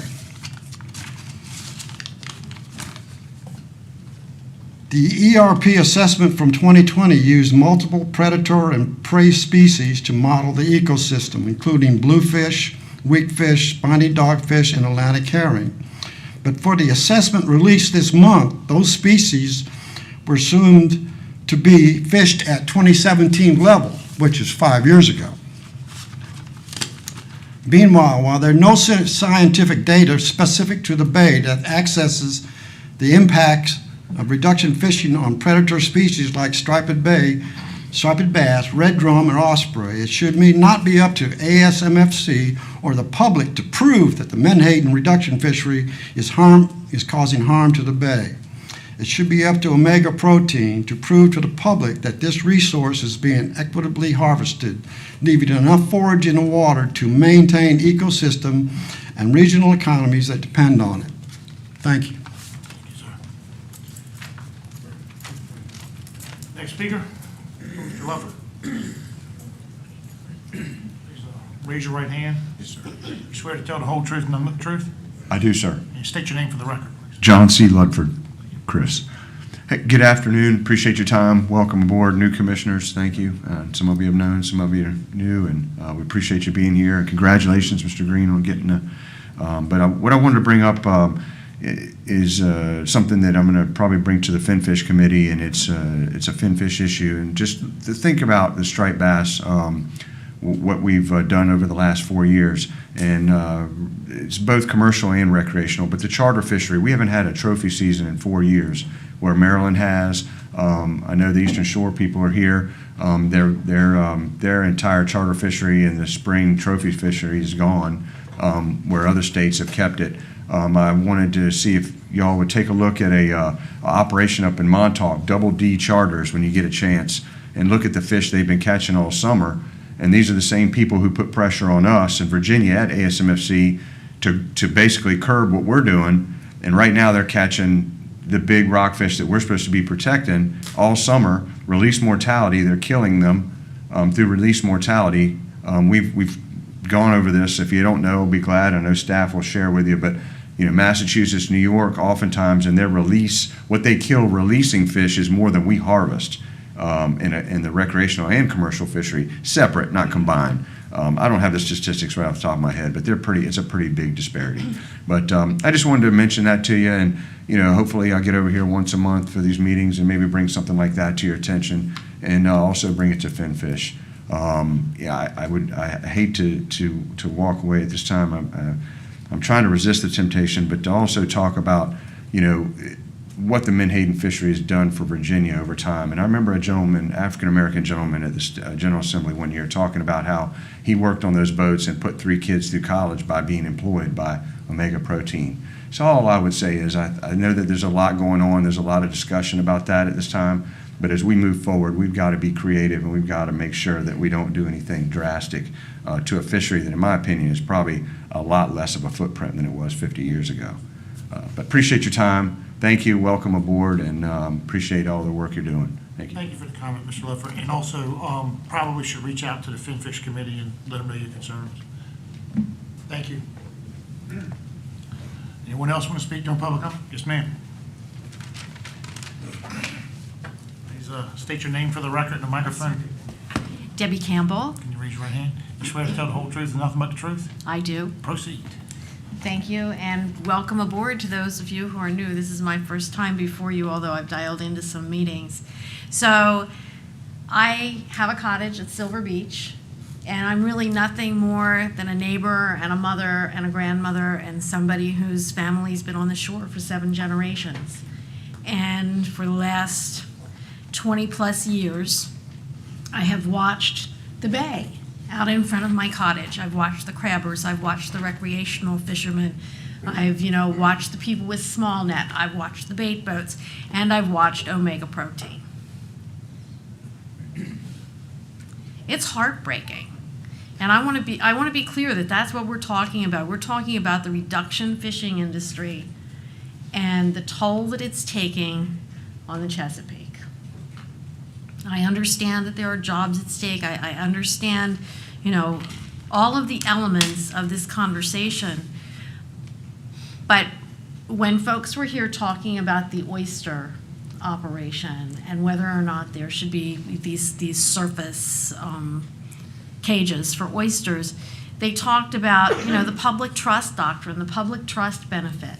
Well, it is hard for me to understand how that is well served when we have dead fish filling the water, we have dead fish filling the beach, we have recreational fishermen, we have crabbers who every year, they're taking less and less, and we look at everybody else who's polluting the bay, and then we have these nets dragging, we have the dead fish, we have all of these implications.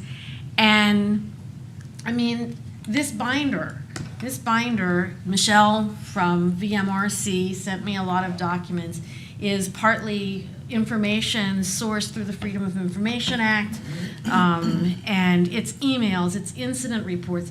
I can tell you that we don't really know completely what's going on, because there's incident reports that are like one sentence.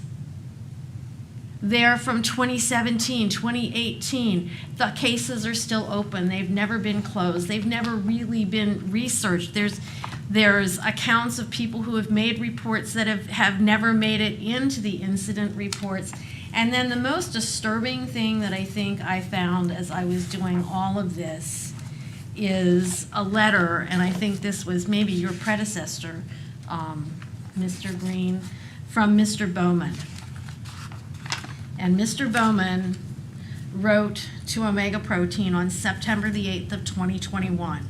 And you can find the letter. But among the things that he says is that the harvest this is about going over the quota, the harvest has occurred despite the presence of weather suitable for the fleet to fish outside of the bay. For years, residents like myself have been told that the reason that part of their quota can be taken from the bay is to help them to overcome the foul weather and the dangers associated with being out in the ocean to fish and keep their fishery running during foul weather. Fair enough. Omega's response. In your letter, you note that we have fished inside the bay on days when weather has been conducive to fishing outside the bay. You are correct. As I mentioned to the Commission, when I was afforded the opportunity to address them in July, we do prioritize fishing outside the bay first, but to conserve the bay cap and to avoid user conflicts on the water. However, ocean fishing requires 2 conditions: favorable weather where the sea state is 3 feet or less for safety of our crews, which will always be our top priority, and the ability to see schools of fish on which we can work. Ours is a sight fishery, And many things impact whether fish schools come close enough to the surface for us to identify them, including sea state, tides, and even sunlight. Our spotter planes always prioritize looking for fish outside the bay.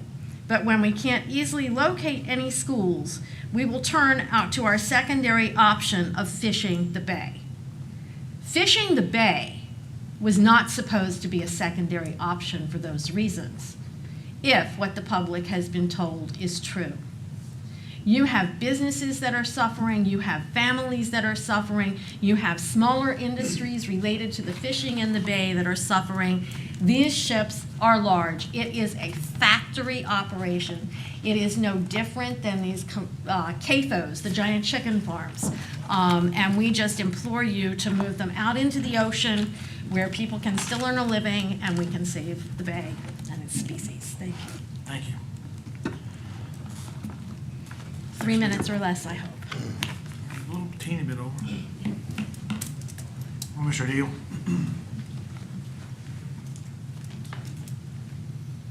You raise your right hand, please. You swear to tell the whole truth and nothing but the truth? I do. State your name for the record, please. Monty Deal. I'm the Vice President of Operations for Ocean Harvesters, which is the U.S.-owned company that owns the vessel which sell fish to Omega Protein, which is owned by a Canadian company. Which, by the way, less than 0.5% of all the product that's made at the Reeville facility, at Omega Protein's facility, actually goes to Canada. The rest is sold in the United States to U.S. customers who support U.S. jobs. I really had no intention to speak today, but I felt like I should address a few of the things just to get it on the record. First of all, regarding menhaden as a filter feeder, the last study that was done on that was in 2010 by Vmrc, and it pretty much debunked that says menhaden had no appreciable filtering effect on the bay. The other was menhaden as a forage. The last really good study that was done on that was in 2012 by a CHESMAP study, and it listed the top 10 forage in the Chesapeake Bay, and menhaden was not in the top 10. It was put into the secondary group of important, but it was not considered one of the key forage in the Chesapeake Bay, so we'll put that to rest. The second is, menhaden's effect on other fisheries in the bay. Menhaden fishing started in Virginia in the late 1800s. There wasn't a whole lot of sports fishing going on at that time. But the sports fishing industry, took off, and it's a hugely important economic driver in this state, and we certainly all acknowledge that. I enjoy it myself.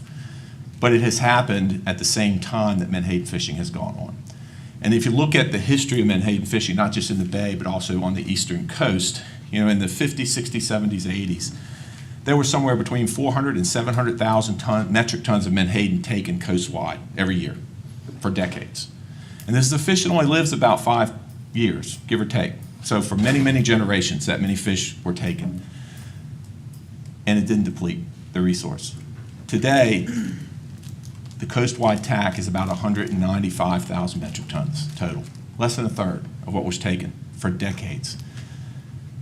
So it's not hurting the overall biomass, and it's a coastal biomass that some portion comes into the bay every year. Nobody knows how much, and it like someone said, it's very difficult to try to figure that out scientifically. We support that if it can be done, but you don't have that now. But what you do have is history. And you have history of menhaden fishing in the bay where, let's take striped bass for example, because that's what's always pointed to. What did we do with striped bass in the 80s? We put a moratorium on it because it was hurting. During that time of that moratorium, there were anywhere between 150 to 200,000 metric tons of menhaden caught inside the Chesapeake Bay every year for over a decade, while that stock rebounded completely. And by the early 90s, the moratorium was taken off. Today, the reduction industry's bay quota is 51,000 metric tons. 1/3 to 1/4 of what it was during that time. Striped bass are overfished. You know that. You hear that as a commission. It's overfished, and overfishing is occurring. And even the ecological reference points study that was done by ASFMC said you could stop all menhaden fishing, and you're not going to bring back striped bass because of overfishing. So I say all that, you probably know most of these things. I really got up here to address the ladies who said they were impacted by our fish bill. And we did have 2 fish bills this year, which we called Vmrc, and we acknowledged as soon as it happened. You know, we said, here's what happened, here's what we're doing to mitigate it. It was very unfortunate, but that was 2 incidents. And I think since 2017, there have only been 6 or 7, which I'm sure staff could give you the specific details. We responded quickly. We went over and cleaned everything up. We offered compensation to those who actually told us that they had something to be compensated. And those 2 fish spills cost us over $250,000 to clean up. Not something we want to be doing, not only for the public perception, but also just as a business. You know, we certainly don't go out there to impact others. We don't fish on weekends in the bay. We don't fish on major holidays, Memorial Day, Labor Day, Thanksgiving, 4th of July, to avoid those user conflicts. And it's an industry that pumps in probably $100 million or more into Virginia's economy, especially a small, very rural area. And it's all Virginians except for 3 North Carolinians that work at that facility. So I'd be happy to answer any questions that the commission has about any of this, which is really the reason I came today, to see if anyone did have something that they specifically wanted to know about. So with that, Commissioner, thank you. Sir, any questions, sir? Yes, sir. Mr. Branson? Thank you, Commissioner. Mr. Deal, the question about local depletion comes up a lot. What would be involved with getting a study on local depletion? I mean, I'm not familiar how difficult or how easy that is to do, and why not join in putting that question to bed? Well, you know, that got brought up probably 8, 9, 10 years ago, that term, and it really wasn't even a term. And the scientists on the technical committee, ASFMC, originally said there is no such thing. And it's taken on a life of its own. And the reason that they said it was no such thing is because it's a migratory species. Every spring, X number of menhaden come up into the bay, they go up into Maryland. These days, they seem to be traveling in February and March up the bay, and some of you know, on this commission know that because you see it firsthand. And then at some point in the fall, October, November, they all start migrating south and out of the bay. Now, there's some speculation now because of warming waters that a lot of fish don't even leave, or they don't come as far south as they used to on their migratory pattern. But I think, you know, I mean, Mr. Gear, Ms. Madsen could probably answer your question much better than I could about the challenges involved in estimating that stock. But that's the reason that, you know, the bay cap was introduced back in, I think, 2006. You know, the average take at that time, I say take, harvest inside the bay was like 108,000 or so metric tons. So there was a cap set at that. And then when the coast-wide cap happened, it was cut 20% from that. We got to around 86 or so thousand. And then this 51,000 came up because it had been an average. The reason that average was so low is because we had been intentionally not fishing in the bay to avoid user conflicts. And it's like the, you know, point of diminishing returns. If you have a cap here and you can't go over that cap, any year that you don't catch up to that lowers that whatever average you want to use. So it kept getting lowered and lowered and lowered to the point that, you know, we realized at some point you better start catching that cap, or every time it's looked at, it's going to continue to get reduced. And the fact is, fishing in the bay is our secondary choice. I mean, we don't want user conflicts. We don't want people running in front of our boats playing chicken and harassing our boats. These are professional mariners that we have. You know, these guys, takes them 8-10 years to get a United States Coast Guard captain's license for a 1,600-ton vessel. It's important to them. You know, this is a my family's been doing this for 5 generations. So we try to avoid that. But, you know, as far as a bay stock, I have to defer to someone else as to what the challenges are, you know, to do that. I'd love to put that to bed, honestly, sir. I would love no one more so than me. Yes, sir, Mr. Tankard. You know, over the past years, we've constantly heard no bycatch, no bycatch, no bycatch. The film I saw from the state park down there, the number of red drums was greater than I could count. Yes, sir. So right in front of every Eastern Shoreman, and everybody heard about it, bycatch was right there, just like they said. Everybody said it wasn't. So what's your take on that? I think, you know, I kind of look at that as two different topics. We do have it's a very clean fishery. You know, we're not trawlers. We circle what we know are menhaden. And I don't think you hardly see any bycatch in this fishery. What happened back on the 25th of July was our spotters who saw what they knew was a school of menhaden, they sat on it. What they didn't know was there was a school of red drum underneath of that school of menhaden. We've got guys who've been doing this at our captains right now for 50 years. They've never seen that happen, ever. As soon as our captain, you know, they get that net tight, you've probably seen it before, and as soon as he got that net tight and was pumping menhaden out of it, when they pull that net up in the mast, if you've ever been out there and seen it, it kind of rolls the fish on the bottom up to the top on that backside, and as soon as he pulled that up the mast, he saw redfish rolling up. He immediately slacked everything down, turned his net loose to try to save his, you know, they get stressed, and we all know that when we get fish into that point, usually it's just menhaden, that some are going to die from their stress. He immediately released those fish, let them go, called the plant general manager, who called Vmrc. Here's what happened. Here's how many fish he estimated was in that. You know, we believe some of them will probably die, and we'll be here to clean them up. You know, I hate to say it happens in fishery. It's the first time that's ever happened to us, but you know, I think every commercial fishery has experienced some issue with having some type of a bycatch, whether it's gill nets or something else. Even recreational fishing has bycatch, but it was a big and terrible accident, not something that we hardly ever see. And we were as upfront and forthright with the whole thing as what we possibly could have been, to include having Vmrc folks come up to the plant to see when we recovered them, to do studies on them, to verify, you know, here's what it is. Any further questions? Thank you. Thank you. Any other speakers? Go ahead.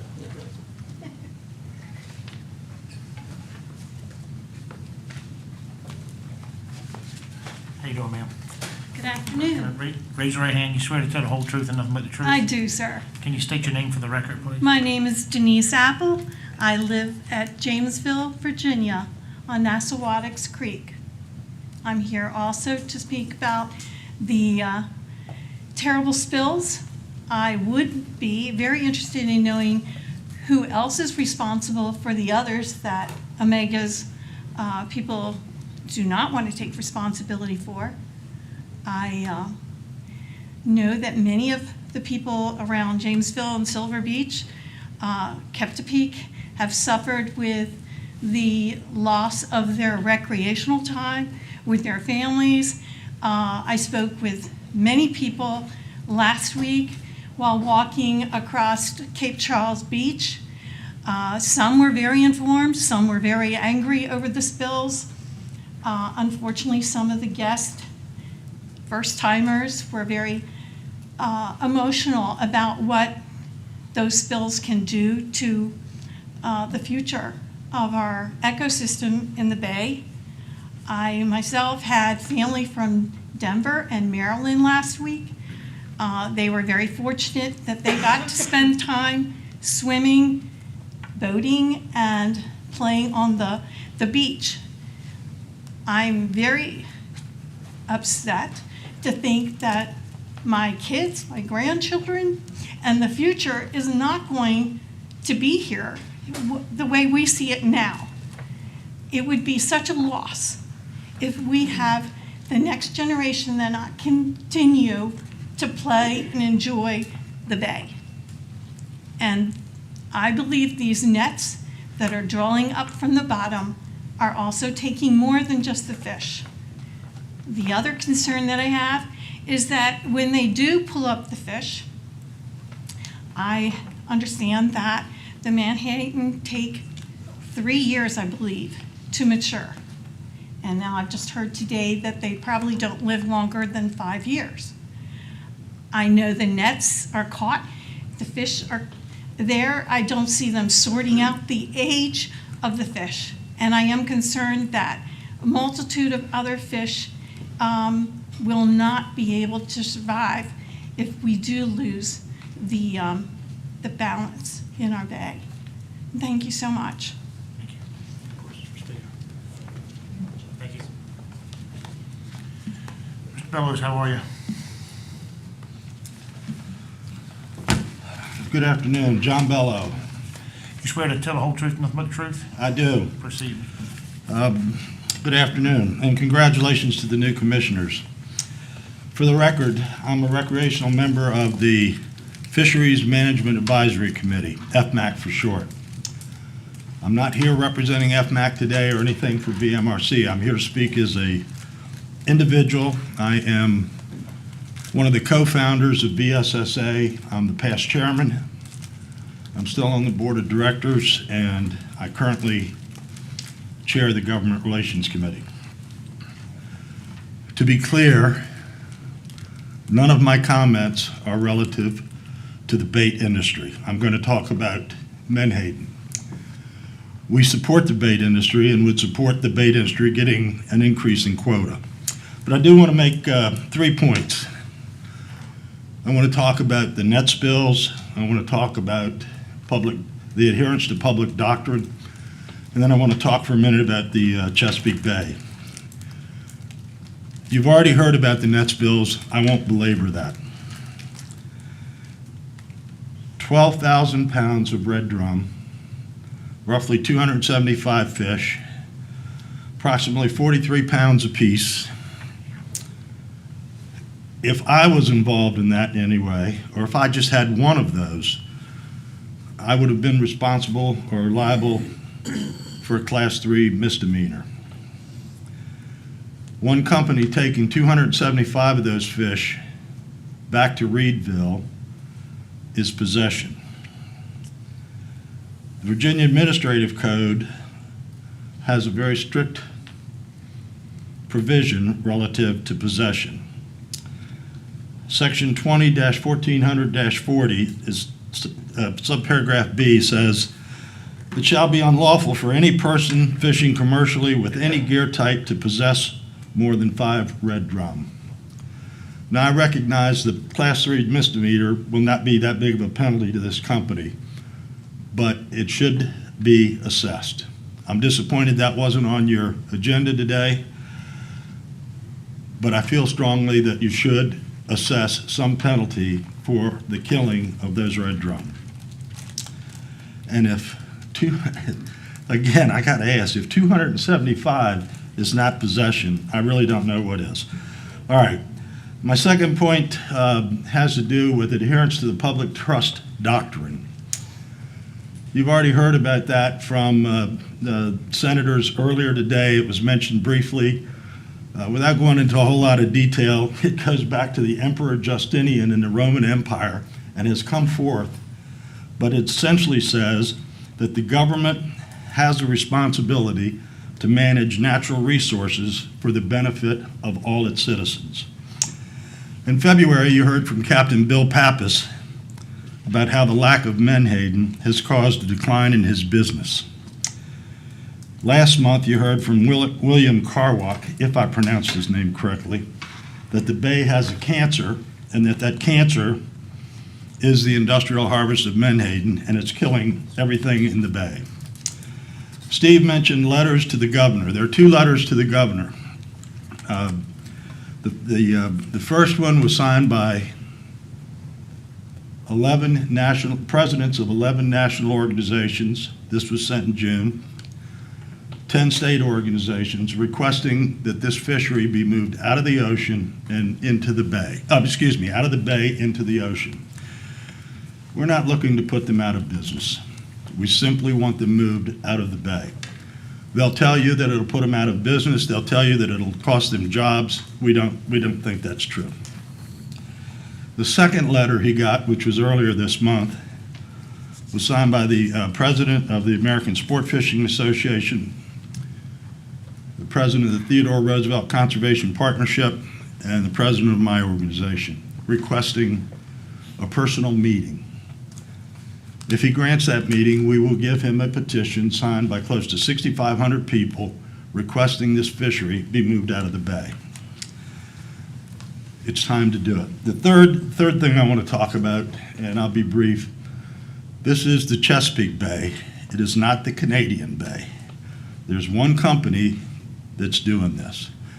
You've already heard about how much it is. It's over $110 10 million fish, 112,434,600 pounds a year to be exact. Your code, Virginia State Code 28-203, states that conservation and management measures shall prevent overfishing while achieving optimum yield. I'll leave some of it out. With particular references to commercial fishing for food production and to recreational fishing. Menhaden are not table fare for the public. They're small, they're oily, they're bony. You're not going to eat them. I'm not going to eat them. Mr. Bellows, your time is up. Can you wrap it up, please? Okay, 2 points, or 3 points. Recreational fishing, $465 million annually to the state of Virginia. Again, I want to move this fishery out of the bay into the ocean. Summarize, I ask you to do 3 things. 1, assess penalties for the dead red drum. 2, direct staff to prepare management measure alternatives and impacts for your consideration to managing this fishery for all Virginians.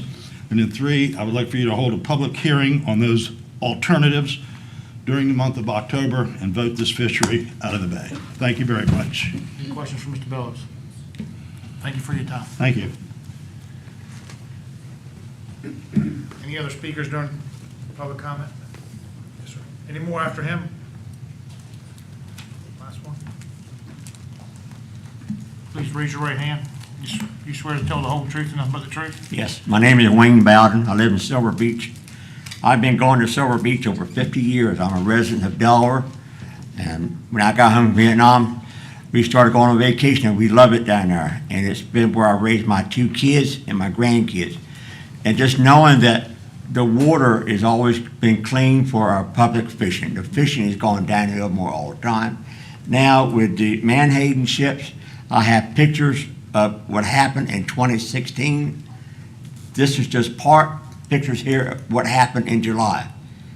This was an ongoing thing with 15 or 20 of our residents at that day. We found this at Silver Beach in July. We try to clean the beach up ourselves. We didn't get no compensation. We didn't get no phone call, thank you from Omega for this. This is ongoing. We're afraid we're going to walk out. I live 70 feet back from the bay. I hate to walk out to the front door of my cottage again and see this happen again. Something's got to be done. Something's got to be on control of it. And I just wish that we could do something with this to control it, to keep our beaches clean so our family, my kids, grandkids, and other kids will have a place to stay. You're welcome to see this picture if you want to. Thank you. Thank you. Thank you for that. Commissioner, could I make one more comment? We don't usually do this, Mr. Atkins, but I'll give you a minute. Thank you. And it'll be a minute. Thank you. I just wanted to add that I used to be on the Menhaden Management Advisory Committee. I did that for 2 years and I resigned. The reason I resigned, and I just want you to know this, we didn't get anything done. We talked about buffers. We talked about a payback system where these net spills, an estimate of the net spills, would go against the bay quota. We talked around and around and around, and we never got anything done. So I mention that only because if you believe that somehow turning all this over to the MMAC is going to solve the problem, I can assure you it won't. Thank you. Thank you. It'll be rare, Mr. Atkins, I'll let you rebuttal on a public comment, but thank you for your extra words. Thank you, sir. Anybody else? Or comment or public comment? That being said, Andrew, looks like you got the floor. Oysters is on the agenda.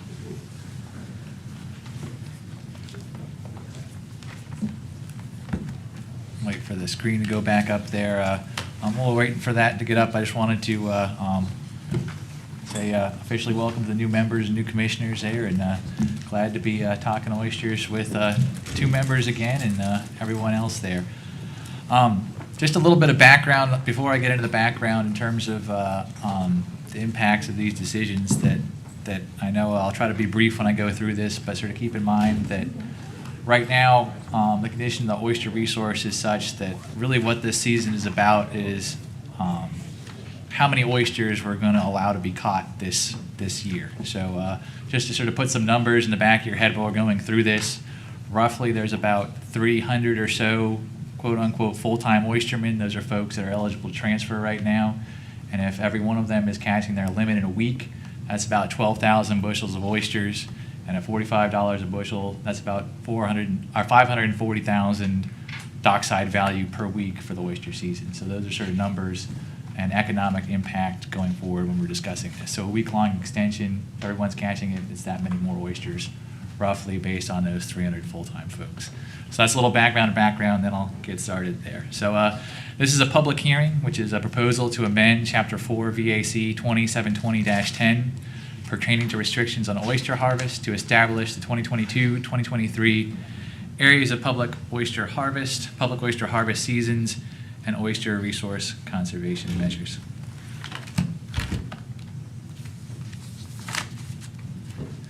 So there is currently a oyster season established in Code 282506 right here.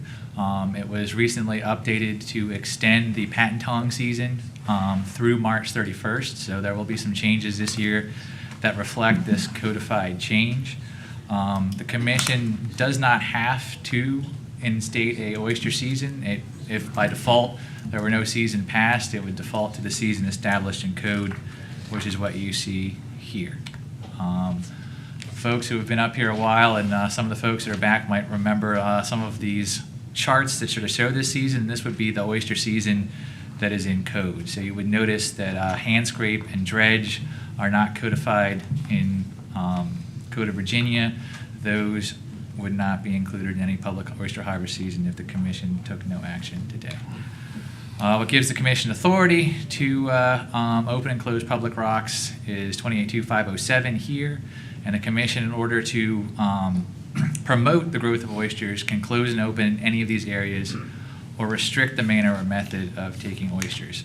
So the intent of these changes today are to be promoting the growth of oysters. So it has the season in its entirety, this regulation in its entirety should do more to protect and promote the growth of oysters than that season in code in most areas. There is an exception for some areas where the commission, in order to protect and promote the oysters or clam fishery, may open and close the following areas. That the distinction is, this is to protect or promote the clam fishery, not the actual, the oyster fishery, not the actual oyster resource. So these areas are defined in code, and just a quick reference, it's primarily in the Tangier and Pocomoke Sound, so these are management areas, an area from Windmill Point to Smith Point on the western shore, and a small area in the Gwen's Island area in the mouth of the Piankatank there. There's other lines established in code, and this is just a reference there. A lot of them are pretty antiquated lines and hard to follow, but there are patent tong lines where the season in these areas should be more restrictive than hand tongs, because only hand tonging is allowed above those areas. So those are our sort of parameters defined by code, and that's how we take those parameters and collectively through the entire regulation, we come up with a season, and this is what I'll go over, that looks something like this, which is a little bit more complicated, different areas. And the intent of all these changes is to conserve that oyster resource, and in some areas to promote the oyster fishery. So that's some background, and then I'll get into a little bit more background on the oyster population, and I'll try to go through these changes relatively quick. I understand it's been a long day, and we'll go from there. So there's some good news on the oyster front in terms of harvest numbers. So you may recall that last year we saw both the public and private oyster harvest decline. As indicated at the time, that was primarily due to market conditions related to the COVID-19 pandemic. Fortunately, those market conditions have stabilized, and oyster harvests have increased in the most recent harvest season, the 2021-2022 harvest season, which just wrapped up. So right now, public and private combined is getting close to that 600,000 bushel number again. This is a little bit of a busy graph. I won't spend too much time on it. There is a copy of this in your evaluation if you'd like a closer look. But this summarizes all the different types of harvest that happen in Virginia together. There is often sort of misconception about aquaculture and private ground.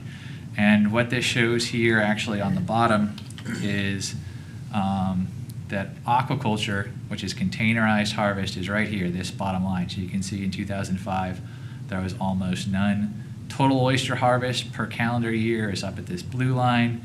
And then all these are sort of broken down by public ground harvest, this gray line here. Wild harvest, or traditional gear caught on private ground, so the dredges, scrapes, that third aspect, and then a sum of those together. So there's a lot going on, but the main point of that is to show you that both aquaculture, think of containerized, hatchery-based production, private ground harvest, caught with traditional methods, and public ground harvest all tend to go up and down together. So we've heard a lot about environmental impacts and various other agenda items, and the important thing to note is when it's oysters, they all go up and down together. Aquaculture helps provide benefits to the public fishery by taking pressure off. Natural spat sets spill over to the private ground, so you see oyster populations tend to go up and down, and market conditions affect all three of these. So what's good for one is generally good for the other. Other good news to report is on all oyster populations across all the areas surveyed in the Chesapeake Bay. So right now, as of fall of 2021, which is our most recent harvest data, we're at an all-time high in a couple important categories. Primarily, average market oysters are at or above 10 market oysters per square meter, which is a really good place for them to be.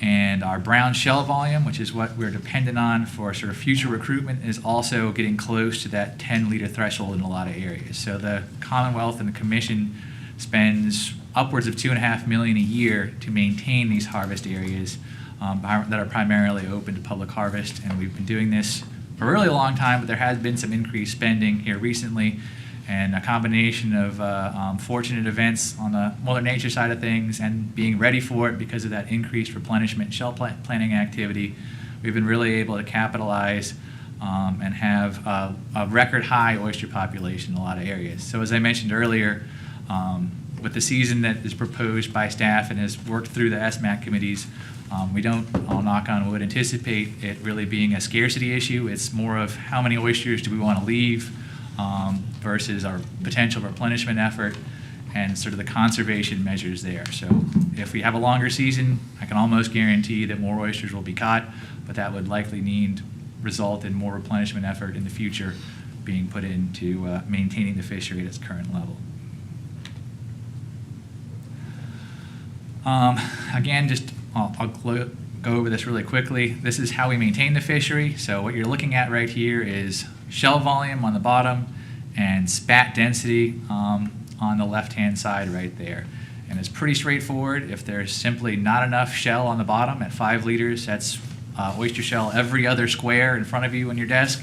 And at 10 liters, it's a thin layer of oyster shell right there. And at 10 liters, there's physically enough room to sort of maximize potential recruitment. So what you're seeing there is spat sets sort of get higher at those thresholds. So we try not to let any harvest areas get below 5 liters of either live shell, which includes market-sized oysters, or dead shell that's exposed to the surface. And at 10, you really can maximize your potential for future recruitment.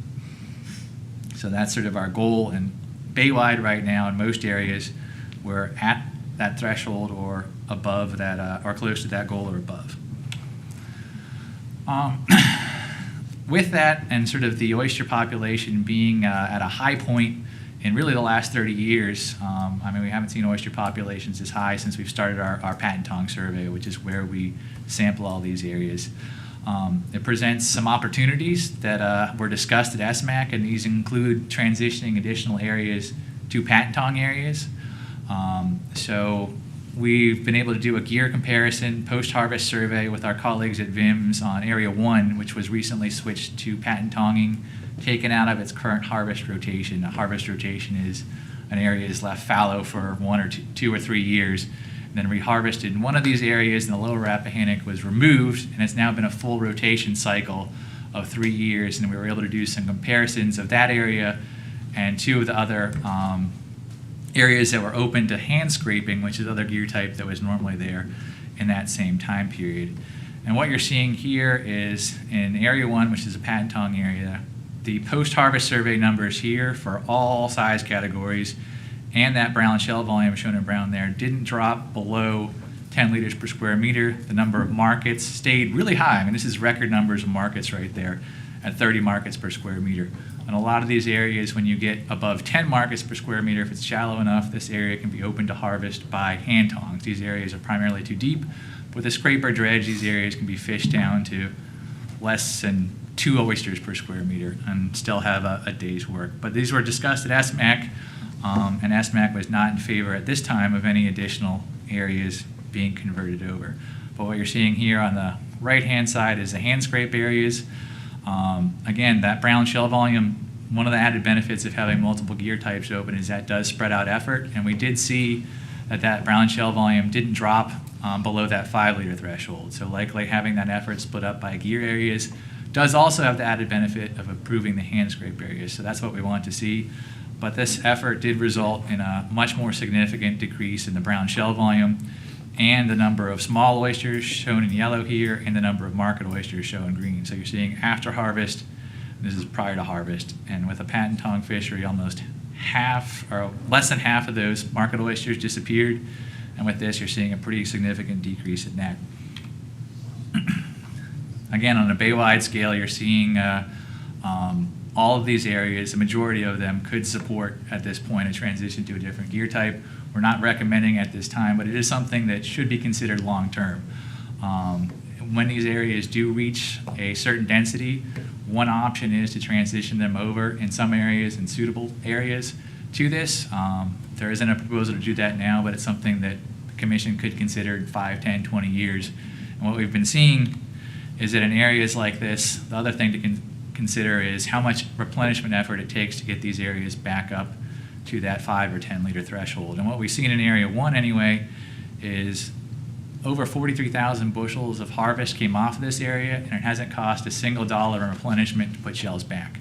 So in 2017, after that harvest that you see there of 30,000 bushels, we had to come back and spend, upwards of $250,000 to put shell back in these areas to get up to that level again.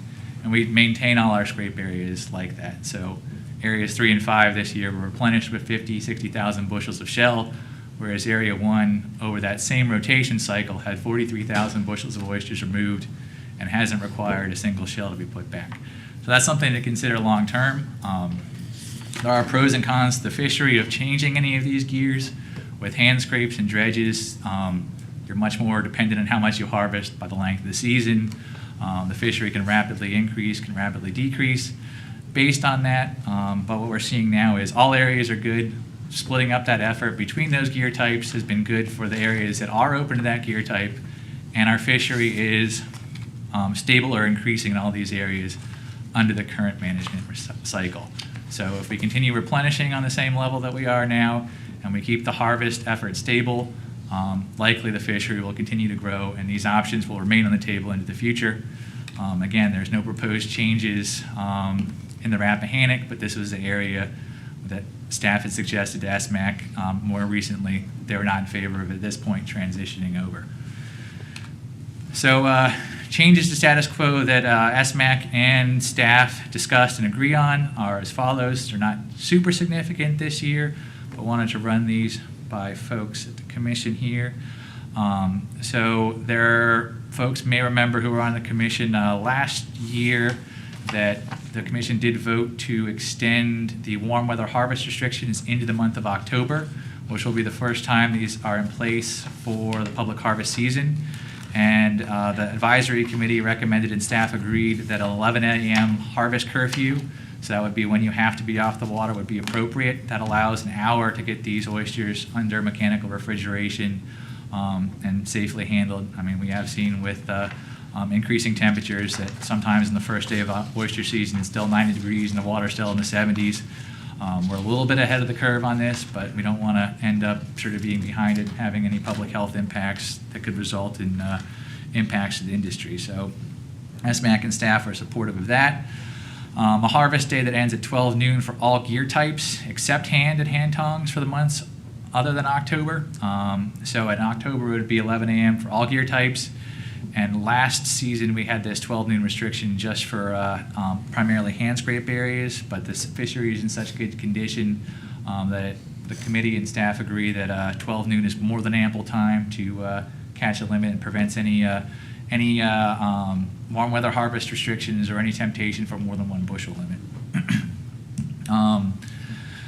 We have, with that code change, recommending extending the patent tong harvest season in some areas through that March timeframe, part of that, and to be concurrent with other gear types and other harvest areas. The additional opening of areas to harvest by hand tongs. And then there was some discussion on adjusting the rotation in the Great Wacomico and Blackberry Hangs area. Staff received a number of verbal public comments and one written public comment on this late yesterday that I have for the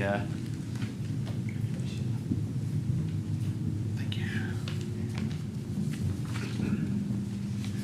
And that public comment from Rich Hardin there, Purcell Seafood, he was, I believe, the person who on SMAC made that motion to adjust this rotation, and after discussing it further with some of the harvesters that work in that area and hearing from a number of committee members, he was asked to write that letter, and staff doesn't have a strong opinion on whether or not at this point it makes sense to adjust that rotation. So the current recommendation is to approve it with that change, which is basically to take the Great Wacomico out of the current rotation and have Blackberry not open this year. The request is to have the season basically stay as it would have been, which would be the normal rotation and Blackberry being open in the month of February. So I'll go through that a little bit, but that's a public comment on that. And staff doesn't have a strong opinion on that if it's commission's decision to do that. There are some recent changes that occurred in 2022, 2020, that would continue for this season. These include, that were instituted last harvest season. These include a vessel limit of 28 bushels for vessels harvesting by hand tongs, and an increase from 12 to 14 bushels for the hand tong fishery. So this is one of the least impactful types of harvest activity. And in the past, there hadn't really been this vessel limit, and there was an ask to sort of institute that vessel limit, but increase the per person bushel limit to sort of mitigate for not having that. And it allows one person to really work with a color. That's sort of one of the limiting factors in these hand tong areas, since they're such high densities, how quickly you can go through the oysters. And this allows one or two people to work with several colors and still be able to pay them. And staff, again, is in support of that. Continuing the current patent tong season in the Rappahannock Area 1, there was an additional part of the York that was set aside as hand tong only that would continue this year. That shortened harvest day continuing for 12 noon in hand scrape areas. And then as a conservation measure, and in part to potentially mitigate for some of that warm weather harvest, a delay in the start of the hand scrape and patent tong season until the middle of October. So those would be the proposed changes for this year. And I'll run through this pretty quickly in terms of areas that are open to different gear types for the public record. But these are the areas that are going to be open to dredge or hand scrape. That's a picture of a modern hand scrape today, a little bit larger than what you typically saw 20 years ago. But these would be the areas that would be open to scrape or dredge this year: Tangier, Pocomoke, Sound Area 2, Great Wacomico Area 2, if the public comment is heard. Area 1 and 2 were scheduled to be open together. Rappahannock Areas 2, 4, 7, and 8, York River Area 2, Lower James River Area 1, 2, and 3, and Upper Pocomoke Areas 9 and 10. These would be the areas open to patent tongs. Have a nice, rest your eyes from my graphs there. This is actually, to be fair, a clam boat out of Chincoteague, but those are patent tongs right there, but those are probably over your 100-pound limit. But these would be the areas open to patent tongs, so just two areas, Rappahannock Area 1 in the lower Rappahannock and the Deep Rock area. These would be the areas that are scheduled to open to hand tongs, so York River Area 1 and the hand tong area. James River seed areas, so these are the upper James River above that hand tong line. We'd have a partial season for hand tongs in area 9 and 10 in the upper Pocomoke, and then a partial scrape season there was what is currently proposed. All three Potomac tributaries, Little Wacomico, Indian Creek, which is a new hand tong area that hasn't been open to any harvest in a number of years, the Cortoman hand tong area, and an expansion in the Milford Haven area, and then the Seaside Eastern Shore. Just to give you a quick visual, on the left, you're seeing the Milford Haven area. That teeny little yellow spot right there is the area that has been traditionally open to harvest, and what's proposed is the majority of the public ground in the Milford Haven being opened up this year. There's some anecdotal reports of oysters in that area, and some of the hand tongers asked that that area be expanded. And on the right here, this is Indian Creek up in the northern neck. There was a lease application sort of for this whole creek that was approved, and staff went out at the time and confirmed that there actually is a pretty decent oyster population on some of these areas. So the committee approved, and staff is in support of having a March hand tong season in these areas, as sort of these areas have naturally recruited and recovered after being closed for decades at this point. So again, this is the draft season there that covers all those changes, and if I'm going to do this quickly, so I know it's a little hard on the eyes, but for the record, wanted to follow along. There's a reason we put it in this chart, but these are the changes on page 29 of your evaluation, mostly date changes. Those significant changes that are sort of extensions in the typical season are highlighted in yellow there. So the hand tong areas go first in that section of the regulation, and they extend through there, and then they get into the hand scrape only areas. Again, these are highlighted in yellow if it's a little bit more of a change than sort of the status quo. And again, continuing through these areas. And we make that adjustment here to add the Mobjack Bay and change the Great Wacomico area in that section if the commission approves. Again, really quick there, page 32, we added this day and time limit, just for the record. This allows that October 1st to October 31st, 11 a.m. curfew, and that 12 noon for all areas described otherwise. And that's the reason we put it in this chart.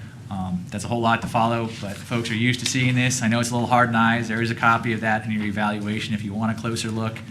And if the commission approves that altered recommendation based on the public comments, we would adjust this to reflect the Great Wacomico, just that area 2, and the blackberry hangs for the month of February. So we add that back in there. And also, we map all these areas, they're publicly available. What you're looking at on the left was last year's open harvest areas. What you're looking at the right is that. Staff's recommendation is to approve recommends adopting Chapter 4 VAC 2720-10 pertaining to restrictions on oyster harvest to establish 2022-2023 areas of public oyster harvest seasons, and oyster resource conservation measures. I'll leave us with a nice, soothing picture of oysters on the Seaside Eastern Shore. I'd be glad to take any questions at this time. Any questions for Mr. Button from the commission? Mr. Hadley? So, as you're saying right now, the Great Wacomico and Blackberry would stay as it has been for the last 4 or 5 years. So this year, Area 2 would be open December, January, and then Blackberry would be open February. That's correct, yep. That was the public comment that was received, yep. And staff is neutral on that, so. But I mean, that would be the current recommendation right now. Okay. That's the current recommendation from staff? Yes, yes. Another thing, it said that you were thinking about changing Area 1 in the Rappahannock from a hand scrape rock to a patent tong rock. Is that only for this year, or is that for the future? Those areas can be changed at any point to any year, but that's a continuation of the way it's been the last 3 years. So we would be voting on, we usually do this season by season, so it would remain in effect for this year. Yeah. Back to your graph, the Rappahannock post-harvest year and area comparison. You're comparing just with the patent tong. There. In 2021, that's just a comparison with the patent tong, but there's no comparison like to what that ground would look like or how much would come off of it if the same effort was put into it with the hand scrape. No, what you're seeing here is that area during the 2017 season took off 32,000 bushels, and in that same 3-year rotation with no shell planting, 43,447 bushels were harvested. So that's what you're seeing here is But this that was is- during the hand scrape. This is just pat and tong here. So sorry if that wasn't clear. Okay, so the effort was not the same as far as it was more effort with hand scrape in 2017 than the next 3 years together with just the pat and tong? Well, there were more bushels removed with pat and tongs over that 3 years than there were with hand scrapes in that 1 year. But over that same 3-year time period, more oysters were removed from Area 1 with pat and tongs than in that same 3-year time period with hand scrapes. There were more boats likely working it, but more oysters were removed. So it sort of depends on your definition of effort. So 2020, 21, and 22, it was for pat and tong only? That's correct. In 2017 is 100% hand scrape only. That's correct. So if you average the 3 years out that were that was pat and tong, what was the average per year for pat and tong taken off the rock? Let's see, 43 divided by, right, So it's basically what, half? right, Little about less than half, yeah, a little per less than year? half, right. But over that But you same, didn't spend any money putting anything back, it's the key. that's correct, and more oysters were harvested in that time frame than would have been, and a lot of other factors, it's not perfect apples to apples comparison, but that's sort of a. Now, in the 2017, I have a question for that one. What was the restoration effort before that season opened? How much money was spent? It depends on how far you go back. I don't have those numbers right in front of me, but going back to 2001, the whole lower Rappahannock was part of the oyster recovery partnership with CZM, so millions of dollars in federal money was spent on restoration in all of Area 1. Was that open to scrape in 2016? No. That's the first harvest. 2017 was in that 1 year of the 3-year rotation. Right, so there wasn't any harvest in 16 or 15 calendar year there. And we don't know whether or not during that 3-year period of time, there was any restoration effort There- during that 3-year period of time. I'd have to go back, but typically in these rotation areas, we immediately reshell them immediately after they're harvested. So these areas are reshelled every year. We try to reshell them every year, and the Rappahannock is one of those most productive areas. So this area was replenished, and hasn't been replenished in 3 years, but was replenished after each of these harvest cycles. Thank you. Any more questions for Mr. Lynn? Ms. Go? Was, basically, the recommendation is the total recommendation from SMAC? That's correct. The SMAC recommendation with that one modification, staff is okay with that recommendation with the change to blackberry Breakwaters. For the record, there was some, not discussion at SMAC, but after the fact discussion with one SMAC member about a hand tong season extension in the James River area. For clean culls, he had requested that season be extended through May, which would be another warm weather month. It wasn't discussed at SMAC. There was some concerns that were brought up at SMAC, and staff felt that given those concerns, it wouldn't be appropriate at this time to extend that. But other than that, that is the SMAC season that was recommended right currently there. One follow-up? Ms. Go? Did SMAC also request to meet before the January commission meeting to discuss the possibility of season extensions if they were allowed? They did request that we have a meeting, I guess there usually isn't in January, or before, well, we have a joint meeting, I think it's scheduled for December 6th, so they had request. Last year was the first week of December. I don't know exactly where that's going to fall off. Mhm. We'll have that straight. There was a request at SMAC to, in lieu of having any sort of emergency extensions, to at least have SMAC meet and see if, prior to that December meeting, and then if there was a recommendation or request for any sort of modifications to the season, to bring it back to the commission at that time. There was also some discussion about further modifying the regulation regarding the transferability requirements, and that may also be an appropriate time to address those. Again, it's trying to pack a lot into a short time frame, but if the commission would allow, and the commissioner would allow it, it would be great to sort of bring this back again, not in an emergency setting, to potentially look at any modifications and address those potential concerns about the transferability that's also covered in this regulation. I think, if we're talking about the May hand tong extension, you can wait as late as February or March and really, you got plenty of time to see how things are going, the season's going, I guess, to see what the stock looks like and what your assessment is. Take that in consideration. I'm certain we'll have an SMAC meeting prior to that. Any more questions? Mr. Headley? Did you have? Sure. Mr. Arson? I guess I'm wondering what kind of outreach has been done to the 300 watermen for the extension of the warm water regulations in October, since it'll impact the public fishery. I'm talking about, shading.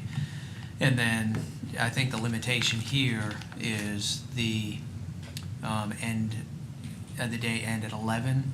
So sunrise maybe 7:15, October 7, 7:15. So they're going to be limited on the amount of time they're going to have out there, to get oysters up, and then they need shading. Have you all reached out to, the watermen, let them know what's going on?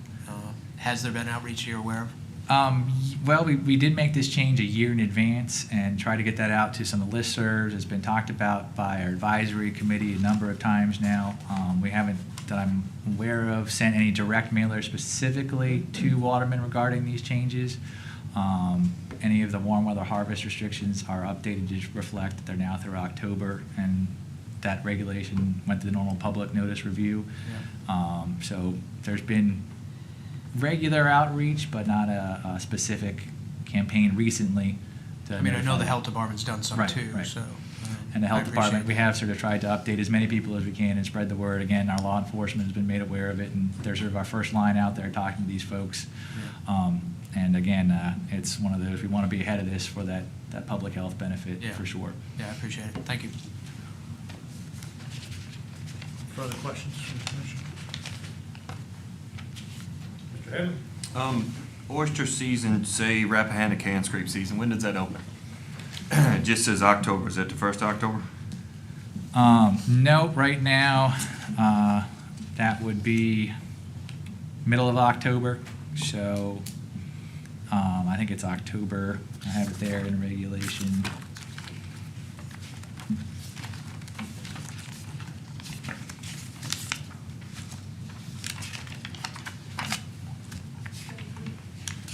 Yeah, page 31 there.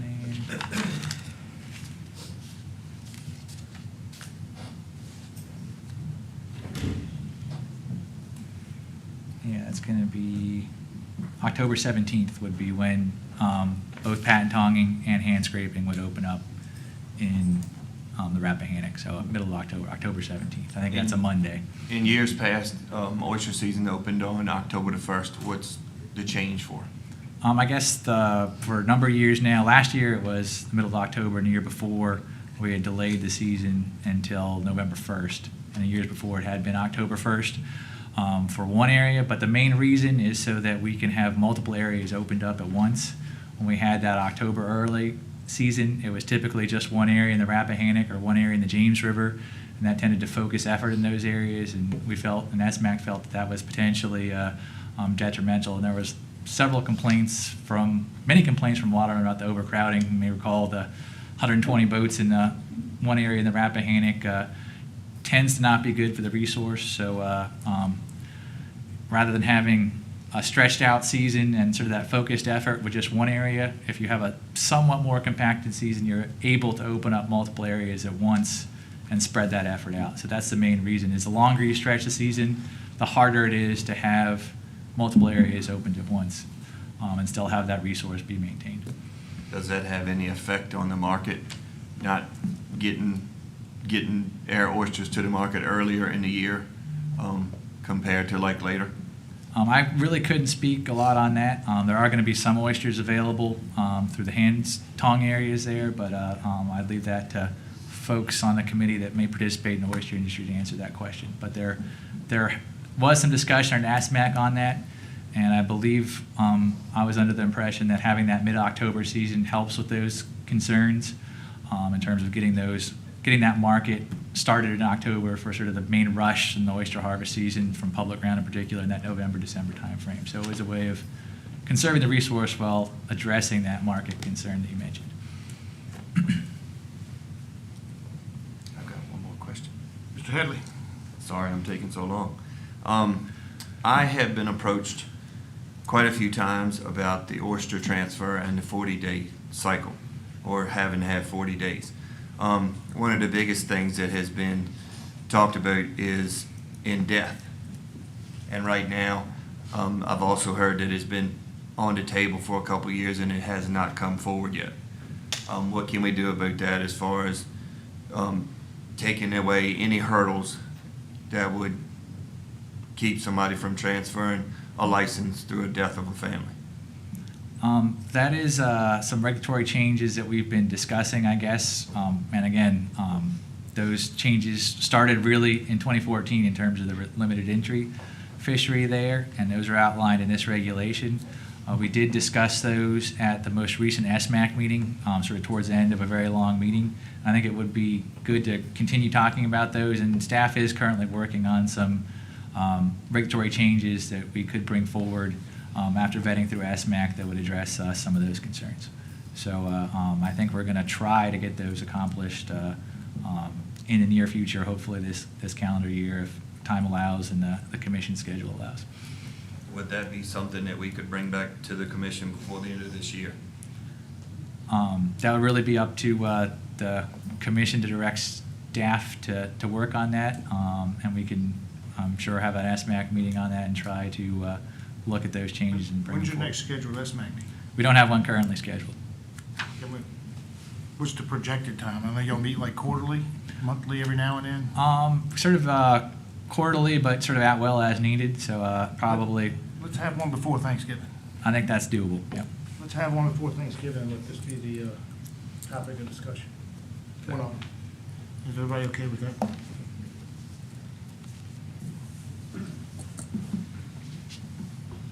Any more questions? I took all them up. Took them all up? Took all the time up? That being said, if there's no further questions, is there anybody in the public that would like to speak in support of this? Sir? Thank you, Andrew. Ms. Raise your right hand. You swear to tell the whole truth and nothing but the truth? Yes, sir. Please state your name for the record. Emery Rice. Good afternoon, Mr. Purpose of me taking this day off of work is to speak with you guys regarding the oyster draft proposal, specifically the changes proposed to the Great Wacomico and Blackberry hangs. We have a written petition with 55 signatures from guys in the northern area, and there are some concerning changes in the SMAC proposal that would hurt the watermen, specifically in the northern area, for years to come. 4 years ago, Vmrc decided to split the Great Wacomico into two areas, 1 and 2. Each one rotated and opened for 2 months, followed by 1 month up at Blackberry Hanks, opening every year.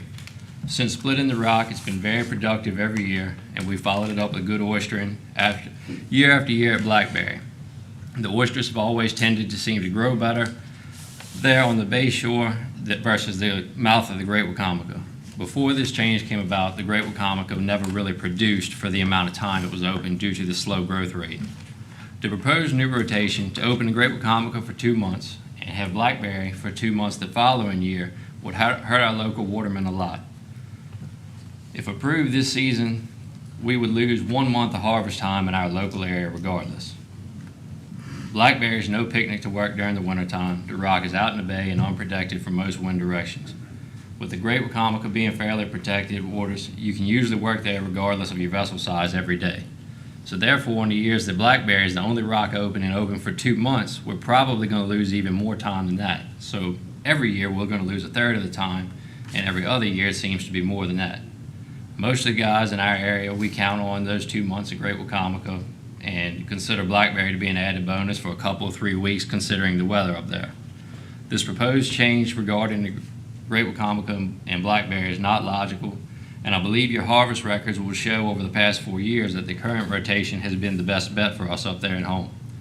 We're asking you not to accept this section of the proposal, and we're asking you to keep the Great Wacomico split and on rotation, half open each year, and followed by Blackberry for 1 month afterwards. In close, I'd like to point out, 55 watermen have agreed with this petition from our area, and we would appreciate you taking this into consideration when deciding to potentially cut our winter harvest in our local area.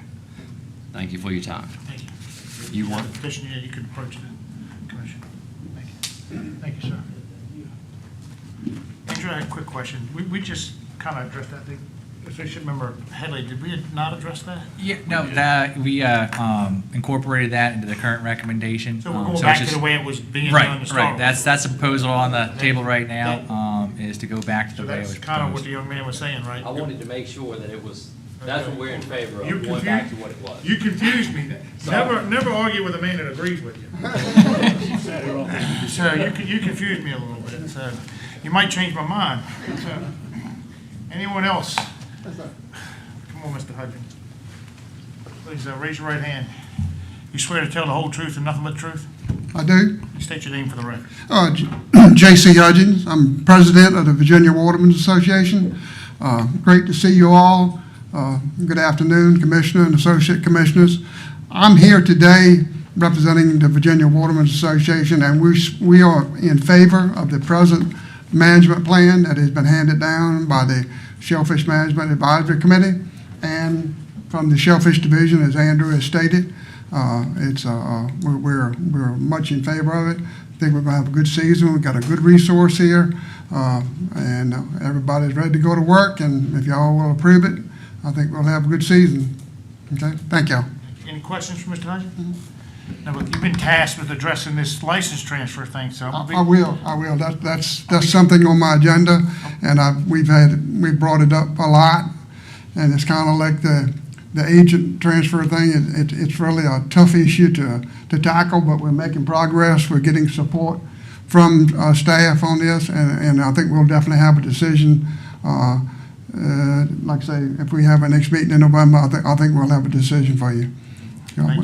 Because I think we do need to get some more people in the fishery. With less than 400 people, 350 to 400 people, we actually need some young people to get into the fishery, and this would allow that. I mean, it gives the older watermen the opportunity to sell their license, which that's something they worked their whole life for, but we need to have the qualifying period, which would benefit the oystermen themselves.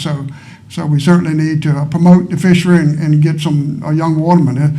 It's really concerns me. We don't have a lot of young people in the fishery, and when we set our original goal, 600 people in the fishery, I know we're a long ways from that at present time. We do have a lot of latent effort in the fishery, and that's the big problem. You know, when you got 700 people that are licensed, and you got 400 people reporting catch, I mean, then 50% of your effort is latent. So they could enter the fishery at any time, and that's what we need to address. We've got to come up with a way that we know what's going on that side of it. You know, and I'm sure you all see that.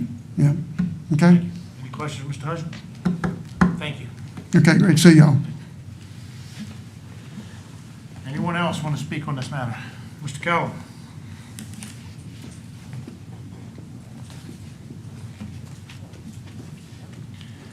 Raise your right hand. You swear to tell the whole truth and nothing but the truth? I do. State your name for the record, please. Tommy Kellum, member of SMAC. Mr. Commissioner, congratulations on your appointment. And members of the commission, I'm Tommy Kellum. We're an oyster processor up in the Northern Neck. First off, I'd just like to take a second, Mr. Commissioner, to acknowledge the passing of Captain Lionel Jenkins. He was a lifetime Gloucester waterman that served decades on the SMAC committee. Dr. Lukenbach will remember he was a part of the Blue Ribbon Oyster Panel that Governor Holton had, and he was a true gentleman. We could use more of him today. He passed away at 83 years old 2 weeks ago. He oystered last season, and he was quick to remind us that the resources of the Chesapeake Bay were a result of and a blessing of the good Lord, and he was quick to remind us of that, and I always respect him for it. So.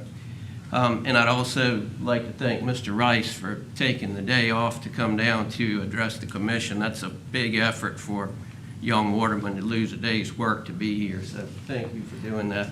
And also, lastly, I'd like to thank staff. There was probably about 4 to 5 hours of SMAC discussion that went into this year's recommendation. So I would say it was probably the most strenuous SMAC exercises we've been through to date, and it sure tested Andrew's Excel spreadsheet skills and the way we moved those around before they got to you. But one thing that that we did ask for at SMAC, Ms. Kellum alluded to, was to come back later in the season to discuss at SMAC where we were at in the season and come back to the commission with a recommendation, particularly for the Deep Rock area, for the possibility of an extension from March 15th to March 30th.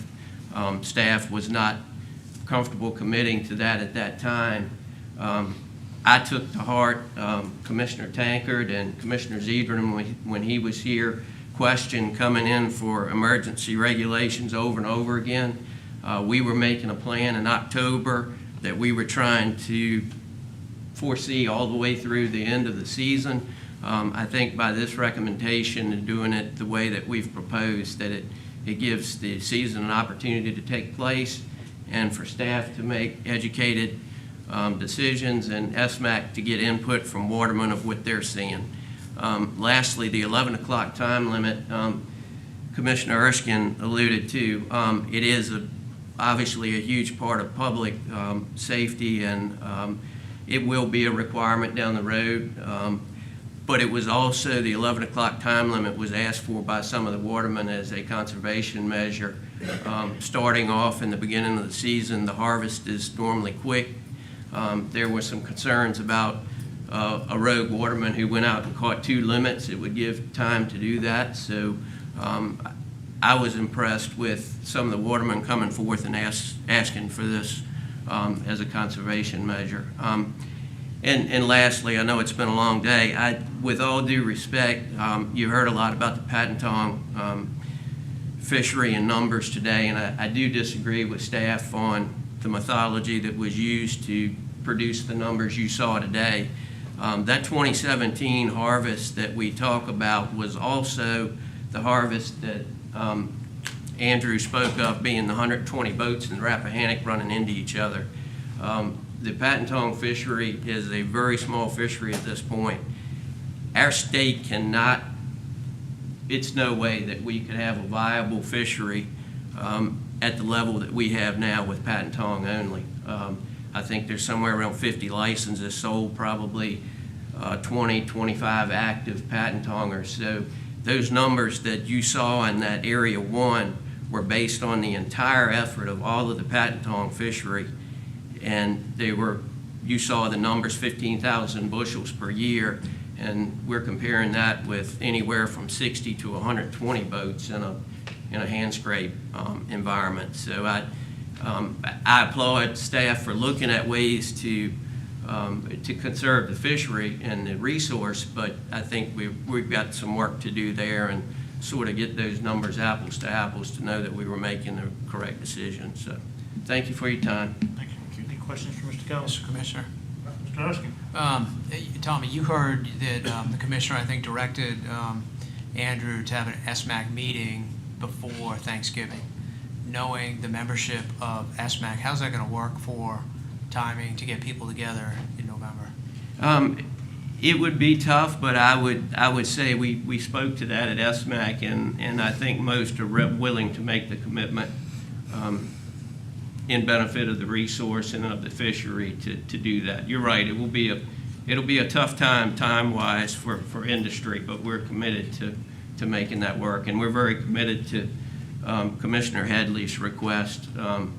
We've had a lot of discussion on that. I think staff's committed. I know SMAC's committed. We will get that done, and I think November's probably the time to do that, to get it done prior to the end of the year. We can, you do, some people show up to that meeting virtual, right? Correct. Yeah, so, I mean, there's, this third, if you're serving on a committee at the pleasure of the commissioner, you can be there every couple of months. And that's not too much to ask if it's virtual, especially with this stuff going on that we have now and talking about a modified season, going through it. And if there's any hurdles in the way from people, we'll just let me know and we'll try to work around it. But we definitely need to get, and the problem we're going to run into if we don't have these SMAC meetings this time of year that we're talking about is we're not giving staff enough time to alter the projections to say, hey, whether or not it's too much effort, we need to cut it back, or wait a minute, we can increase effort. The last thing we want to do is if SMAC doesn't want to meet, then it's going to be hard to do anything. We're just going to have to go with staff because they're not going to have time enough to prepare. So we're gonna have to get SMAC together and make some sacrifices to make sure that we got time enough for staff to prepare, because it's not an easy task for all the work they got going on, so. Thank you, Mr. President. And also, thank Jamie Hawk for all of her work she does with SMAC, and she's behind the scenes and does all the work. Any more comments on oysters? Good. Matters before the commission.